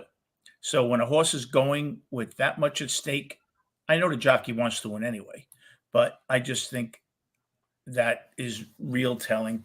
The long shots that I used was Gold Phoenix. I'm just looking up 1 second, Vin. I just looked at Up the Mark. That figure it ran 2 back is just amazing at Belmont. It's won 3 straight G1s in a row and 5 out of 6 overall. And this train, Todd Pletcher, are you kidding me? And Yep. Irad. And Wow. And on turf, this one actually started off its career on dirt. On turf, it's 5 for 6 with a third. And even that third place finish, it got, had some traffic problems and still finished only 3 and change back. Yeah. And who's the other one you like, Vin? The long shot, Gold Phoenix, the 3 horse. I'll tell you why. He's one of only 2 horses here with a win on the Santa Anita turf, and the other one is the front runner, 12 Balladeer. I'm just not sold on Balladeer cutting these fractions. I think Gold Phoenix will be barreling home in the stretch. Now, the 2 horses that I really that I just thought were underlays, King of Steel. You're coming back on 2 weeks rest, and that's a tall order against a bunch going 1.5 miles. And Auguste Rodin, it's big time name recognition. I think this horse is getting better a lot because of the name, and it's proven twice at this trip in the Group 1. But with the similar prices, I won't use both of them. Right. But I really do believe Up the Mark is a top horse. But as I go back and forth, I can't separate Mostadaf and that horse all that much. I think you're going to get a great price on the 9 because of the other European horses. But the one that really gets me though is Gold Phoenix. I think that horse is going to be flying late. I'm looking at Gold Phoenix right now. Yeah, it does have a very big closing kick. It's won 2 races, 2 G2s at Del Mar. Last race, it was closing late again and finished 5th, but only 4 back. Yeah. I tell you, it loves this track in the money 7 out of 10 times. I think it's a solid horse. I think it's going to appreciate. Well, it's not extra distance today. 47-1, Al. Wait, this is 1.5 miles. Okay. 47-1 Gold Phoenix. You put a show bet on that horse, and if the 5 ever runs out, you get $25 to show. Well, the show prices right now, I'll tell you what the show prices are now. Remember I was talking about the 3 horse? I hit the exact, I should have put in, I was saying that the 3 horse to show was paying like 540 something or whatever. And it did pay that last race. Show bet on that 3. No, in the 6th race, I mean. Yeah, Casa Creed 540. So it held. And now the show prices on this horse, number 3, currently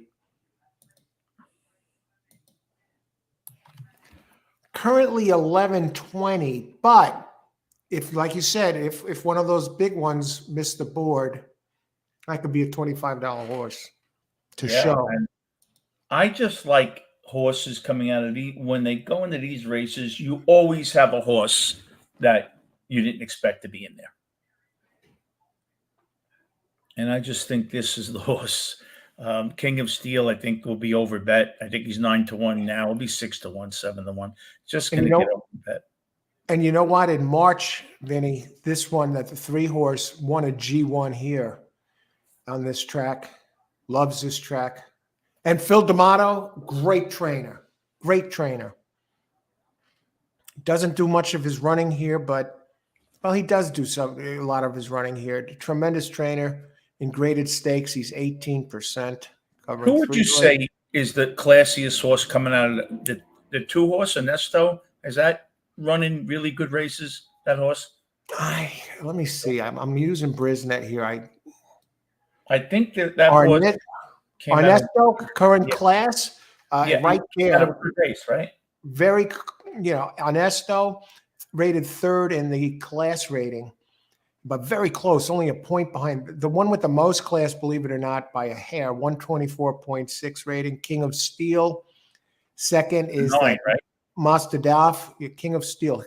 Is that 11 or 9? King of Steel 9. Is 11. And that gets Frankie Dettori up. Oh, another one. Oh, I didn't realize that. Yeah, but I'm not sure. But I don't like him. I'm not using him. He's coming back, like you said, short rest, October 21st. Won a G1 in Great Britain at Ascot with Dettori rode it over there, and Dettori's riding him again. So he won with this one on October 21st, and now he's here in California. Well, you know who has the highest average speed at this distance? The 1-horse.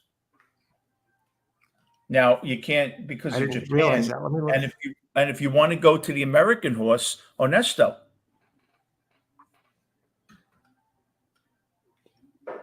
Right? Ernesto ran in a great race, the last class he was in. His speed figure here really fits with these, doesn't he? I don't have a speed figure to work with here. Well, let me look. I'm looking at Brisnet, and let me bring up my buyer figures here. I got the charts. Those of you who are on my mailing list received the DRF PPs today for all the races. So if you want to get on the mailing list, sometimes I come up with, you hear things beforehand, and sometimes, they have some giveaways here and there. And surprise.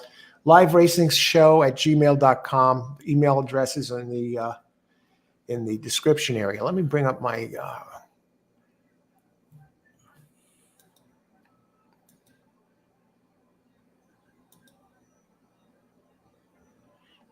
okay, I got to scroll down. I've been going strictly Brisnet here. Remember, I did use the buyers, the DRF. Let me go here to get these. I don't have any speed figures. I just see what they did. Ernesto. And these horses. What kind of fit you have? What kind of speed figure? What speed figures are you going by? Like a TVG, a buyer. It's kind of like a cumulative, and they have the average. Oh, I see it. It's on the left-hand side. Yeah, they have this horse running average distance and speed 124. I see it. The time form rating. Okay. Yeah. Ernesto has really solid lines across the board. I'm just looking at this 2-horse, which I really wasn't looking at all that much, although when I handicapped, but he really has some really good numbers. He's like a solid horse. Do you agree? I want to see how his numbers stack up against some of the other ones. It has higher than the 4, has higher than the 5, actually. Augusta Rodon. Yeah. Broom, 7-year-old, $2.8 million earner. Yeah, better days behind. The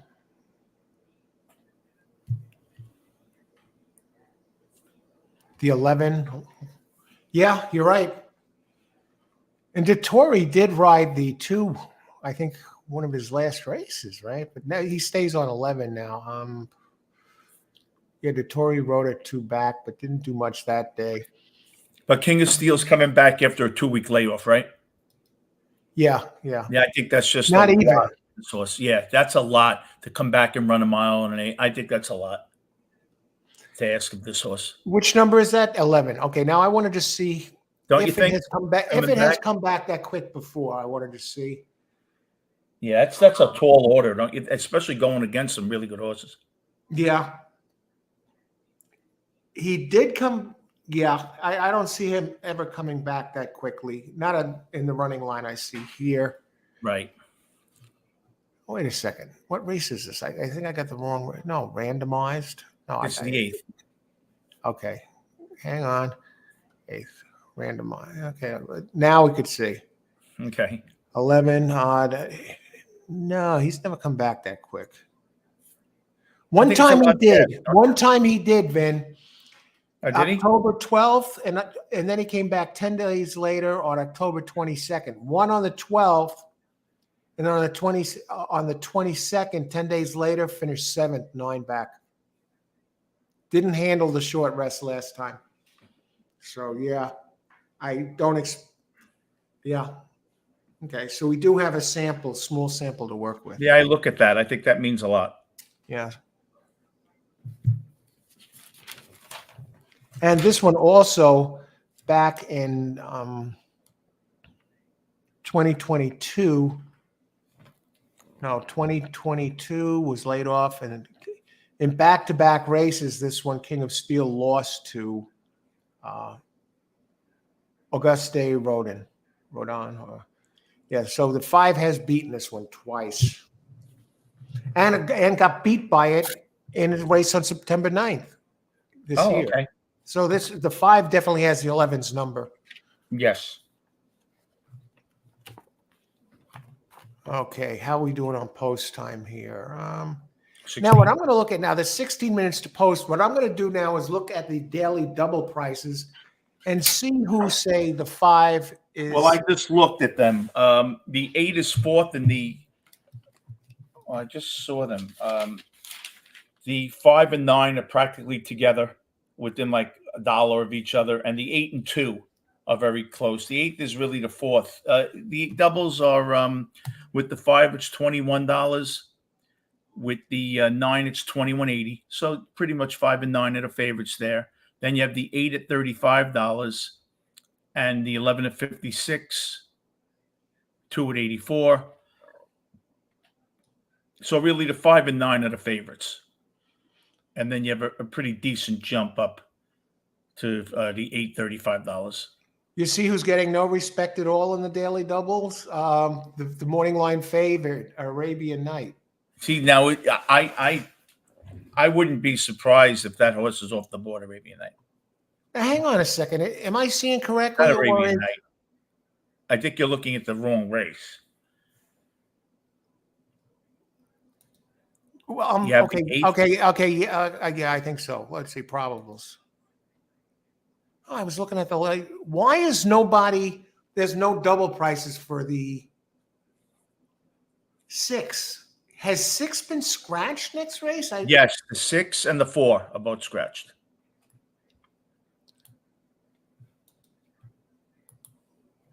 I got to go to a different, they have the DRF, the site has incorrect. I want to see who's taking money in the doubles here. Okay. Yeah, either White Abario 3 or 8 are going to be favorite, and I'm going to use your 11 next race. When you talked about that, and what's the name of that one?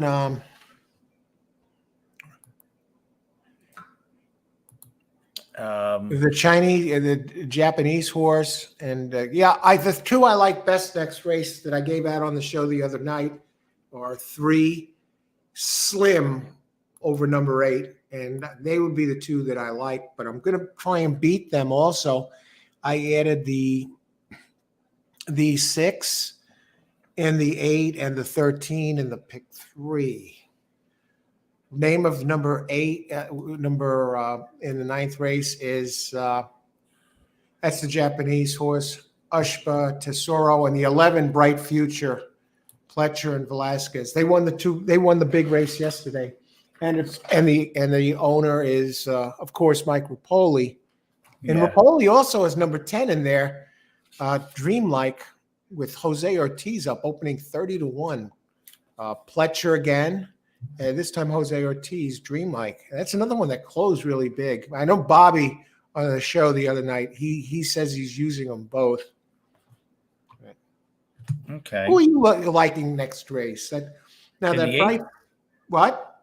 In the 8th race, right? The 9th race. Then The in big the race. 9th. Oh, the next race coming up. The one after this one. I like the hell did I put down here? Now, didn't you have a tip on this one from the guy you talk with that knows Linda Rice? Yes. Number 11. He gave me the Bright Future.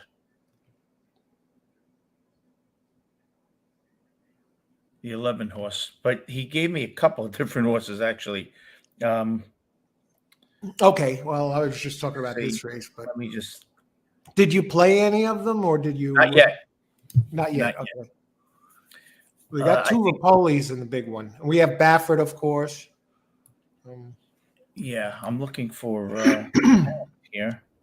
What do you think about Rick Dutro, 10-year suspension, and comes back this year, and he's won some excellent races already. And, he was the trainer of Big Brown when he was going for the Triple Crown. Anyway, notorious juicer, but extremely successful. And now he's not even back a full year. And now he has a horse that is a big contender in the Breeders' Cup Classic. And would that be a story if he wins with White Burial? What? Absolutely. It would. I'll give you the 9th race. What I like here, the horse that they gave me was Saudi Crown, the 6 horse. I'm using. And the best early speed as he told me, he said great value. He thought due to the scratch of Arcangelo, he thinks he's most likely the winner because of the favorable pace scenario. And he should be allowed to set a comfortable tempo. And Arabian Night will be doing the chasing from a wide post. Right. Arabian Night is used to going wide. And Santa Anita main track tends to favor speed on an average day. So the late closers could have their work cut out for them, he thinks.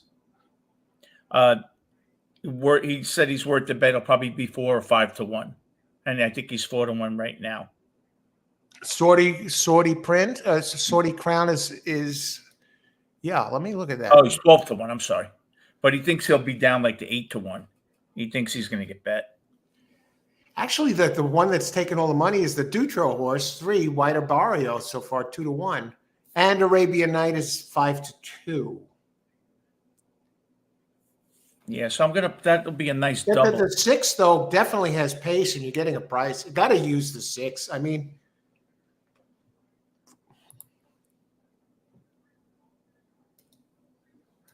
Yeah, it gets very interesting now with these horses, late in the day.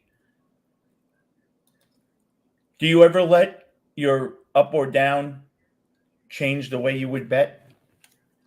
Yeah. Or pretty much, that's the final part of the handicapping process. I mean, the first part is going through the card the first time. The second part is going through the card the second time after scratches and seeing if there's anything that has to be changed, because some people might say, oh, my horse didn't scratch, so I don't have to worry about it. That's Right. absolute nonsense. Uh-huh. Of course, another horse that scratched might change the whole pace situation. So you got to sure. make adjustments there after the scratches. Maybe a scratch leaves one horse's alone speed. That's very true. Yeah, and then the last part, the third part of the handicapping process is keeping an eye on the board and seeing what's going on, making sure you get value. And the final piece that you just alluded to, is maybe you have to make adjustments. Maybe you have to make a change. Maybe you see something else that looks, you don't like the way your horse looks on the track. Maybe, it's walking around with its head down or to the side. It looks listless, whereas some other horses look better. And maybe you see a situation to use that you hadn't thought of earlier that gives you have a big potential payout with something.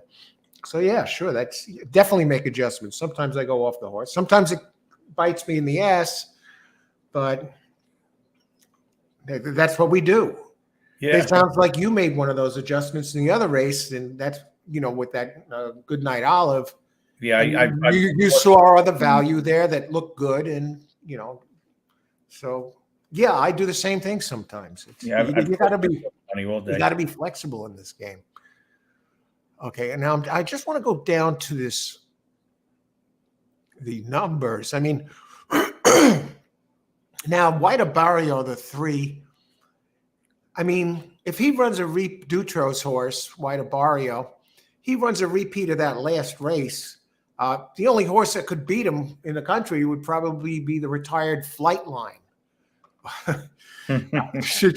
No, none of these can touch this one if it runs back to that race and has plenty of time off, because that race was August 5th.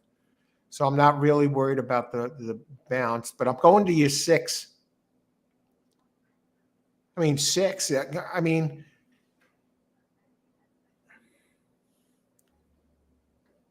Six has done nothing wrong. He's won 3 out of 5, and the only 2 races he didn't came in second by a nose, and has the big early speed, always in the front, Yeah. And he lost by a nose to Forte, who retired. And I think the horse that won that race should have been disqualified. It was Irad Ortiz, who's now going to start serving another suspension for dangerous riding or whatever. What is it with him? He's a punk, Vinnie. Ortiz? And he's a damn good rider. I mean, no one can stand him, in the jockey room or whatever. One time he punched Paco Lopez in the face after a race. Come on. You want to hear something? What? Rudy Rodriguez told me, well, he actually told my friend, but I was standing there, that Angel Cordero, you never saw him in stake races because he would beat the hell out of a horse. And the owners of their multi-million-dollar horses did not want Cordero anywhere near them. Did you ever notice Cordero was like this great, great jockey, very rarely ran on stakes horses? I didn't notice that. I really wasn't watching. I'd watched the And Triple the Crown reason why- races in the 70s or the 80s, but no. He'd be whipping the hell out of a horse at the quarter pole when the horse was winning. They say this because he was had that kind of reputation, and I did hear the story that he almost got. Remember the great jockey Steve Cawthon when he won the Triple? Yeah, The kid. Yeah, then went on to have a brilliant career in Europe, overseas. But anyway, he had that big year where it seemed like this guy never lost. And 1977. And in one of the big races, they say Angel Cordero, crowded him and damn near knocked him over the freaking rail in the race. Almost got the kid killed, and just pure dangerous, nasty riding. Jesus. Yeah.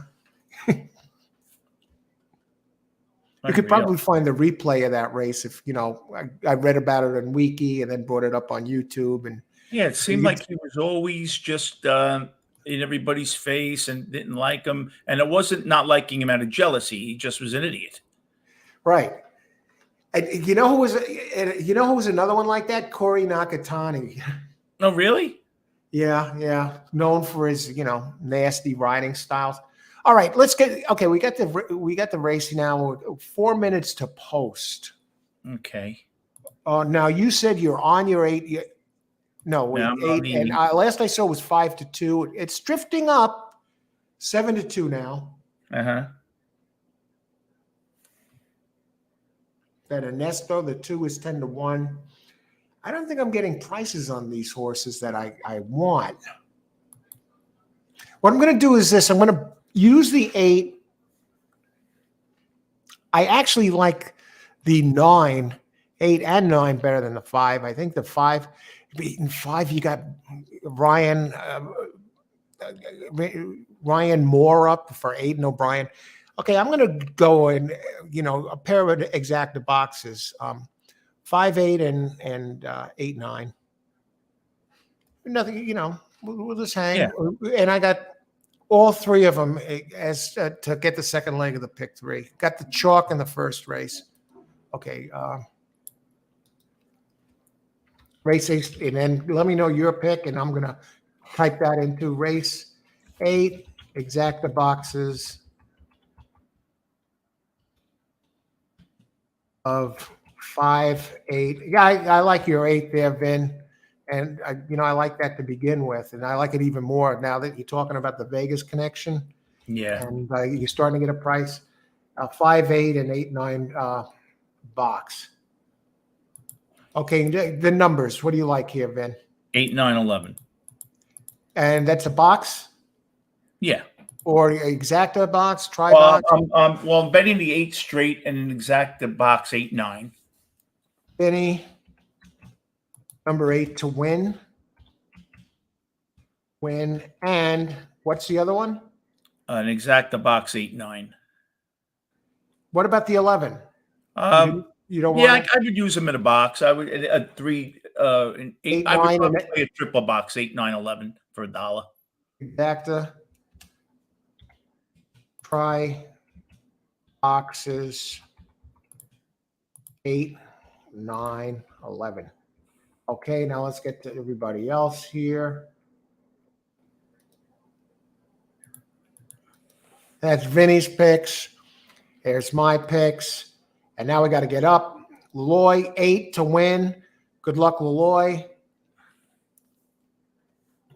I just watched TV. I'm catching up. You like the 9, Rich, sired by the great Frankel of Great Britain. Number 9, Rich. Good luck, Rich. Seal, the 2 is Frankel. 3rd. All right. Good luck, Seal. Seal with the number 7. And the horse's name was actually Seal something.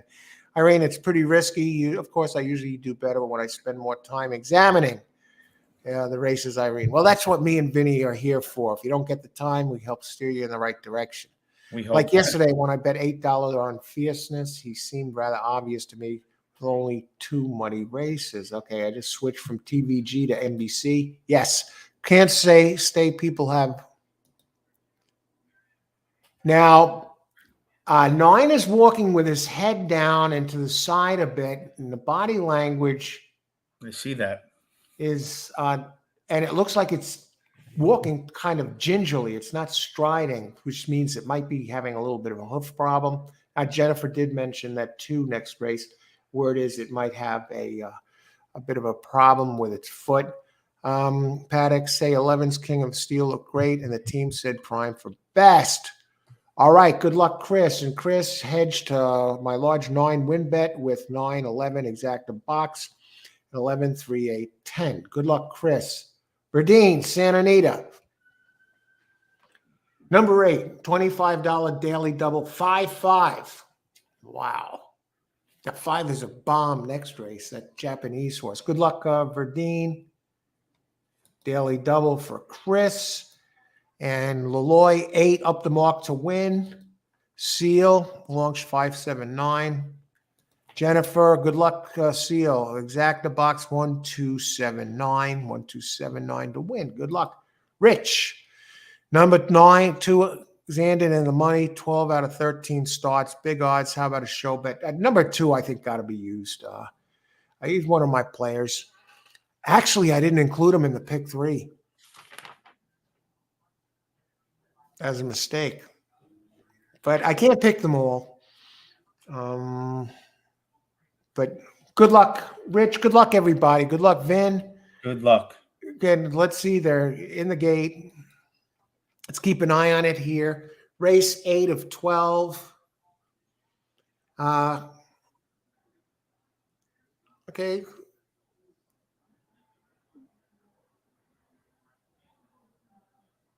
Seven is acting up. And they're off.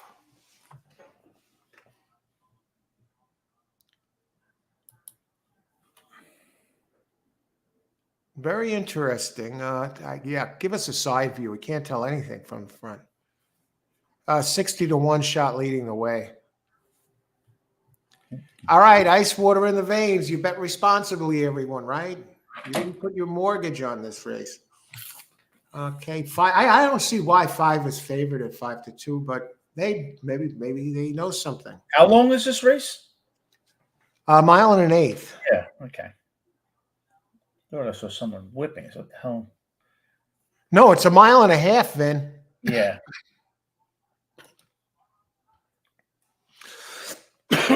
One of the jockeys was whipping the horse already. I thought he was. Maybe it was Shadow. The 8's sitting in a nice spot. What are the odds? 3 to 1. Yeah, And Catbird 9 is seat. like 98. And it's a fairly reasonable fractions, almost 25 seconds for the opening quarter. And they picked it up a little bit in the second quarter. 7, we got a 60 to 1 and 50 to 1 running first, second. So you figure those two are not going to be there, and the horse behind the 8 at 50 to 1 is not going to be there. So if you go on that premise, it's 8, 11, 9 right now. Wow. And some of you have that. And you have that. I have the 8, 9, 11. Yeah. Yeah.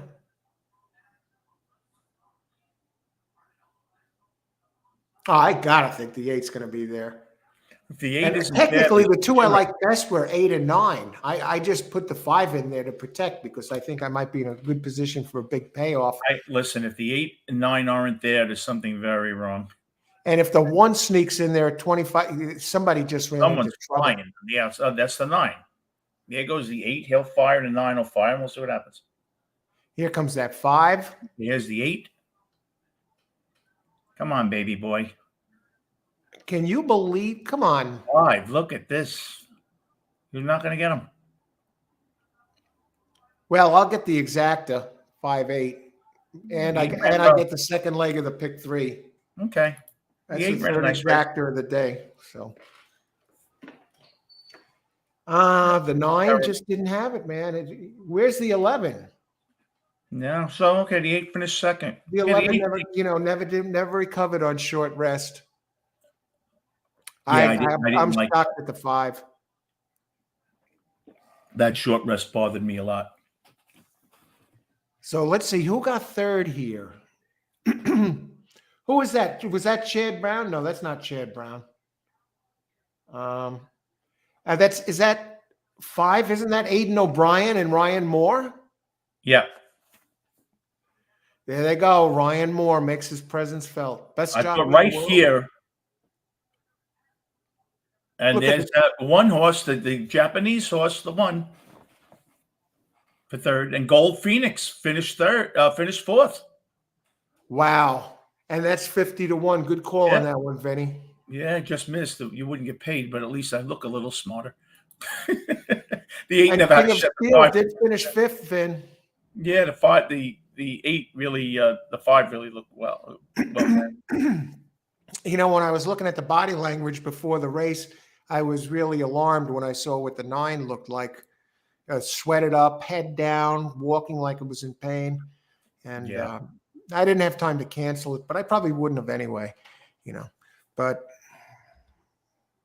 And as far as that exacta goes, 5-8. And who came in third? 1. 5-8. We're not hitting bombs here. 25.80. So $4 brings back $12.90. Hey, $8 and change profit. Yeah. Okay. Beats losing, right? Absolutely. Okay. Okay. Let's see who else here. Let's see. Okay, 5-8-1. Let's see who has this winner here. Excuse me, everybody. And there you see my play. 5-8 and 8-9 boxes. And there it was 5-8.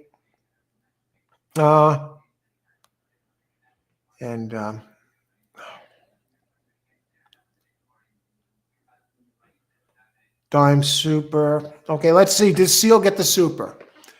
5-8, no 1. All right. No 3 either.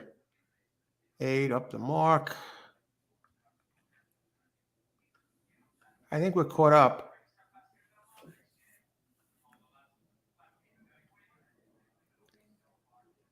I'm alive in the pick 5. Okay, Irene, I'm alive in the pick 5 with Augusty Rodin. Right, Rodin. Rodin. I think of Okay. Rodin sounds better for some Yeah, reason. yeah, it does. Okay, as my A horse, but after listening to Vinnie, I'm thinking about a 2-3 exacta box.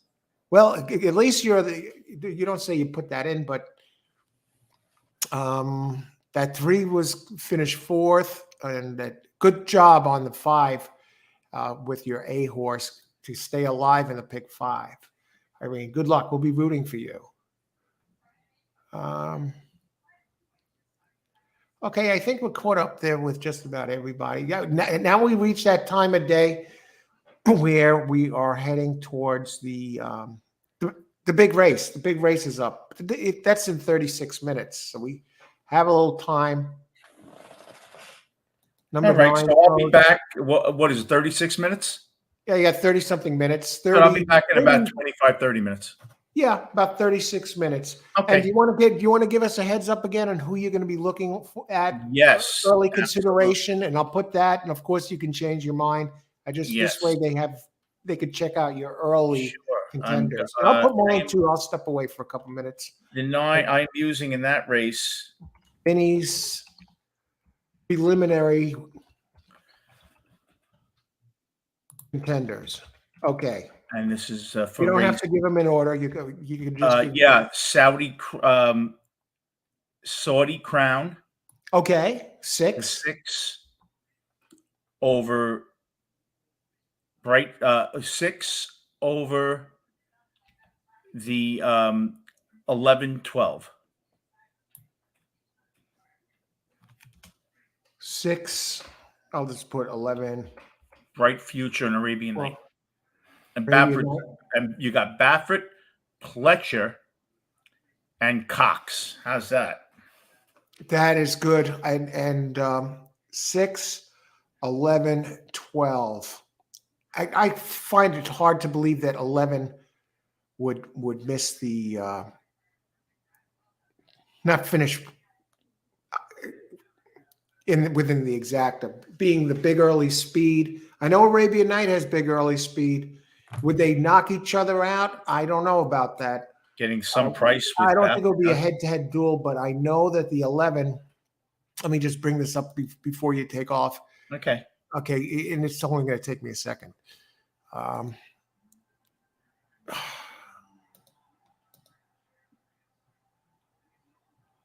I was going to say something about the distance here. I'm not saying my damn horse.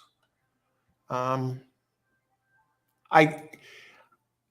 wondering if number 11, maybe you could see it. You got the PPs in front of you. Has 12 ever run the 1.25 miles? Arabian Night. I know Arabian Night has. That's a 12. Saudi Crown. No, Saudi Crown never has either. So that neither of them have run No, this. I tell you, I cannot. Wait, Arabian Night has run it and ran Saudi its best Crown has. race at that distance. All right. Yeah, I absolutely love this Saudi Crown. Okay, yeah. Bright Future's a price. All right, Vin. I'll see you in a little bit. All right, everybody. I'll see you soon. All right. Enjoy, Bye. Vin. See you soon for big race. Ladies and gentlemen, the great Vinnie Bronco. Okay. Great exacta call. Thanks, Rich.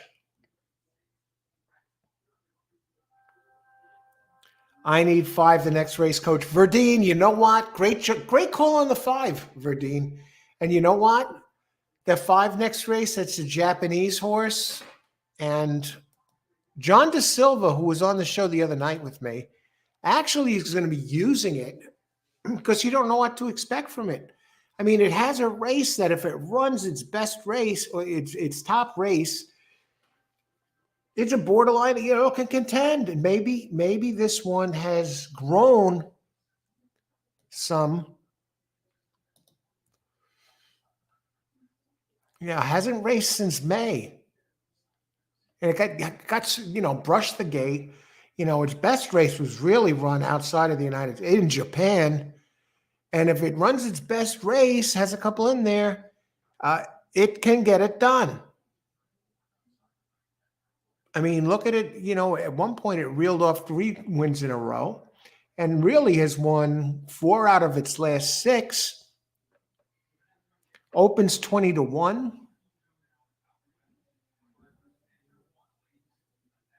He was in the Kentucky Derby and was one of the ones considered. I mean, he took money in the Derby, 7.8-1.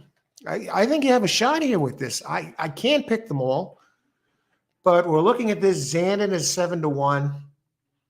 That's the number 2. And Rich, I think, was saying that this one is always does a great job, always in the mix.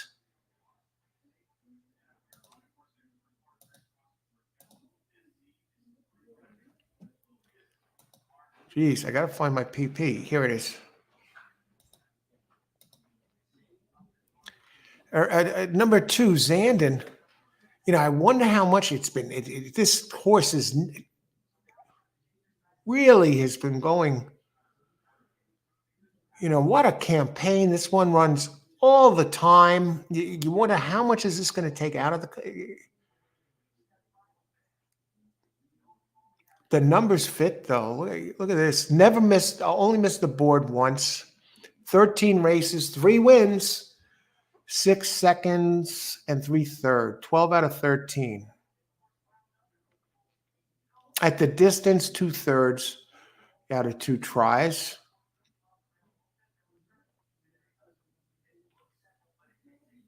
Bit of seconditis for Zandon. But you get Frankie Dettori up.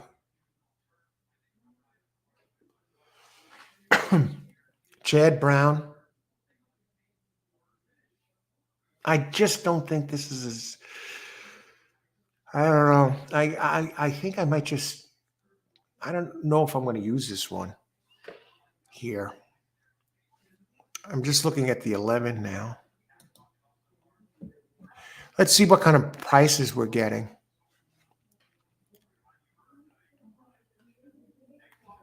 Bright Future not taking any money at all. 14-1. Arabian Night. White Barrio.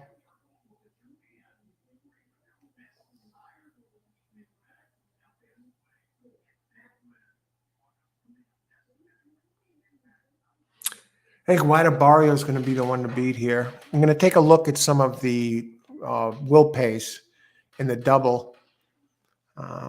Yeah, 3 in the pick. In the double, especially, White Barrio is taking the money, 23.80. I think it's going to be between 3 and 8. But I'll probably box 4 here. 3 for the exacta. 3, 8, 11.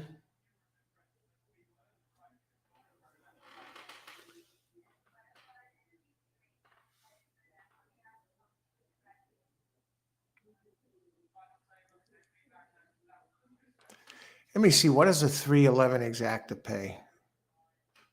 That can't be it. Why? There's no way 311 is $103 exacta.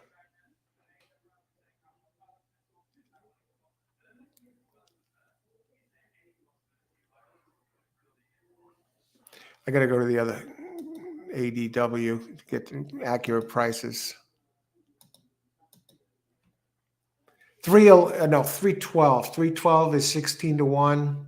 12-3 is 17-1. 3-6 is 38. 6-3, 47. That's 4. When I say 47, that means 47-1. 8-3, 14. 3-8, 12.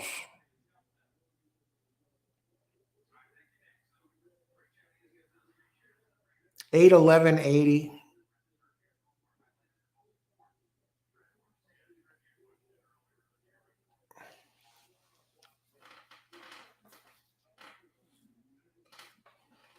3, 6, 8, 11 exacta box.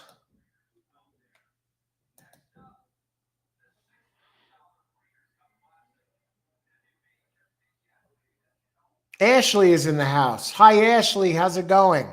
Good to see you. Just in time for the big race.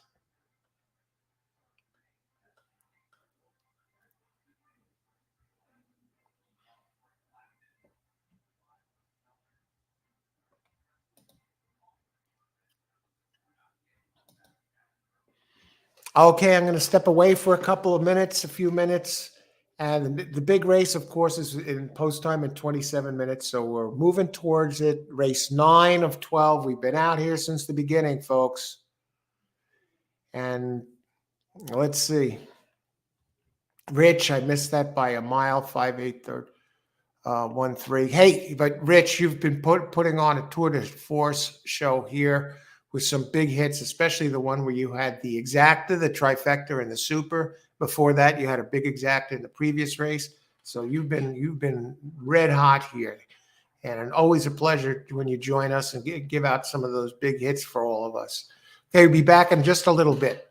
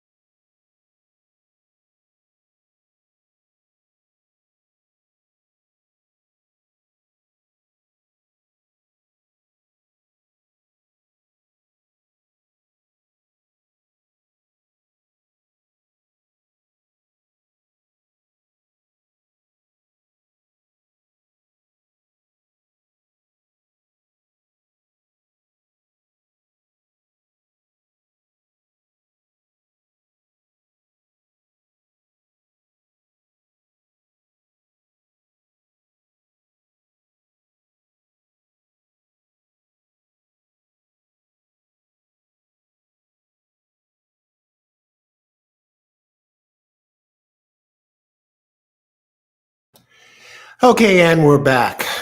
If you're just joining us, welcome to All Horse Racing All the Time. I'm your host, Al. Thanks for joining us, everybody, today. And we're up to the big race. It doesn't end there. There's 2 Breeders' Cup races following this one, the Breeders' Cup Classic. And let's catch up.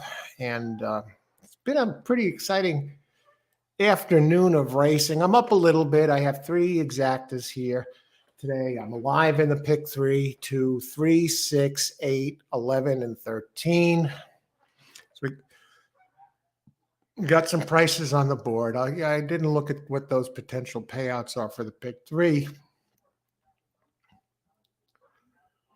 Irene, it looks like I did flip Andy Byers' pick on this race. He was on Ushiba Tesoro. I really like that. That's the one I like.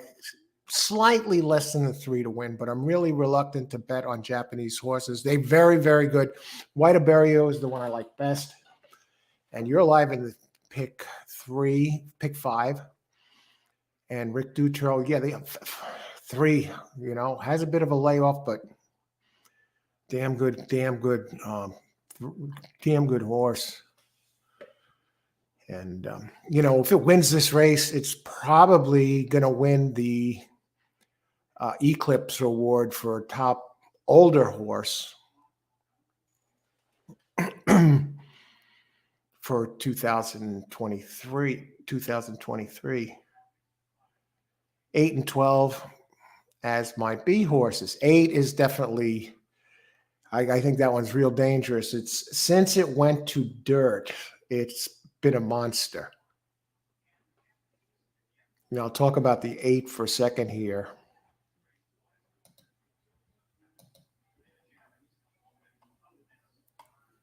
If 3 runs the race it ran, last race it's over.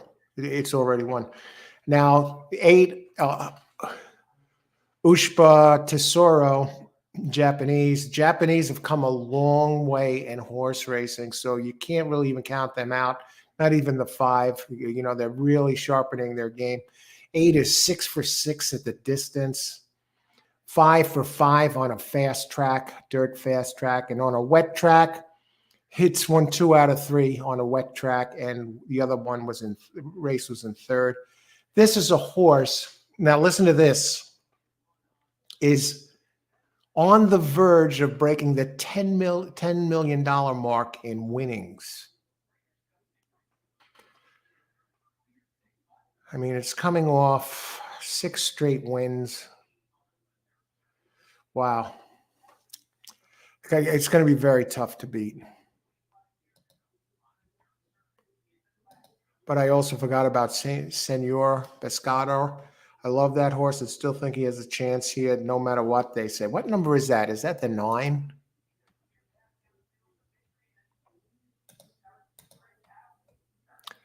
I think it does have a chance, actually,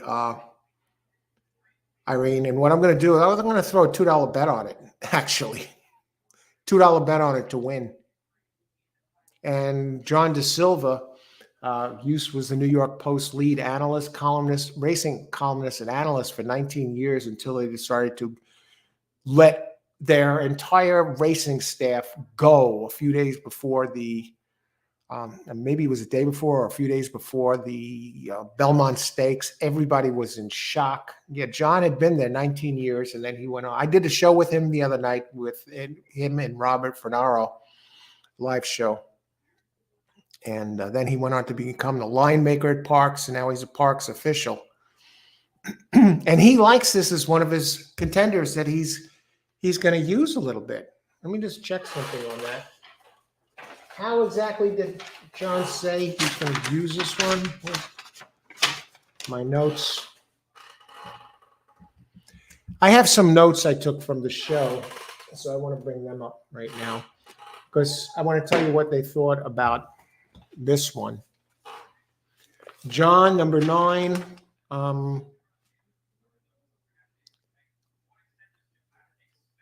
He's using it probably not for the win spot, but he likes it to, for your supers underneath, down deep down, or even in the 5.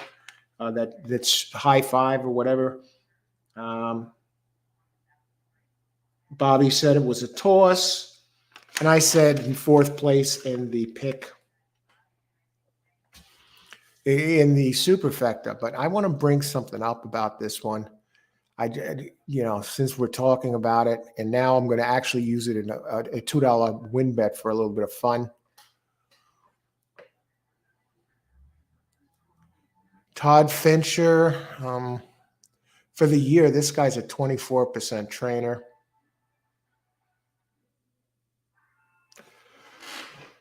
Six wins out of 14 tries. I just want to bring up its closing kick. It was beaten by Arabian Night 2 back. 2 races back, but it took some money in that race and only finished 2.5 lengths behind Arabian Night. But this one can close into this, and I think is going to appreciate the extra distance.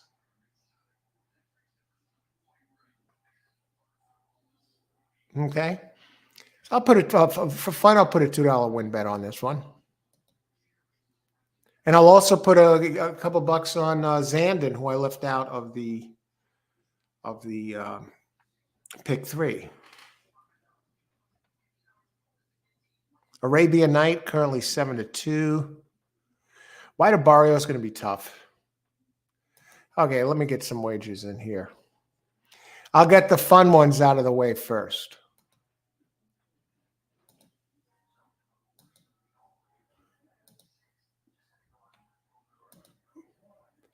Uh, 2 and 9.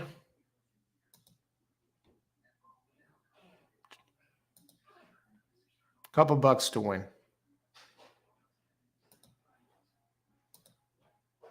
All right. That's out of the way. And I'm still thinking about my actual play that aren't fun. They're all the business plays. Now,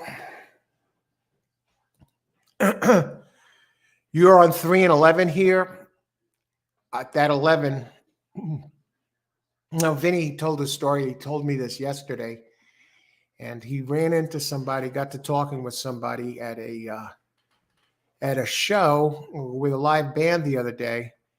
And he knows Linda Rice, and he's involved with horse racing. And he says he does have a tip for today. And he says that the 11 horse that even Linda Rice is going to be betting on number 11, Bright Future. And he's definitely pound it. And he says apparently there's some sort of inside information or something about it that I didn't catch Vinnie exactly what he liked about it. Maybe we can ask him when he comes back. But Bright Future number 11, and that's the Pletcher and Johnny V horse, and owned by Mike Rapoli, the $1 billion. Look at White Barrio. What a beautiful! He's a white horse. Anyway.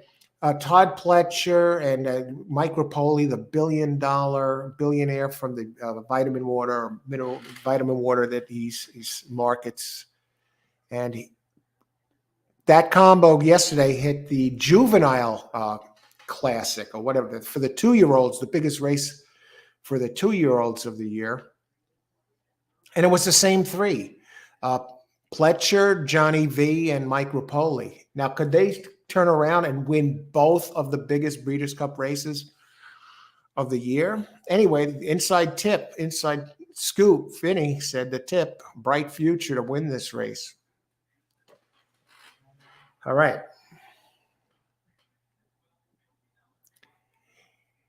White Barrio. Okay, 9 minutes to post. I'm thinking about this. Let's catch up. Irene, thanks for discussing Senor Boscato. I missed the show the other night with the Silva. Well, I only caught a few minutes of it. You're probably right, though. He's probably a better choice for underneath. Yeah, but he says, I don't know. He said he's going to watch the board, and he wouldn't be completely shocked if it did win. Ashley Ortiz, box 310. Wow, that's the other. Now, number 10 is the other Pletcher entry.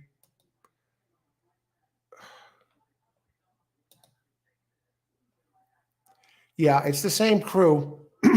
Todd Pletcher. No Johnny V though, but they do have Jose Ortiz up on Dreamlike. And again, Rapoli, Mr. Mineral Water. So Rapoli has this 10 and 11. Again, Rapoli won the big one yesterday. And this one finished second by a half a length behind guess who in the Pennsylvania Derby, Saudi Crown. Only a half a length behind, and it was closing. This is a real big closer, big time closer. And you can excuse the race 2 back. It has the shabby number 83. It stumbled out of the gate. So there's an excuse there. And now if you go further back for the Wood Memorial at Aqueduct, a huge race, Derby, Kentucky Derby prep race,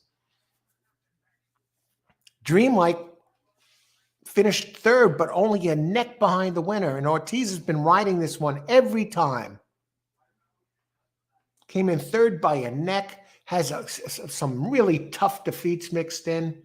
But overall, in the money 5 out of 6 times. Hey, Al.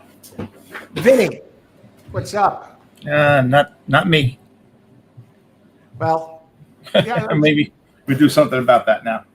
yeah, I was just talking about Dreamlike, number 10 at 30 to 1. And it looks like a big closer. The race 2 back, it stumbled. So you can excuse that.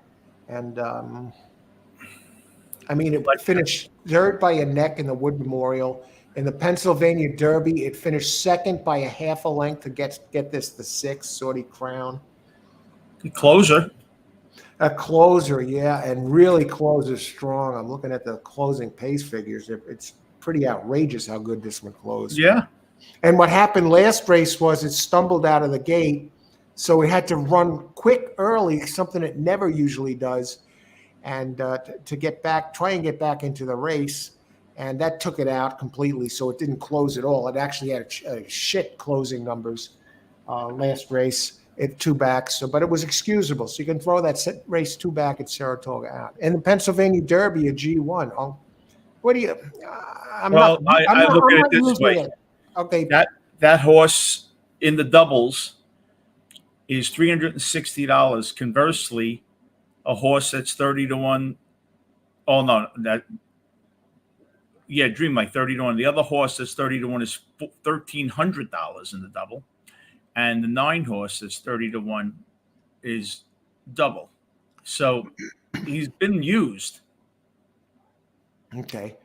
Now I'm using it. I put $2, a couple of fun bets, a couple of win bets. I put $2 on the 9, a closer, and $2 on the 2 because I left it out of the pick 3. And I think the 2 is a second place machine, but you know, there's some words. Jennifer, in fact, who just made a pick here, said that there's some sort of rumors that 2 has something with its foot, its hoof, or whatever that might be a problem. I remember her saying that. That's great information. But Jennifer is sticking with it, going with that too. 2, 6, 8. I love the 8. I love the 8. The 8's really my co-favorite with the 3 and 10. The Rapoli long shot. 13 is a live one too. 2, 6, 8, 10, 13. Good luck, Jennifer. What channel is it on, Al? Because I see on TVG it's not available. 4, channel 4. Channel 4? Okay. Yeah. Stephen R, 2, 3, 6, 8, 12. My tribe box. Yeah, you should have a good shot there. You want to sneak that 6 in there. Good luck, everyone. Thanks, Stephen. How many minutes to post? Down to 4 minutes. Can you believe this? Number 9, I put a $2 win bet on Senor Pescador for fun. We're getting right now, 45 to 1? Al Roker likes Senor Pescado. Buscador. Al? Yeah. I played the largest show bet I've ever played in my life on this Saudi Crown. Let me tell you what. Okay, now listen to this. The place price on this horse is $540. That's a gift. I find it hard to believe that 6 would miss the board.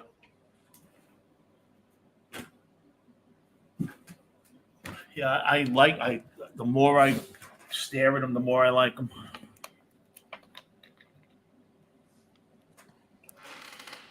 What I'm going to do is I'm going to go with exacta 3-6, 3-8 over 2, 3, 6, 8, 11, 13. Now that is 1, 2, or 1, 2, 3, 4, 5, 6, 205. That's a $10 bet. Okay, and then I'm also going to throw a $2 win bet on number 11. Okay, let me get this in.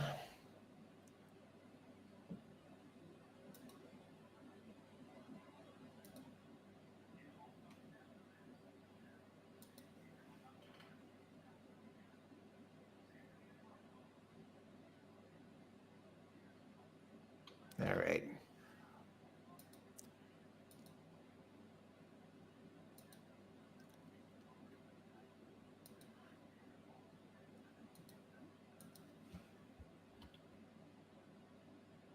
Okay, so let's get this rolling here.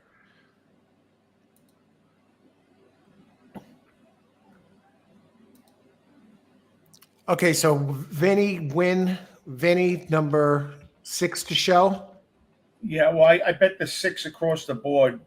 Obviously bigger on show, and I have the with the 10, 11. Across the board. Board and a big show bet. And what's the other one? 10, 11. What are you doing with the 10 and the 11? Triple box, 6, 10, 11, and an exacta box, 6, 10, 11. 6, 10, 11, exacta, and try box. Okay. Right.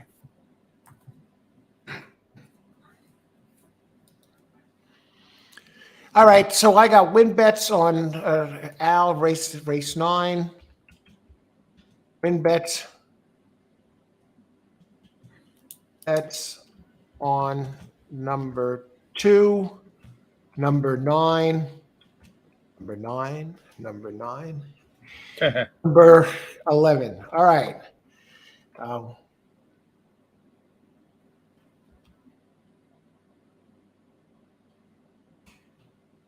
And an exacta of and exacta of 3, 8 over 2, 3, 6, 8, 11, 13. All right. They're at the gate already? Holy crap. Okay.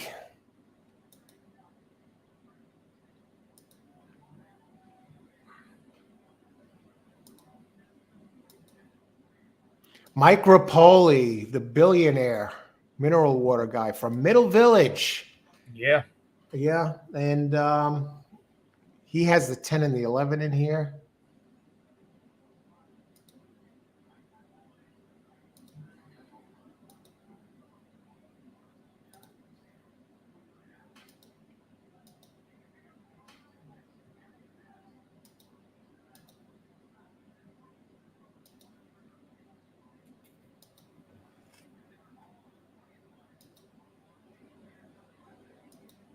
It's that time, folks. Big races here. Good luck, everybody. Yeah, good luck, everybody. Enjoy the race. This is the one. Race 9. I want to thank you again for co-hosting with me today, Vinny. You've You're been very welcome. flat out terrific. It's an honor. Thank you for having me. Oh, you're welcome. It's an honor for me too. And they're off, folks. And Arabian Night gets to the front, but here comes the 8. I didn't realize the Japanese horse is a white horse. We knew that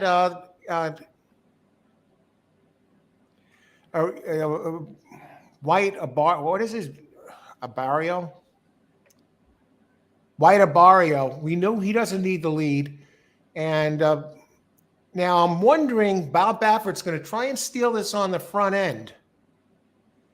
And God, it started, I didn't catch the very beginning. How did he cut across from the 12 to get to the front so quickly?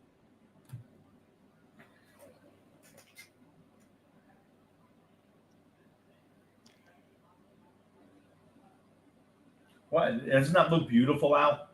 Yeah, look at that. It looks like a video game. How long is this race? A mile and a quarter, I believe. Oh, Yeah. Look, here comes White Barrio.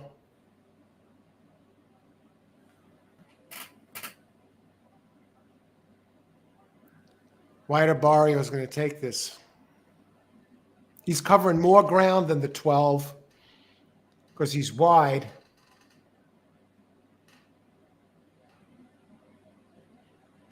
Wait a second. Here comes the 8.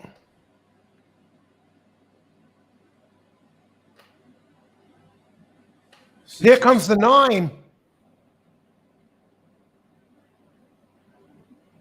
What a terrible pick. Oh my God, the 6 is terrible. I didn't use the 5. The Japanese horse. Oh, you're kidding me. 25-1.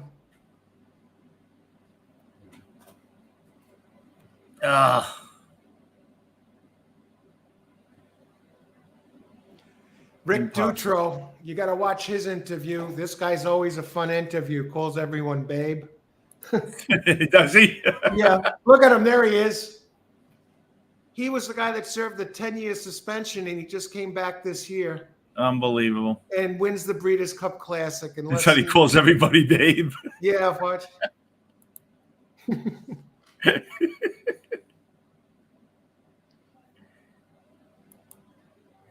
Big shot.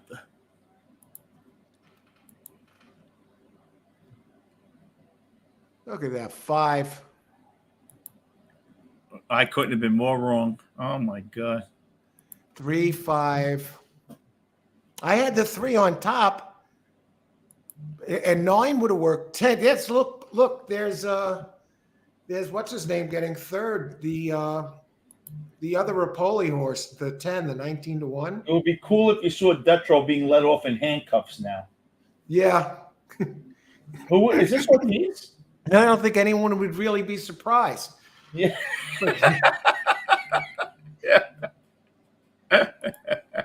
25-1. White Barrio. That's what I said before. The only horse, if he does a repeat of his last race, the only horse that could beat him was Flightline, the one that just retired. Jeez.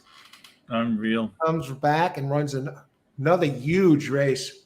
Hey, Stephen, how are you? Stephen, yeah, I'll look quickly for what I will actually give out a free pick, huh? We're 39 and 19, 39 and 23 so far this year. And let me just see what we were using in the jet. That 3-5 exact is going to be $179 That's amazing. For $2. Yeah, So. This is one of my worst breeder cups I've had. We have that final. I got to raise. I'm going to that game actually. No, we have the Chargers winning that by a point. Yeah, so 21-20. Yeah, I think the Jets at home, Chargers coming east Monday night. Jets will be showing up for that one, Stephen. Yeah. Good pick. What was that? What's that game, Vin? The Jets. I like the Jets plus the points at home. 3.5. Yeah, it started off at 1.5. And I'll tell you, if that line goes from 3.5 to 3, where they come off the 3.5, I bet the Jets on the money line to win the game. Because when they come off a 3, generally, the side that they move on is usually the side. Look at that, Derma shot. Wow. Verdine. 5 is like ready. Arabian Night. I didn't like that horse. I didn't think that horse would be there. I thought it was going to be the 3 or the 8. Those are the ones I like best. And I got to run, Al. Al, it's been wonderful. Thanks so much for joining us today, Thank Vin. you. I'll give you a buzz tomorrow. We'll talk. All right. Have a good Take night. care, everybody. You too. Okay. Bye, everybody. The great Vinnie Bracco. So he gave us a pick here. Now I'm looking at this here. Irad Ortiz wins the Breeders' Cup Classic. I'm going back. Al Roker. No, just didn't have it. I want to see Rick Dutro, what he has to say. He calls everyone babe. Let's see if he does it. Watch this. They're going to bring Dutro up, I guess.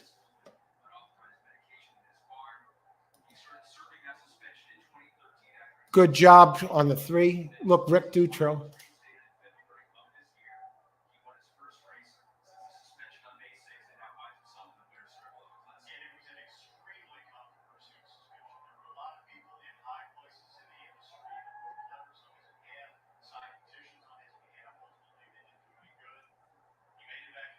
Good job, Irene, on that 3. Excellent. Ashley, you just missed. That 10 came in 3rd. Good, heck of a try.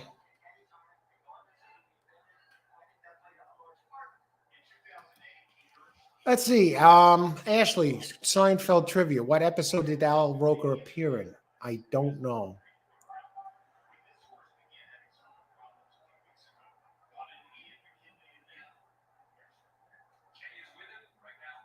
Here's Rick Dutro. Let's see what he has to say. Call him babe.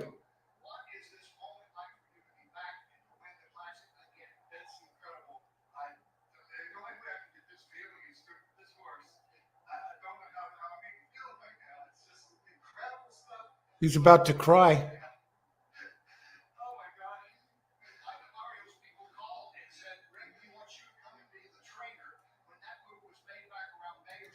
I didn't get it.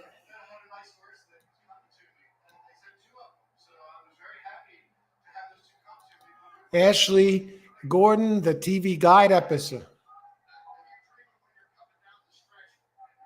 Yep, exactly, Stephen. 6 got pounded late. What are the odds on the 6? 7-1. Holy crap. It was over 13-1. Verdine.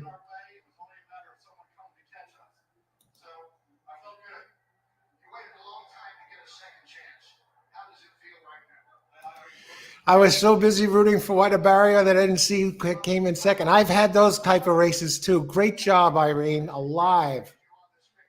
So close.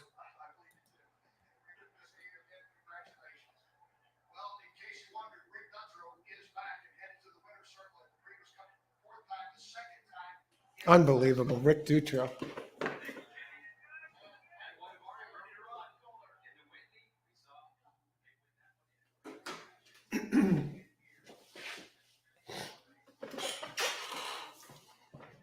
All righty. Feel good story there. Suspended for 10 years, controversial suspension, and now he's back in the winner's circle. He had another Breeders' Cup victory? Let me see. Rick Dutro Breeders' Cup.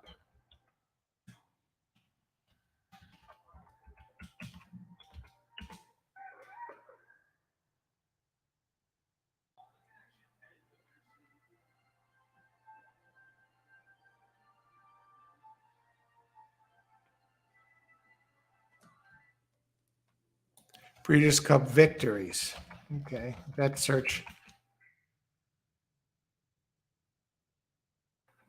I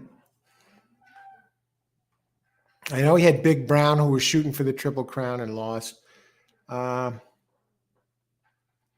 He was New York's leading trainer in 2001, 2002, and 2005.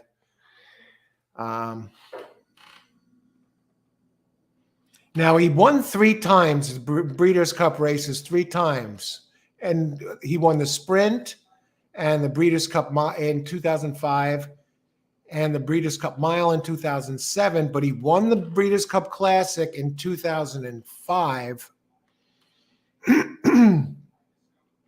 And now this is his second Breeders' Cup Classic, 18 years later in 2023. And who did he win it with in 2005?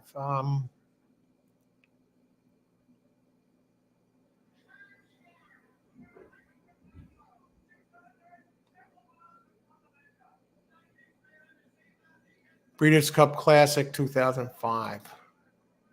That's before I got started. I was a horse racing fan, but I was not a player. Breeders' Cup Classic 2005. I don't know if I watched that one.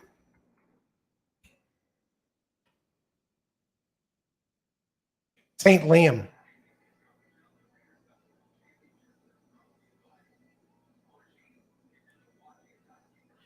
No, I didn't watch that one. So this is Rick Dutro's second Breeders' Cup Classic. Vinnie, Jets 3.5. Steven, you know, I would have taken I'm not going to bet on the game. I don't bet football. I don't bet sports. I bet horse racing. That's it.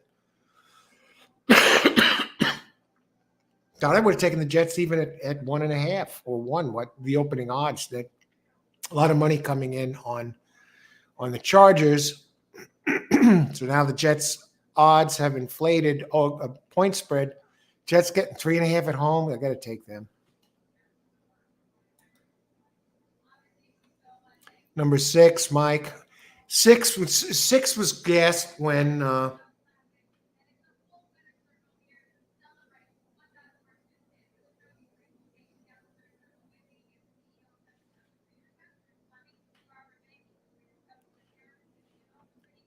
your 6 never get the lead. That was its problem right there.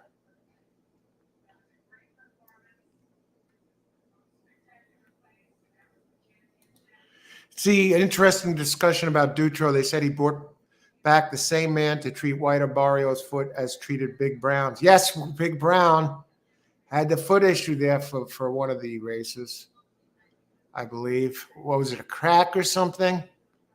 Brought the same man back. This super's going to pay. They got prices here. White Barrio, Dime Super, $1,060.14.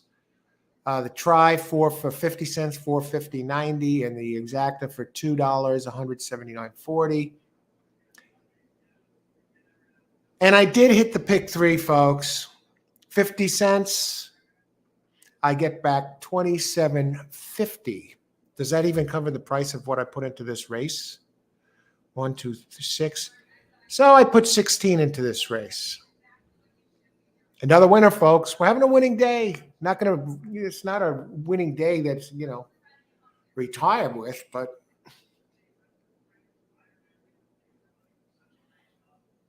and that pick 3 cost me. Yeah, that cost me.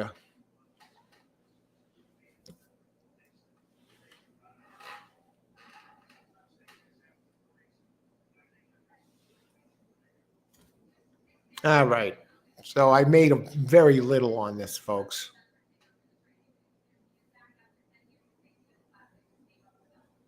$5.20 when all is said and done. All right.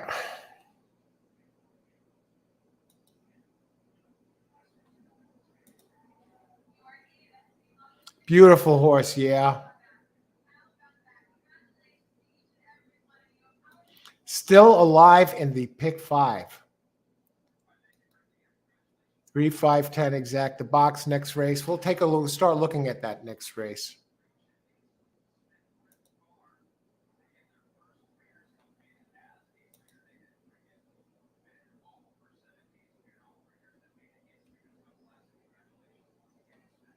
You close the ones I'm not using.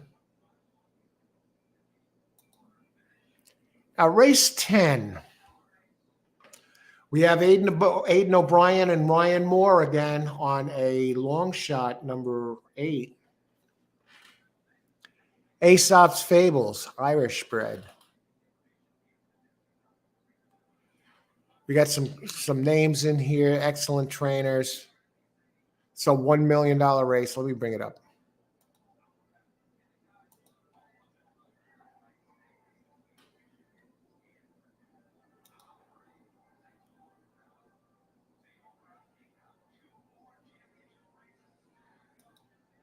Let's talk about it. This is going to be fun.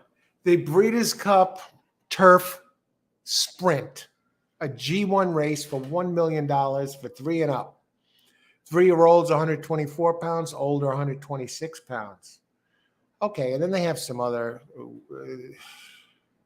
Southern Hemisphere horses, 3-year-olds 122, older, still 126. It's for fillies and mares.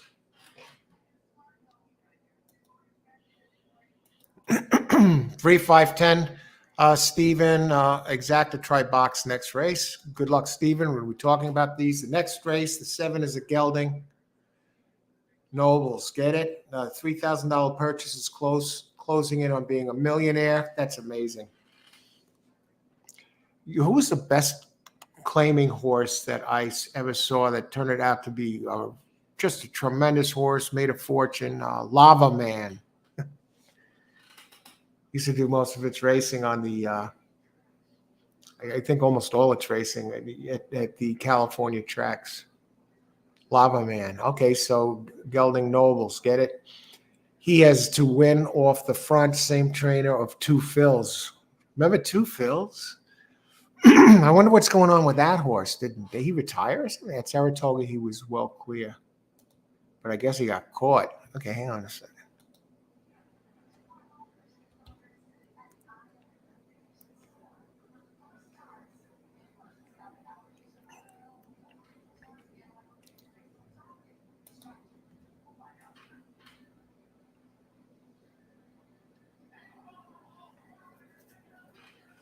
All right.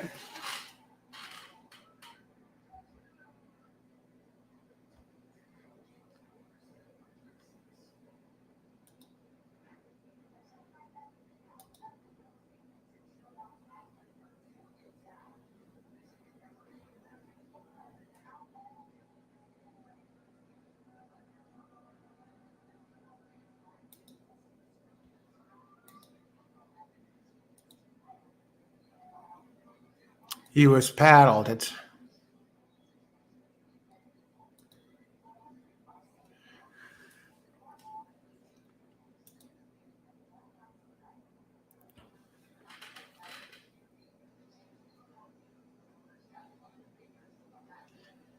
okay.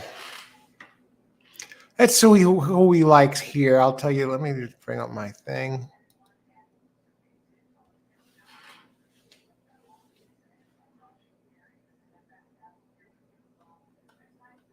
So we hit the pick 3 last race to win a net $5 on the pick 3.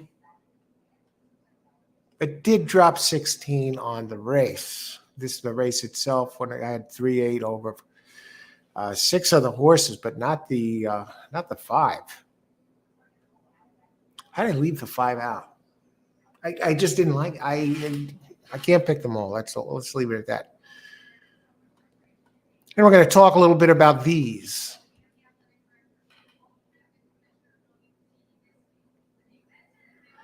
Now, I know somebody liked, who was it? Chris? I'm trying to think of the name.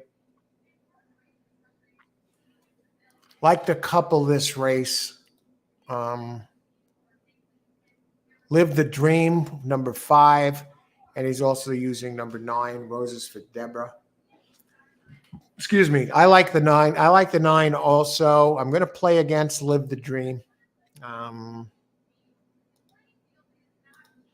Roses for Deborah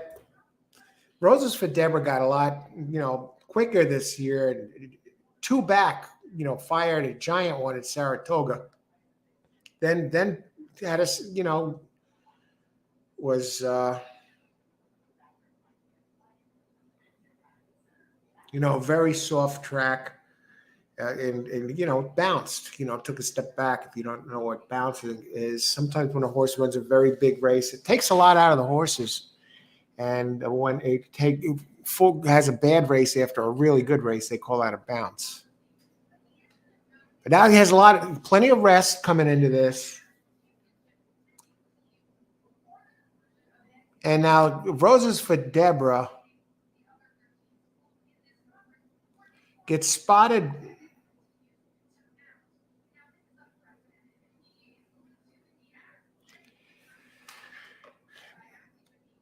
So roses for Deborah.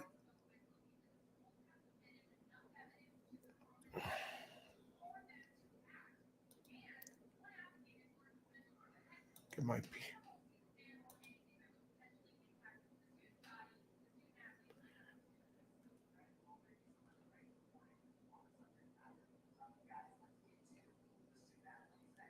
You know, it's a filly going up against the boys here.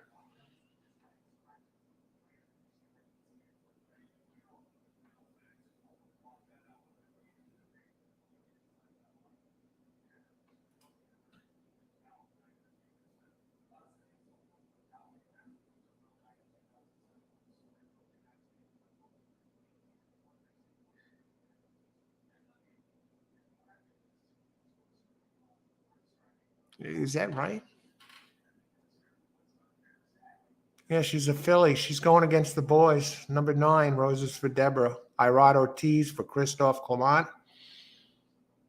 I like her. I like her. I'm going to be using 9. Just want to double check that.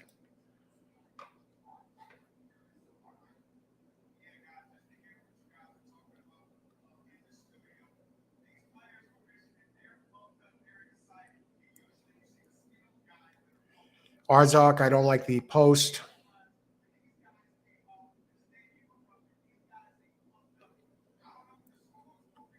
I like Gear Jockey. I'm going to do a box here. I'm going to, go for it here. Number 6 is a price. Jose Lezcano won the last race at G2 at Kentucky Downs. Has one race here, came in 3rd. At the distance is, it's a 6-year-old. I prefer this one underneath, though. Another that I'm considering is Brad Cell.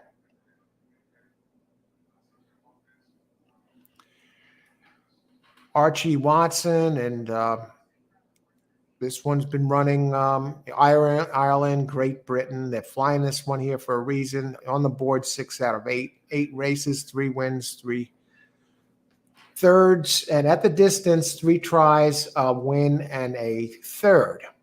And this one opens at 5-1. That's number 2. I think we're going to do a 4-horse box here, folks.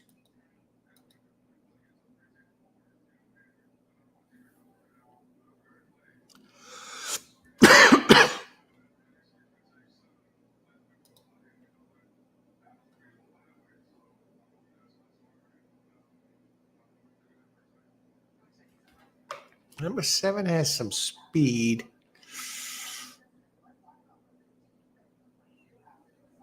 No. Not really getting big prices on the ones I like. 2, 6, 9, and 10. Get Flavian Pratt back. You say he has 6 wins out of 15 tries. At Santa Anita, though, 5 races, 2 wins, 2 seconds, and a third, and never finished worse than second at the distance. 4 races, 2 seconds, 2 firsts, and 2 seconds. Gets Flavian Pratt. One I was looking at a little bit was Nobles, but the Rovelli Dangerous Trainer, 31% for the year, 226 races. And Jock has no record to show at this track. Corrales has early speed, has won 3 out of 4, never raced here, 4 for 7 at the distance. Let me drift back to that 6, Gear Jockey.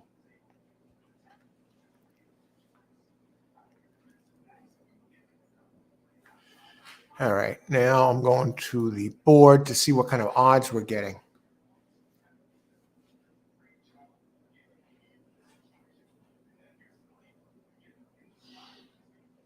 I'm more inclined to go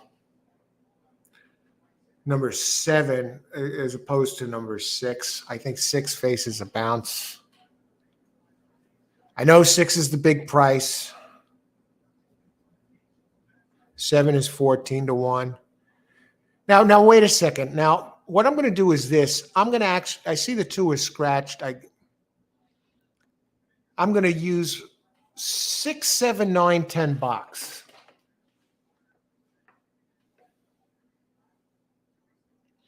Now, Ryan Moore is not getting respected at all, and Aiden O'Brien on the 8. Number 8, Aesop's Fables.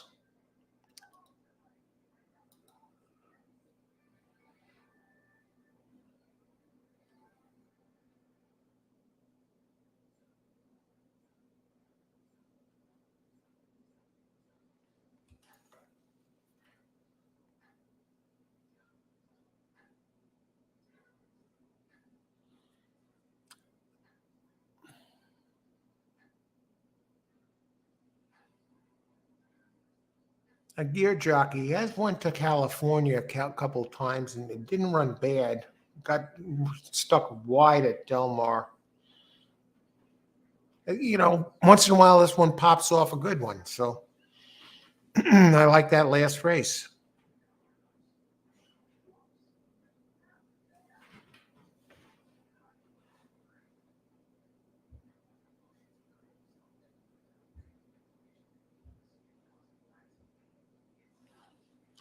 Let me just look. I'll make sure I got this one. I think the 10's a big player. Look at these buyer numbers, 103, 101, 102. I could see this one winning, or maybe just use it in boxes with the other 3. But now, keep in mind, I'm leaving out Live the Dream. 15 minutes to post.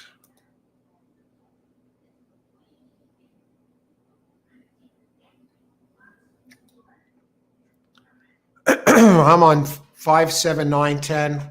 I'm on the 7, 9, 10 2 here, Seal. And you're on the 5 too, except I got the 6, 7, 9, 10. Okay, Ryan, unreal. Rogers took 3,200 from me. Damn. You were all over that 5, Verdine. Ryan O'Halloran. All right, Ryan, who do you like here? Good luck today. Thanks for joining us. Barcel was scratched. Yeah. Okay, thanks, Irene. Saw that. Check the works. Nobles, get it? I got 7. Okay, get it. 3,000 purchase. He is. Let me just see those works now. I see you got that. And you see, I know the horses by the number more so than the name, except for, certain horses like White Barrio. But, it didn't. Okay, let me just look at this. The works of No Balls. Wow. First to 48, 46 flat. Great at the distance.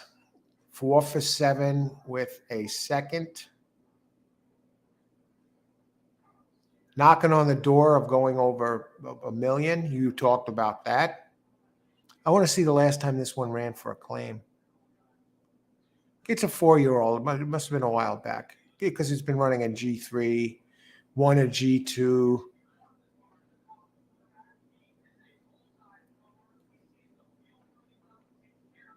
I mean, it's fast, very fast early.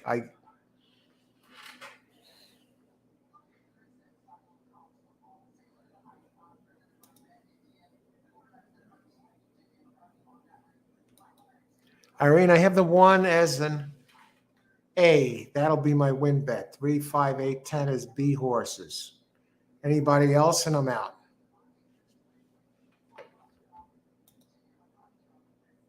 One is the A. Big Invasion. Let's talk about it. I mean, this one ran real quick in the summer. In the summer as a 3-year-old. But since then, it really hasn't improved. He's going to have to improve a little bit to get this done here. And let me just bring this up, the Invasion. Saudi crown, huh? Oh, jeez.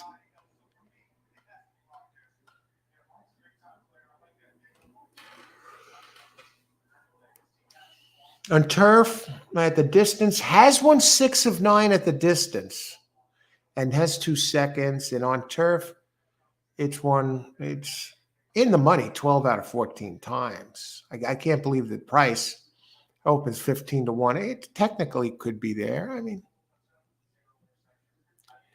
it should save some ground inside, keeps the regular jock Rosario. He's an excellent horse. I mean, it's in the Breeders' Cup. What else needs to be said about it? I think one that's going to take a lot of money and Caravel, Brad Cox, Gaffleone up again. This is a $1.9 million earner, 3 for 4, 12 at 10 for 16 at the distance with a second. Never raced here.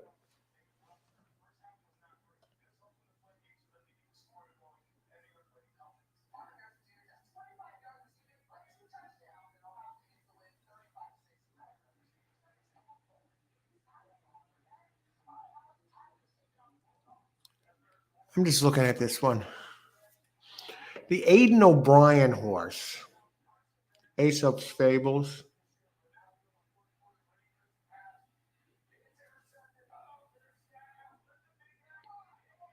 3-year-old, been running a lot for a 3-year-old, already 11 races. 2 wins, 2 seconds, and 3 third. Aidan O'Brien and Ryan Moore, they got it done earlier in that turf race. The dynamic duo of horse racing.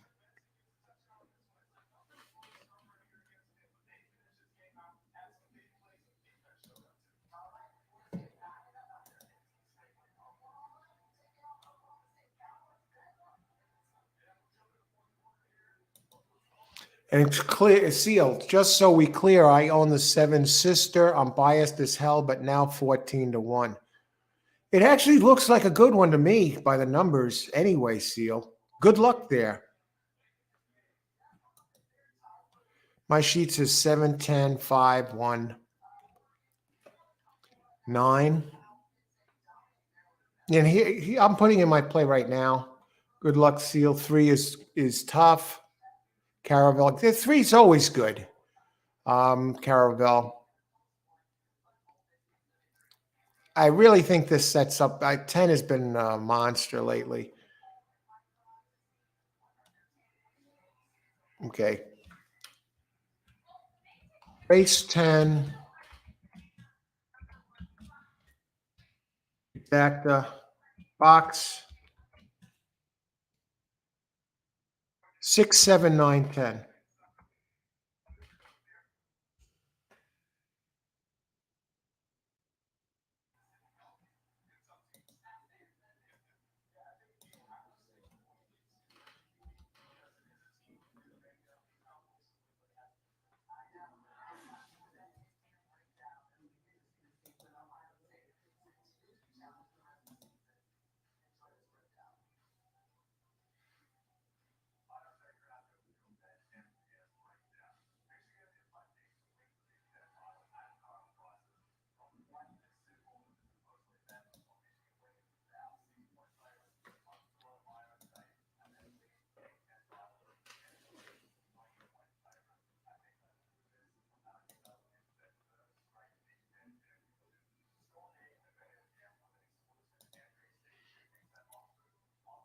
Six now 38 to 1. Let it keep going up.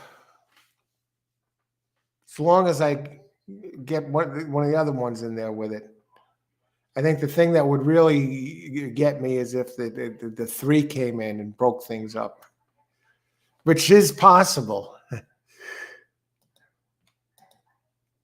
Okay, be back in a few. Be right back.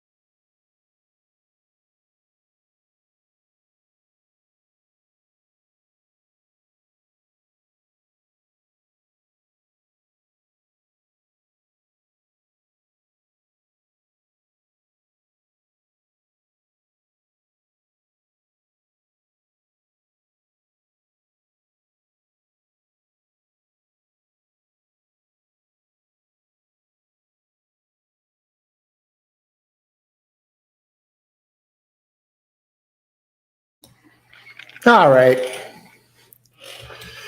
And we're up to race here. Santa Anita, the classic's over.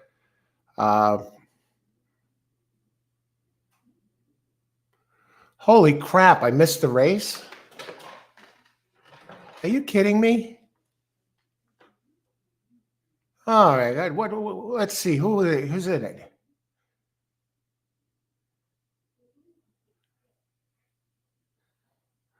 I see 1 came in 3rd. 10 is all the way in the back. 7 did win. 8, I almost got it. But Seal did call it. Great call, Seal. Oh, man. Irene, you were there with that one. Seal. Noble wins. And I know that one. In the next race, great job, Seal. You called this. 7, a gelding. And what a great call. Tremendous. Congrats, Seal. To the connections, yeah. And who is this?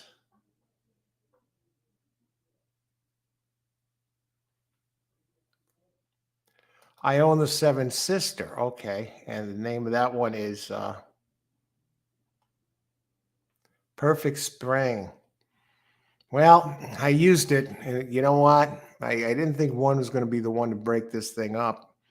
I was concerned about the 3. The 3 didn't show up. Leloy. Exacta box. What happened to the 10? I didn't even see the freaking race. 7-1. That's a $1 exact, $115. Ryan Moore sneaks into 3rd with his freaking bomb, making a 50-cent trifecta over 500, almost $600. 10-cent super, $694. Jockey on the 7, Corrales. No sign of the 10.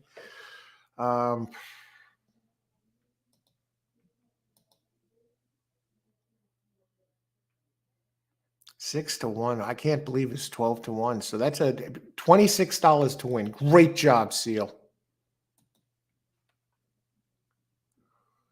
1, 2, 3, 4. Doubles 5 and 10 with 6. High 1, 2, 3, 4. X int.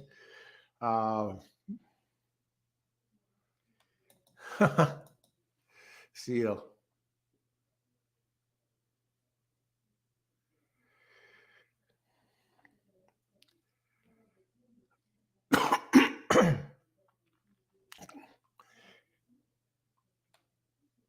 And Noble, Leloy, great call. Leloy, 7.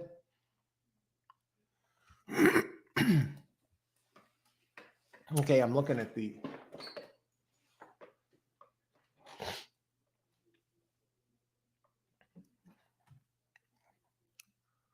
race 11. What do we got here? It's the last Breeders' Cup race of the day, folks.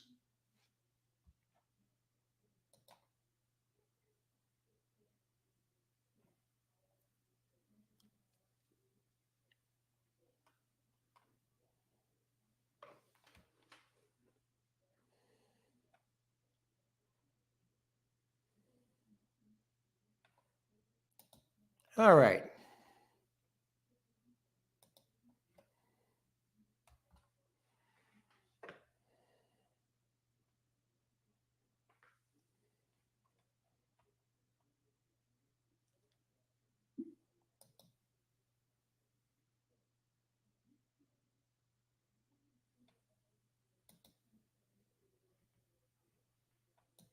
Let's talk about it.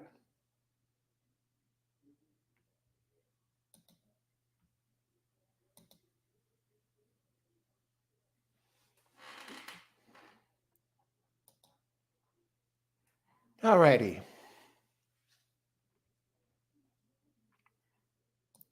Been out here since the beginning today.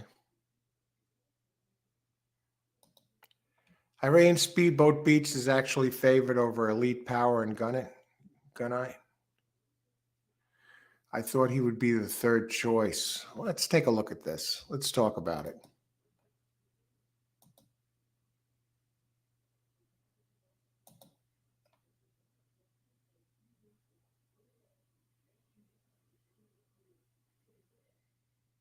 D'Amato has a couple of entries in here.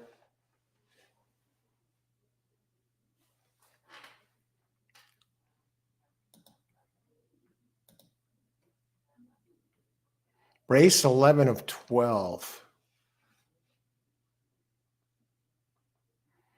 We have the gun runner entry in here, number 9. 3 is scratched. American Theorem out of American Fararo scratched. Have Wesley Ward in here on a complete bomb. Nakatomi.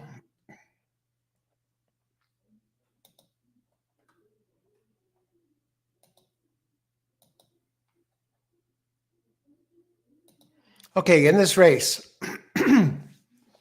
it's another $2 million race, folks. So they make this a big one.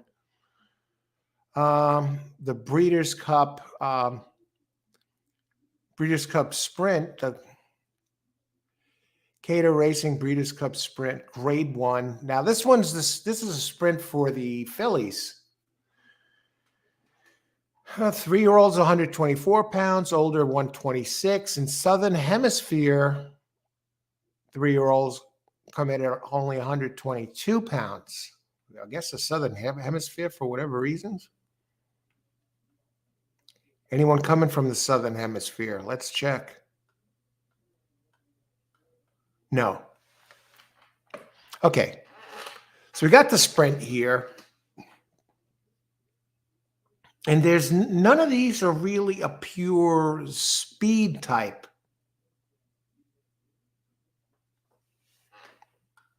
You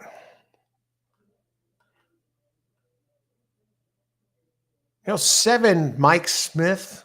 Mike Smith, I think he holds the record for most career Breeders' Cup victories. You failed on what looked like the best favorite of the day, Tamara, yesterday. Mike Smith didn't get it done. And surprisingly, Bob Baffert has not been in the winner's circle today, and he had the morning line favorite in the Classic. So you team Bob Baffert with Mike Smith on Speedboat Beach.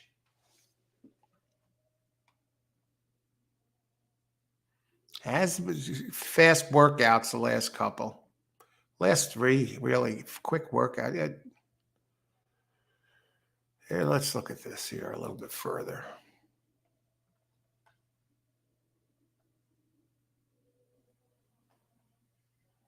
Ravelli, Nobles.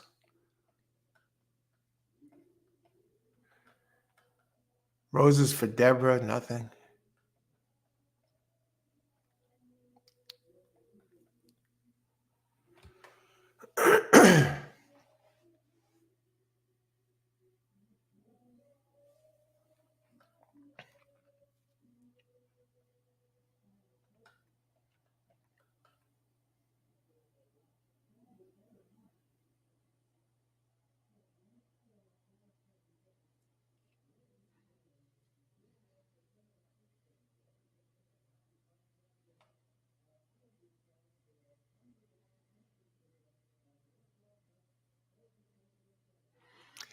I have to say Dr.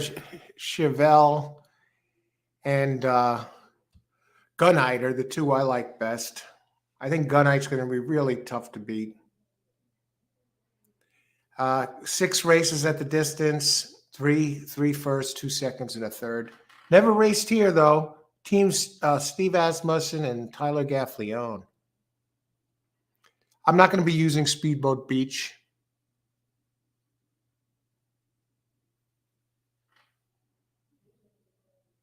I don't like its turf races. Oh, wait, this isn't a turf race. It's a dirt race. Hang on. No, I'm still not going to be using. It has run well on dirt, the 2 races. I do. I think 7, 9 is going to wind up being favored. Even ran in the Dubai World. It ran in Dubai in March. And that's a G1 race and finished 3rd, but only a half a length back. Of course, Tyler Gaffleone went with this one. that Gaffleon, and that Gunite. Now Gaffleon's the only jockey this horse has ever known.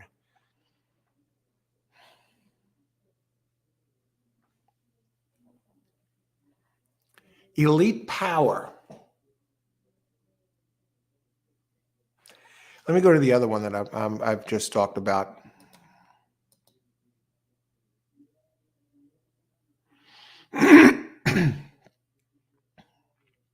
Dr. Chevelle.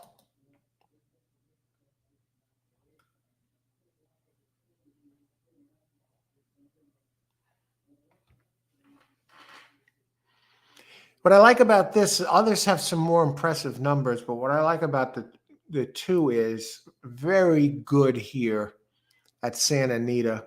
4 wins out of 6 with a third, and 9 races at the distance, never missed the board. 9 has won 6 of 9 at this distance with a 6 furlongs and with a second and 2/3. I'll use both 2 and I'm going to try this again, folks. We're going to try this again, 2 and 9 on top.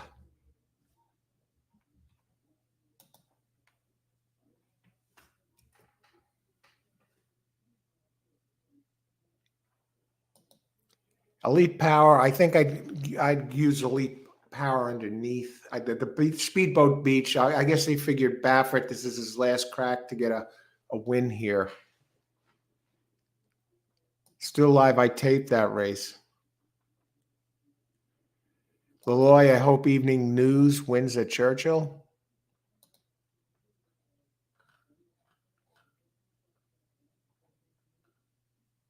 That would be one hell of a win.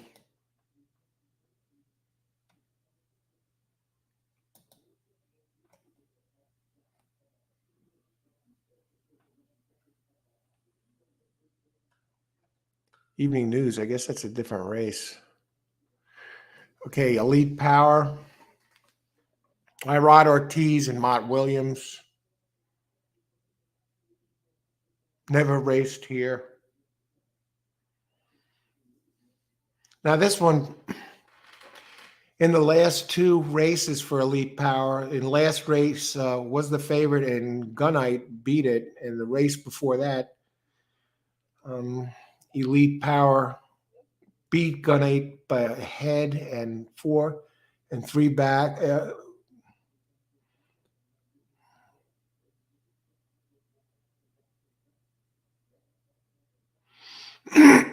Elite Power beat Gunite.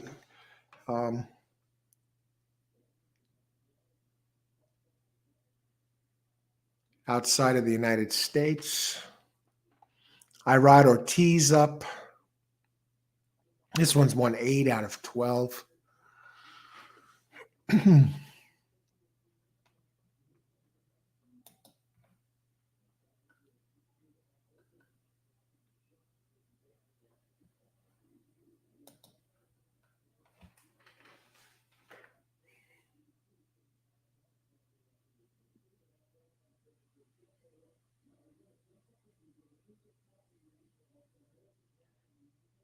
I think we're just going to go 2-9 here to start off a double.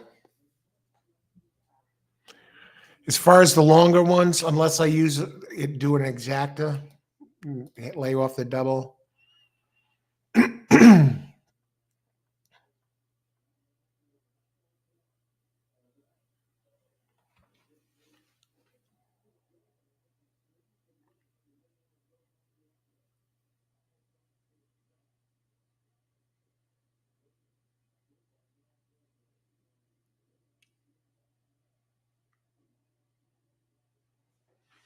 Okay. As far as longer ones,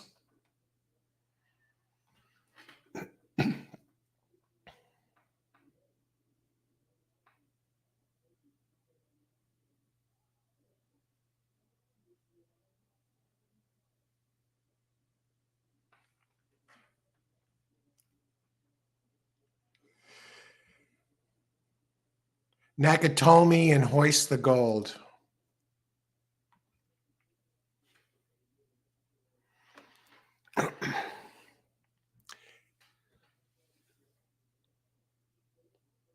I mean, they have some interesting races at a price. Wesley Ward Nakatomi, 99, 96, 91, and breaks inside. Richie Sambora.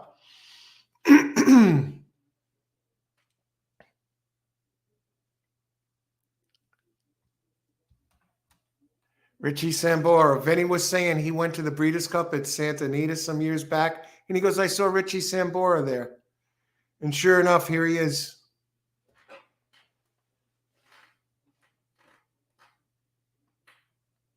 Let me text Vinnie. Richie Sambora on TV.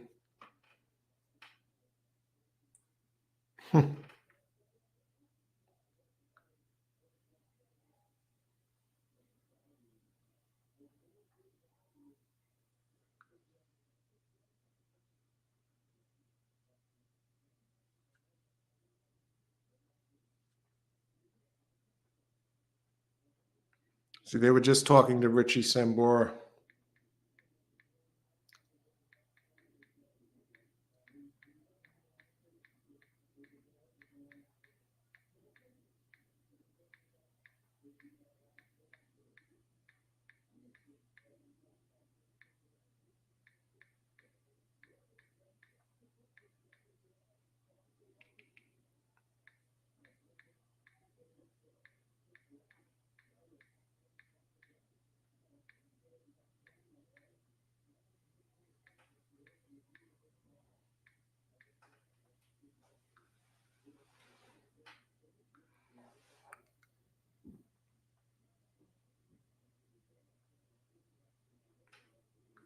All right.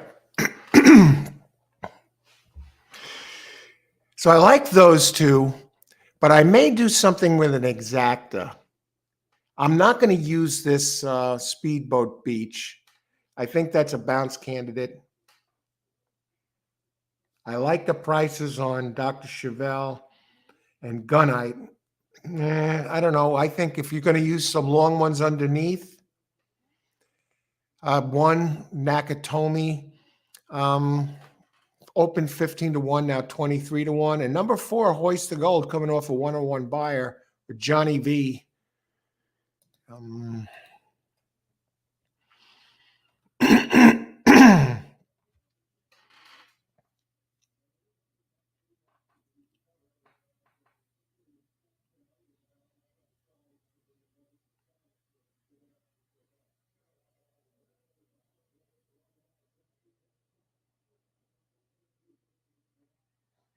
Hoist the Gold. I think this is a player.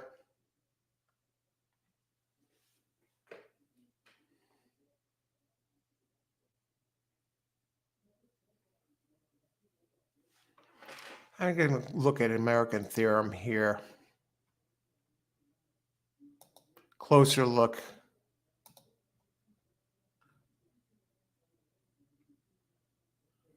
And Nakatomi is the one I want to look at.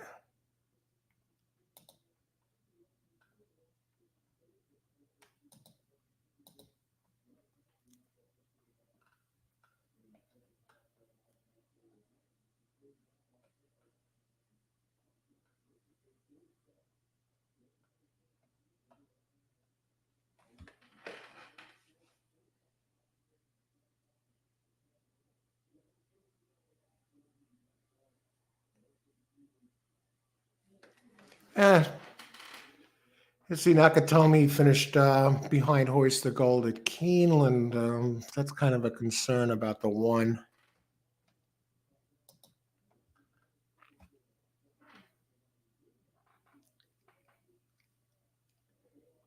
Not far, less than a length.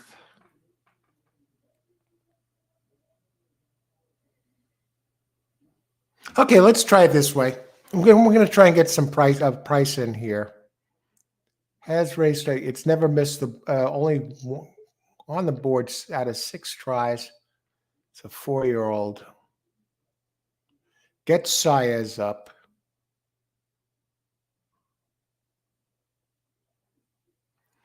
Now, keep in mind that Dr. Chevelle did beat Speedboat Beach by a head last time. here at this track. 4 for 6 at the track. So let's look at this. Let's go 2, 9 over 1, 2, 4,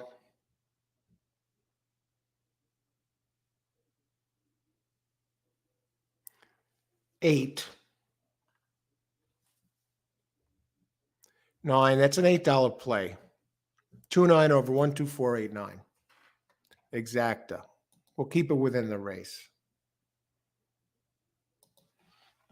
Race 10. Exacta. We've had a few exactas and a pick 3 today, but no bonanza hits. So we're doing all right, but not, a little ahead, but nothing to write home about. Beats losing. Let's put it that way. Let's see, 2, 9. And this is Bob Baffert's last chance to get a Breeders' Cup. I don't think did he win a Breeders' Cup race yesterday? I don't think so. 1, 2, 4. If I get the 1 or the 4 underneath either the 2 or 9, it's gonna be a good one. 1, 2, 4, 8, 9. I'm not a fan of Speedboat Beach.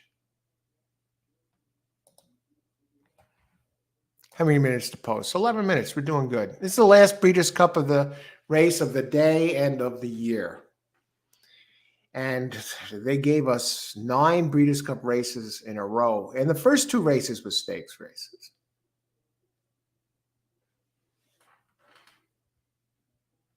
And it's been an absolute blast. I want to thank everyone for being here today.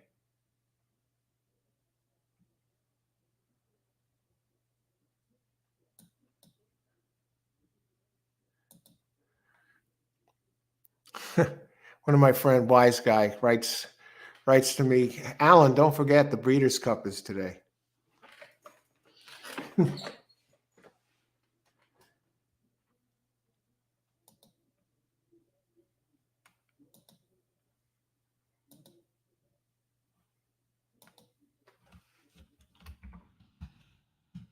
Thanks for reminding me.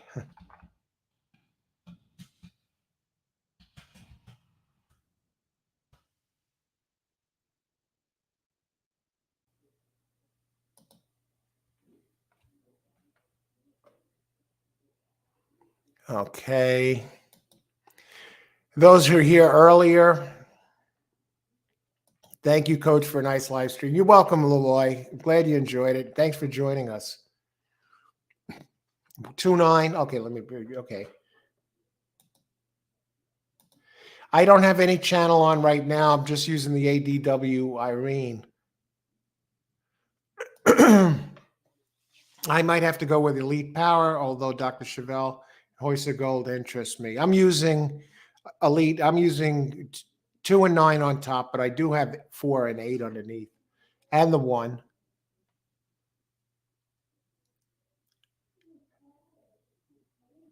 Two 9 over 1, 2, 4, 8, 9.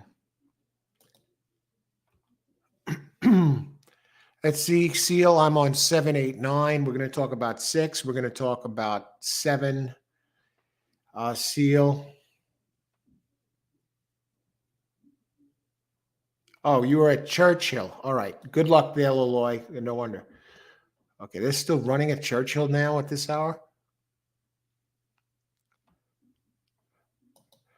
Seal, I've only lost 2 races today in the picks, and I'm down 4 for 5 twice. Please let this last pick hold. 7, 8, 9. Let's talk about Seal 7 since you're the first one that mentioned it. And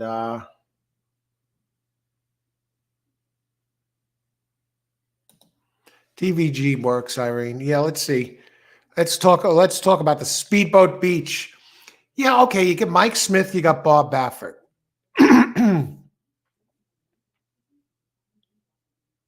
I think you have a good shot to get this done here, Seal. Nice job on that 7 horse, Seal. What was the name of the horse that won? Its name was Seal. Race 2, 7, Seal. Race 2, Seal team. 1660 winner. That was a good one, Seal.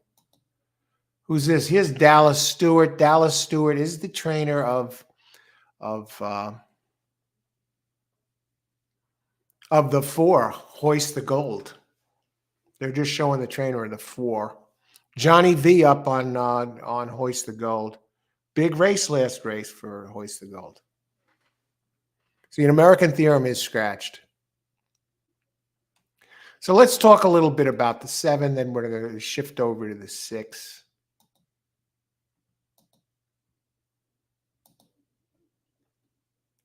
Speedboat Beach. Now it's 3 for 5 lifetime with a second.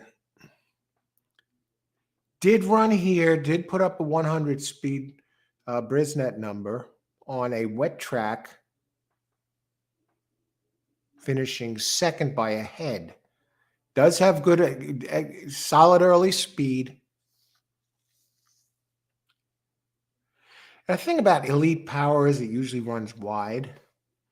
But look at this record. It's very hard to go against it. I'm trying it, you know. I mean, it ran some bigger numbers early in the year before losing its last race. So maybe it's starting to tail off a little bit. Now it did fire a 1 out of 72 bullet workout here at Santa Anita, 46-1 on October 29th, and 10 days prior to that, ran a 5 furlongs, 101-2. And prior to that, on the 12th, so has been working steadily. Another bullet, 1 minute flat and 1 minute and 2/10 of a second for 5. Before that, it worked on the 6th. Before that, it worked on September 29th. So Mont Williams, who's usually not that successful, doesn't have a great rate at Breeders' Cups, but he's having a good Breeders' Cup this year. Won yesterday and has won a win today.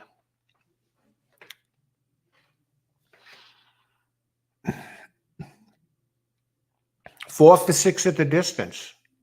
It's very hard to argue with this one. This is a 2.7 million in earnings out of Curlin.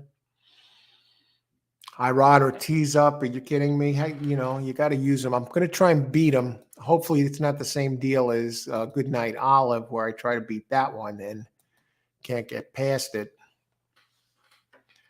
Leloy, you like number 1. I like this one underneath. I think it's running very well right now. Good luck, Leloy. Ashley.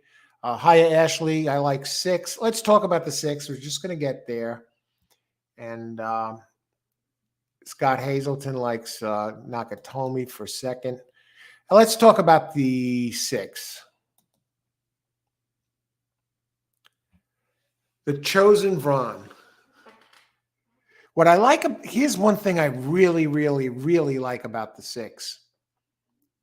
It has a running pattern that, besides the fact that it's won 8 in a row.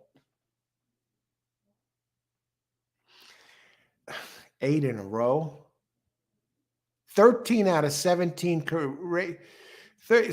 lifetime races, 13 victories, and 7 out of 8 wins at Santa Anita. How could I leave this one out? It did beat Chiavelli. What are the odds on this horse? Let me bring this up, though. I see something else that is really impressive. At the distance, 3 for 3. How can this one? Well, it's the Breeders' Cup. They're all going to be good. But look at this. Watch when I bring up this stat. You're going to love this.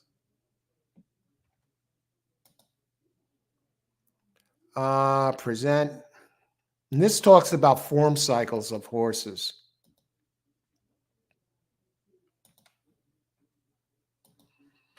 Now look at the running line of this one. The Chosen Vron. I guess you could, I don't know if you could see my cursor. It doesn't matter. Now, besides winning all these races in a row, keeps his regular jock. Has won 8 in a row. And 7 out of 8 here on this track. But what really jumps out at me is, look, look at its numbers. Its last race, it ran a 99. The race before that, it ran a 103. Race before that, 92, albeit a turf race. But the race before that, 101. This guy is chosen Vron is 2 for 3 on turf, by the way. 2 wins out of 3 tries on turf and 1/3. 92, 101. Then before that, 99. Before that, 104. So it seems to run a really big race over 100 and then slips back a little bit into the 90s. Then over 100 again, slips back. Then 103. Then won the race, but slipped back a little bit. Still managed to beat Dr. Chevelle. And so today it's due for one of those ones in the hundreds. What are the odds on 6? 8-1? I'm going to do a side bet here of 6 over 2-9. 6 over 1-2-9. Let's do that. No. Yes. Not 1-2. 6 over 2-8-9. Okay. Do I have time to get this in? Exacta. Come on, man. Where's my thing? Exacta 6. Exacta 6 over 2-8-9. That's my second 2 exacta. They're just about in. And we get this in. Anybody else here? Seal 1300. Okay, I'm on 789 here. James White, how's it going, James? 689 try box. Hey, I think the 10 is really the tough one, but let's see. They're off. And 7 is the wise guy horse, a black horse with the most wins of Breeder Cup history of all time. Mike Smith for Bob Baffert, Mr. Horse Racing, the hair, the sunglasses, the $1 million suits. Okay. And one actually grabs the lead here at 25-1. And we got the 4 there, 2 in the mix. 8 usually runs wide. And so he's out there wide again. And now 8 is really flying, folks. Oh, no. Okay. Where's the 6? Mike Smith trying to get Bob Baffert into the winner's circle.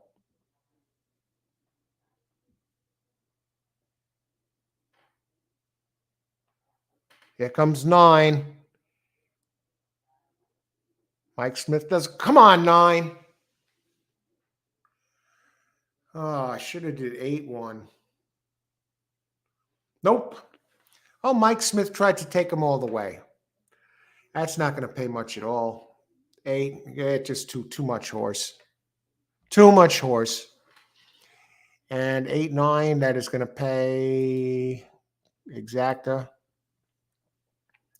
16, it's 7-1 exacta. $16 for a $2 exacta. And one did sneak into third at a big price. All right, what are you going to do? Let's see who got that. I know. Good job, Seal. Okay, you got it home. You got it home. Pay you a little bit. Buy that 6. So I missed my 2 exactas. 2-9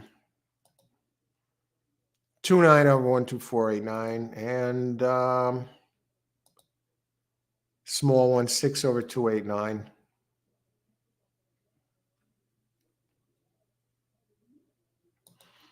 Okay, if it's good enough for Laloy, it's good enough for me.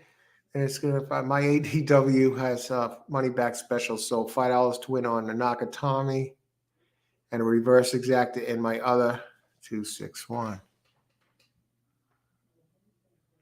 All right. Who else?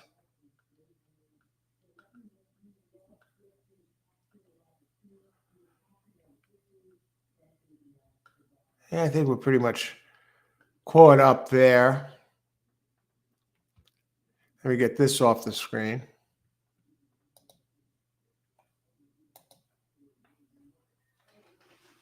And that's it, folks. That's no Bob Baffert. Let me just check. Did Bob win a race yesterday? You see, I didn't see all the races yesterday. Bob, I didn't do a show yesterday. Let's see.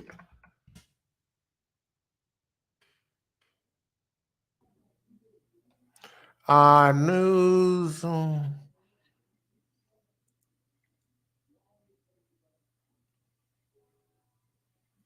Okay. Now, they said Bob Baffert 2 days ago. Bob Baffert with 9 horses, close to the Breeders' Cup record. He is 2 wins away from tying Wayne Lucas for the most number of Breeders' Cup wins. It doesn't sound like Bob won a race yesterday. Let me just double check. They would have had him in there, but Mike Smith tried to give it to him. Good job. He went to the lead, did everything he could. Let's see. Yesterday,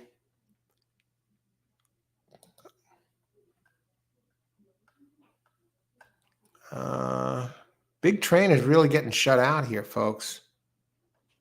For the most part, Appleby had a win yesterday too. Won the big turf race today. William Mott with Just FYI.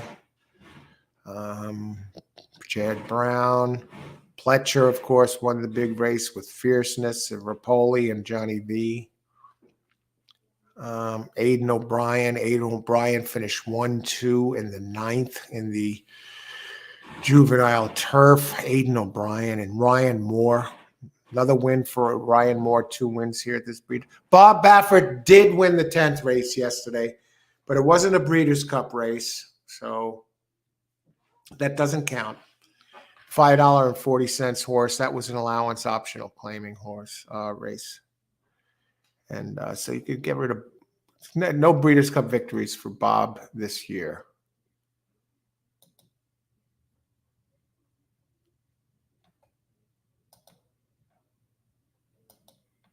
And that exacta, folks, let me just see. 50-cent pick 4 paid $3.88. 10-cent super. 46.28 had the 1 in there, and 7 did finish 4th. $1 pick 6 paid $5,946. So the Breeder Cup is officially over. We don't have anything happening here in this race. Let me just talk about it for a second. 10. Race 10 is on turf.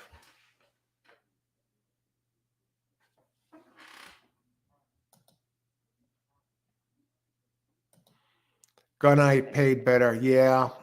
I thought maybe he'd get it. Verdine, boom. $25.83. All right, Verdine, that's how to possibly close out a day.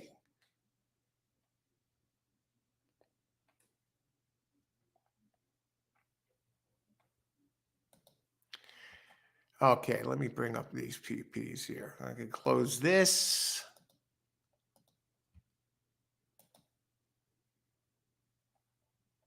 And race 9.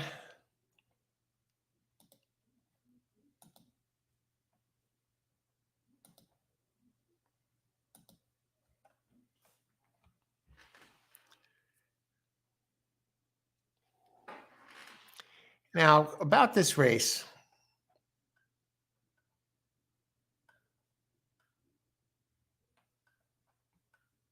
You got some AEs in there, also eligibles who, what race am I looking at? What is this?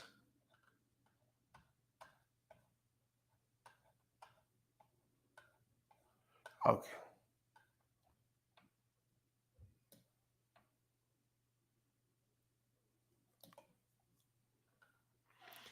All right, here's the deal.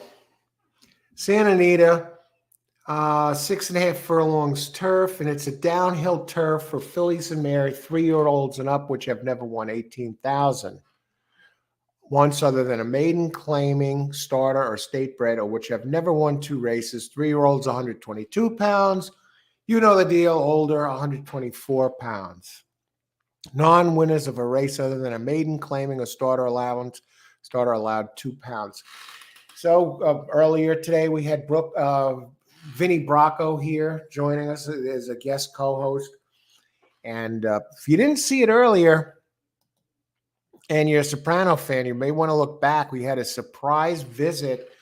Robert Fararo joined us for a few races. He gave me a call. You talk about some racing, and I told him I'm on. I'm live right now. I say, hey, Bobby, you want to come on for a few minutes and say hi? And he's like, oh no, if it's scheduled, it's don't adjust things for me. I said, no, by all means, come on if you can, if you want to.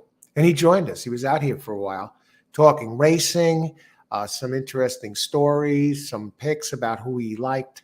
So yeah, Robert Fararo was here again. I did a live show with John Da Silva and Bobby the other day, covering basically the Breeders' Cup Classic, breaking down every single horse. And the horse I like best did win the 3, and I did hit the pick 3, but small pick 3. By the time I paid the 22 and change for it, it was I got back $27.50. And I played an exacta, and I had some nice ones underneath. I put some win bets in, and I didn't have the 5. The Japanese horse came in, and it paid well, very well.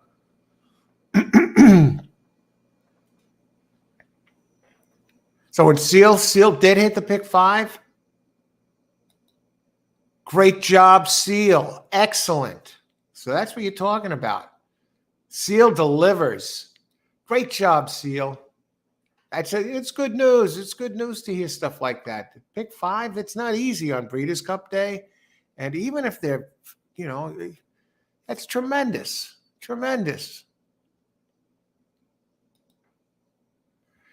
Okay, so we got the downhill turf sprint. It's a tough race to play.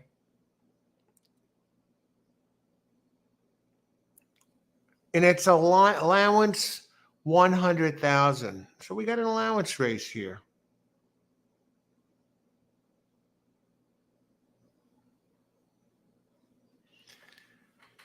Now and number 3 is one of my players here too. Iris Patsy, very on turf at the distance. It's good here at Santa Anita on turf. At the distance, it's 0 for 2, which concerns me a bit. But they have our Ortiz riding for Michael McCarthy. And it has 1, 2 of 6 here at Santa Anita with a second.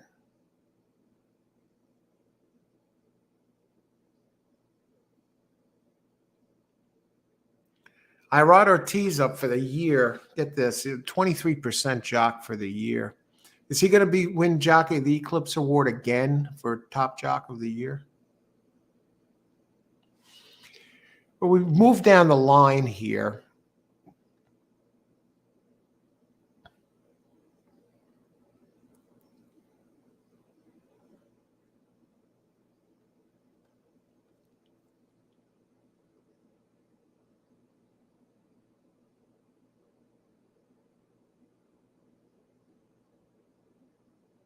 Now, Umberto Rispoli has ridden this one before, and Rispoli had a nice win earlier today. He's won 2 out of 3, last 3 with this one, including 2 at this distance here. So I have to think this one is a horse for the course. In the money 7 out of 10 times. At Santa Anita, 3 wins, a second and 3 third. But what I really like is at this type of race is 2 for 4 with a third out of 2 wins and a third out of 4 tries. So I see 8 is very dangerous. 3 is considered. You got to consider the 3 as well. with Irod. But this one, you know, it fits this race.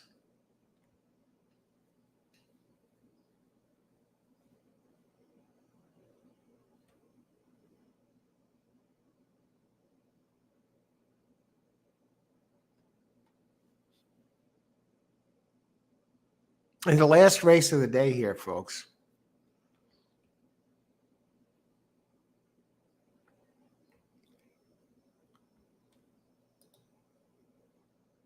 At 12, I would have liked, but it's scratched.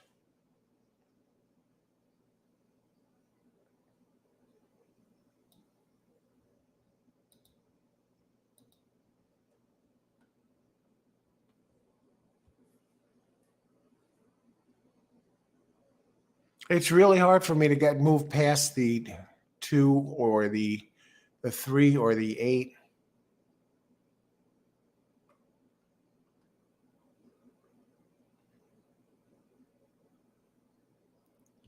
In Gem Mine, at the distance, it has run 3 times. No real world beater, though. I mean, it has Lanfranco Dettori aboard for the George Papandreou, 16% here and really 13% for the year.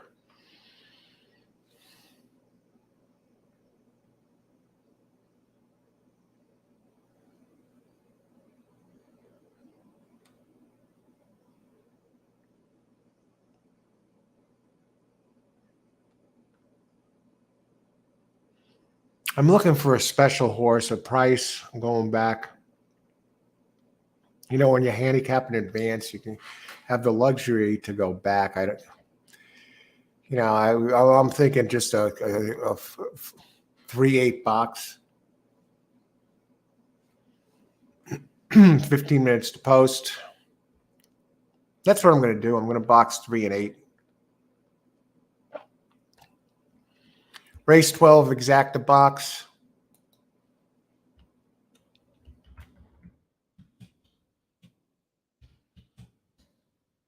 We've been out here since 12:45 today.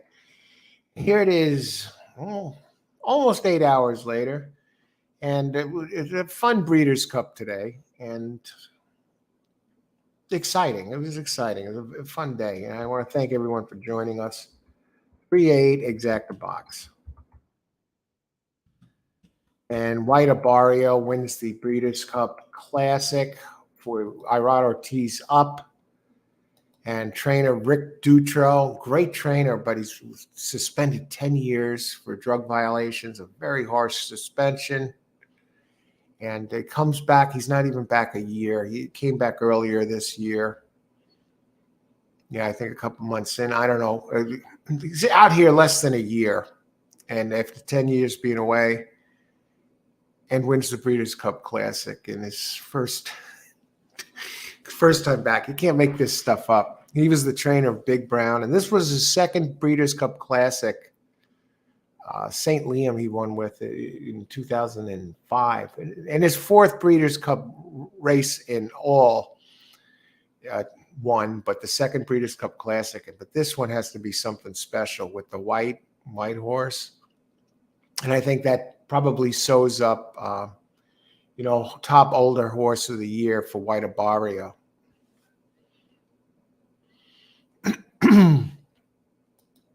Verdine, Santa Anita, rate number 12, 25 to win on 3. 3, going to be tough. Currently 2-1 last I saw. Good luck, Verdine. Christopher, talk about 5, number 15. Number 15. How's it going, Christopher? She's bulletproof.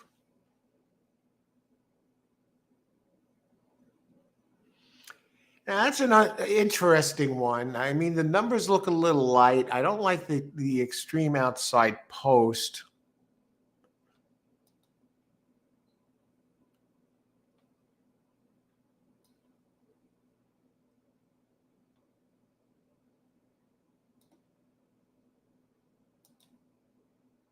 Could close this, close this, close this, close this, get rid of a bunch of this stuff.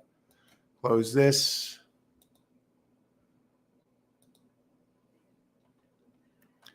Number 15, she's bulletproof. Does have 2 races here. Excuse me, has 1, 2 of 5 here with a third. That I like. I like Peter Miller. Trainer, 15% here at this meet for the year, 14%. A lot of races on dirt. On the turf, though, is 2 for 5 with a third.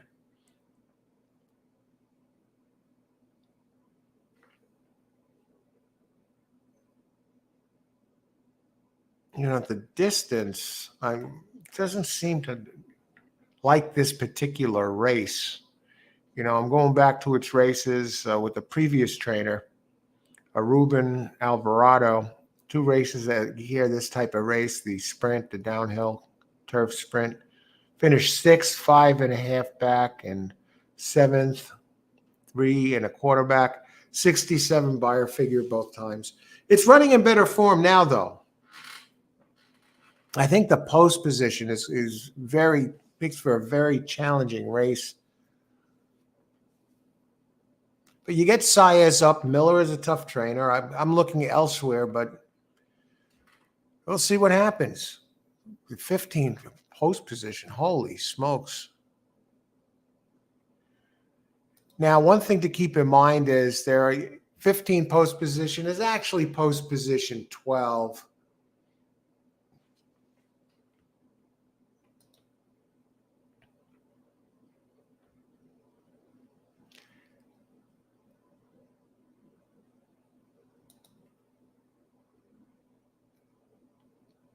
Very strange, very, I would guess the early pace will probably be 1, 2, or 7 up there early. Gem Mine is the one that scares me some.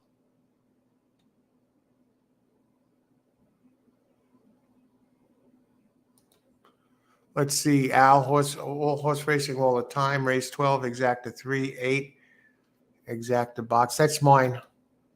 I think you've been on the air so long now, Al, that they showed an ad during the show. I don't usually see ads on you. No, I don't think I've ever seen an ad on a show when I'm watching it live. So, wow.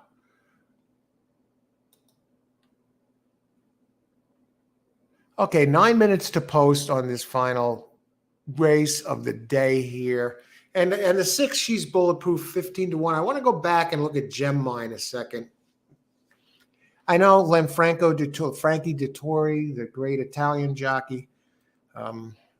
He's up on the 7 here.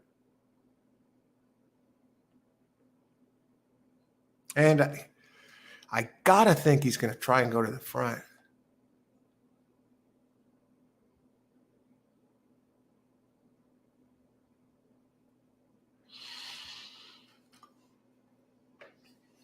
And I ride Ortiz on that 3. Let me go look at that 7 again for a second. See, I've had it. I've had it, but I'm.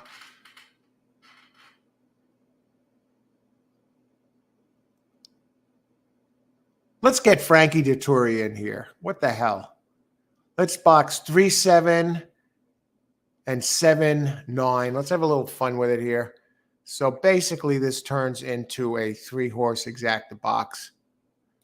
Exactas of 3, 7, 3, 9.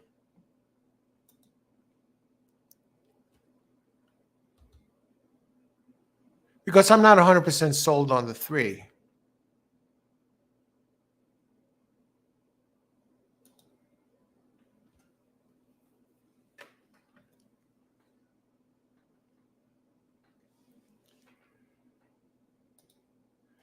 Okay, and we got 7 minutes to post.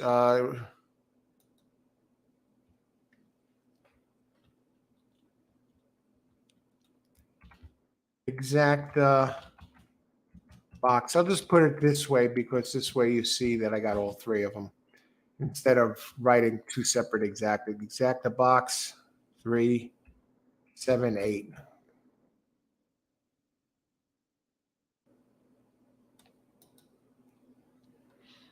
There it is. Frankie Dettori. Christopher 5, 15, 7, and number 15 win play show. Good luck, Christopher. Let's talk about that 5. So that's what you put the 5 there. You put the 5 in number 15. So you meant talk about the 5. And Irene, I'm torn between Gem Mine and she's bulletproof. Okay.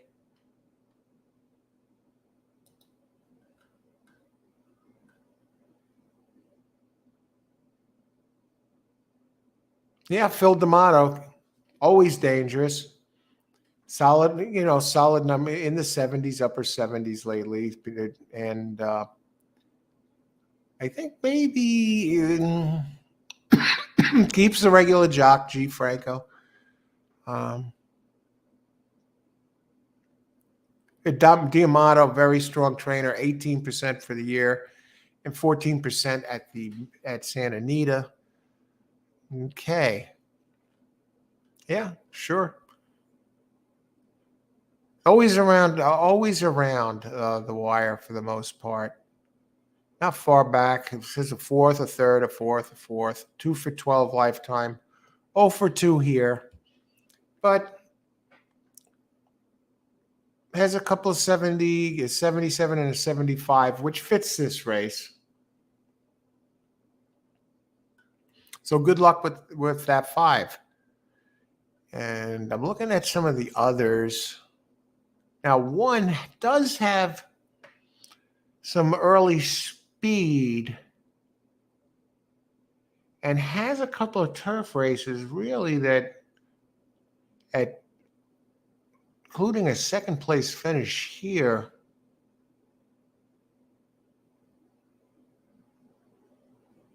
It runs big fractions early. I think this stay and scam might be dangerous. Let me see. Let me look at this one a little further.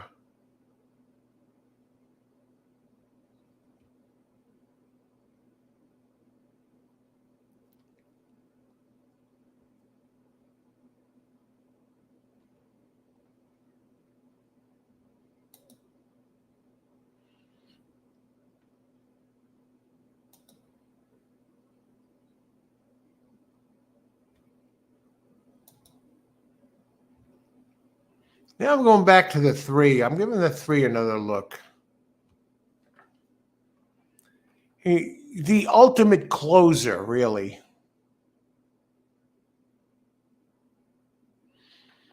My concern with 3, if there is one,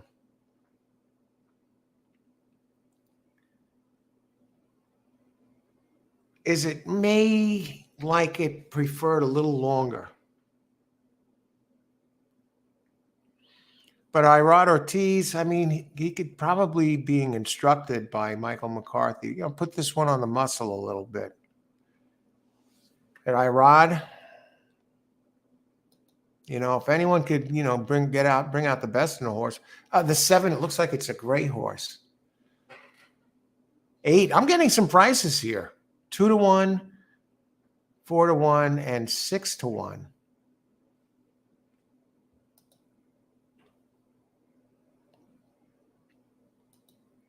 Verdine, great show, Coach. Thank you very much, Verdine. Thank you for the live show. You guys always put out a great program. Thank you so much.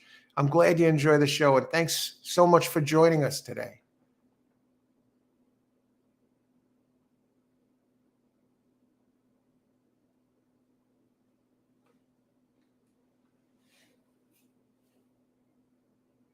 Irene, the 5 is Trackmaster's top pick based on speed figure, equal base speed figure of 97. Thanks you for that information, Irene. See, Trackmaster. I usually have Trackmaster on my PPs as well.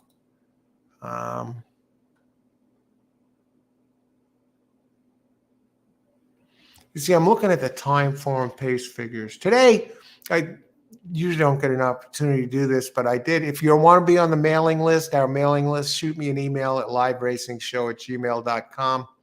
And the email is down below in the description area.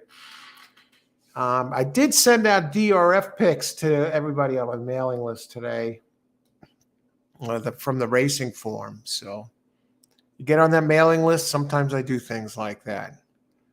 Okay. How many minutes to post? 2 minutes. We're down to a minute to post. Holy smokes. So it's 8:29, 8:30. I've been out here 7 hours and 45 minutes today. Had Vinnie Bracco on earlier, and then Robert Fararo from The Sopranos joined us for a while. That was a surprise, not planned. I want to thank those guys again. And they were both terrific as usual. Joaquin's, what is this? Know his name? Joaquin's. And 5 for you talking about the 5. Alvina opened 8-1, currently 12-1. And the 15, you're getting prices 6-1, currently 15-1. My price is 3. Irish Patsy 5-1, open 5-1 now, 2-1. And number 7, Gem Mine for Lanfranco Dettoria board for Papadromo. Open 7-2, and it's on the board at 7-2. And Real Fire, kind of a surprise, open 6-1, and really not taking the money. Currently 6-1, and Umberto Rispoli won twice aboard this one at this distance. And they're showing a nice shot there over at Santa Anita.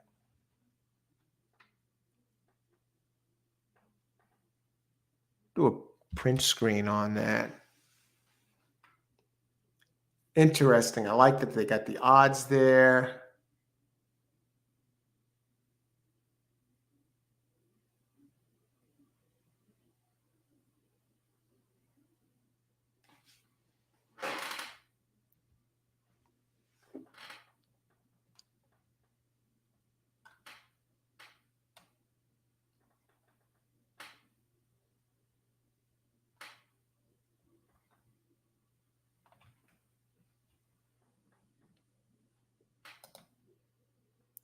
Where are we here?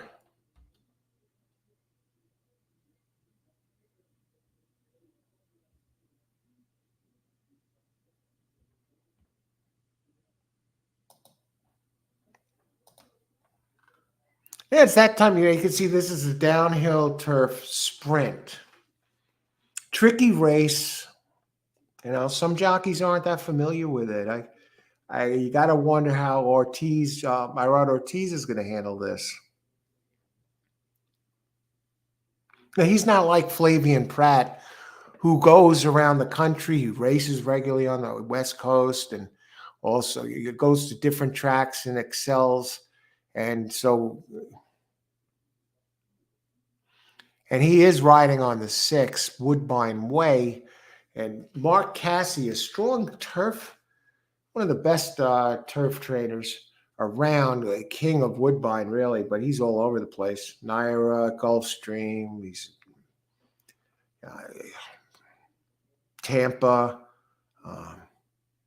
shows up all over.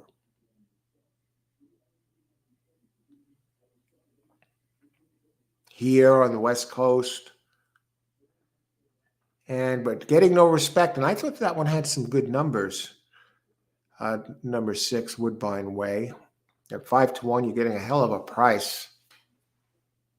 13-1.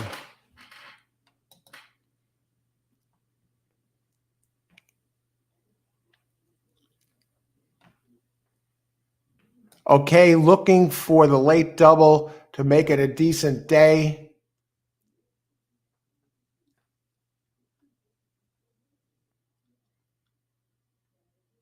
And Verdine is on number 3 for that daily double and for the win. Irad, if you're going to get it done now for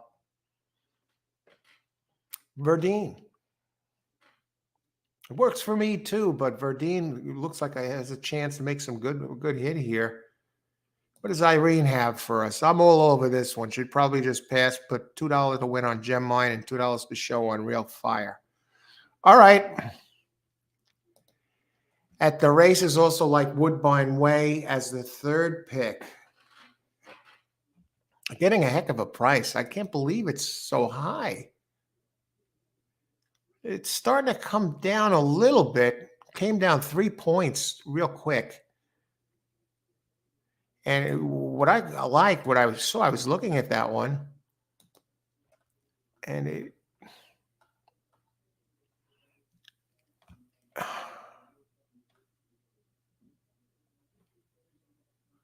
how did this thing get all the way down there?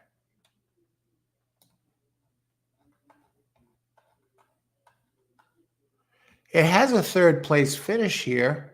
It's race 2 back at Woodbine. Mark Cassidy, Mr. Woodbine. You know what I like about it? It does have some early pace. Didn't run well at the distance. It ran this type of race here and got a big early lead, got an early lead in May of 2022 running at this downhill stuff and wound up fading badly in that race. So I guess people are a little leery. Yeah, faded badly and it drifted and faded. Was at the second call was leading by a length and finished 9th, 9 1/4 back. But today gets Pratt aboard. So maybe it was just an off day. It wasn't feeling it, but it did show big early speed. The 7 is a gray horse. It did show good early speed in the last time here in this downhill. So let's see what's going on. Anybody else need the email info? Okay, here, live racing show at liveracing@gmail.com.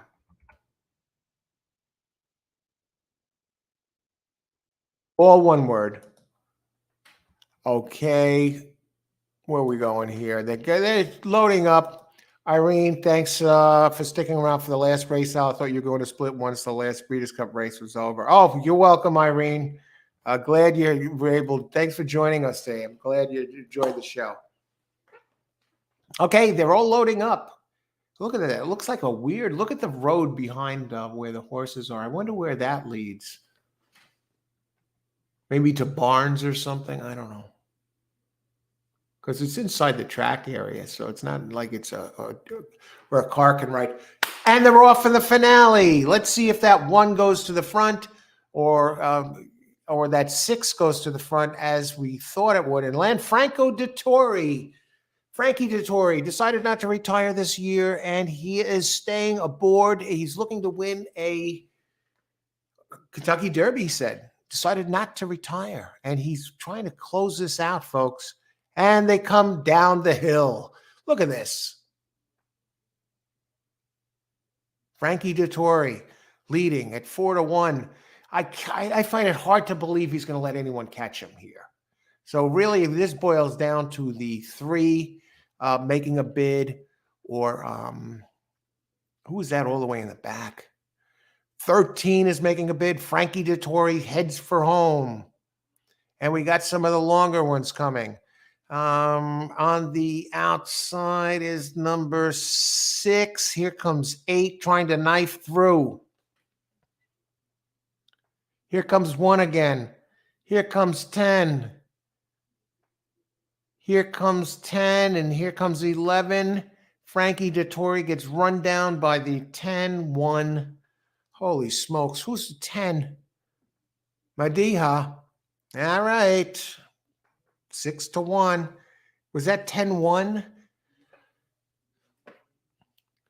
Wow. Frankie Dettori gave it his best shot, but no. Just want to check it out again. I want to see what's going on here. You know, I thought the 7 was good. I didn't think he's going to get run down like this. I really didn't think he's going to get run down. Look, he has a sizable lead.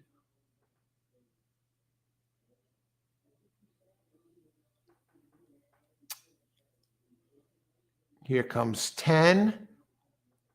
It looks like 11. Where's Irod? It's going to be a big exacta. I'm just looking for Irod. No, so yes, he's not used to that downhill turf stuff. All right. 10-1. Eduardo. Hey, Eduardo. Hi, how's it going? 5-win place, 5-7-11 exacta try. 3, 5, 7, 8. Okay, good try, Eduardo. I'm glad you could make it for a while. Need the info, Verdine. Here it is. I thought you're fine there with that, Irene. The 7. I don't see anybody else. 3, Irad Ortiz. You bet on the guy, right? You can't find him anywhere. And if you don't, guaranteed victory. Off to the Meadowlands, Verdine. Have a great night, Saturday night, and good luck at the Meadowlands. Till next time. I want to thank everyone for joining us. I'm going to head out, and great job, everybody. We made it fun. Thanks for joining us today. Have a good night, everybody. If you're playing tonight, best of luck and bring it home. Enjoy the rest of the weekend. Don't forget to turn the clocks back.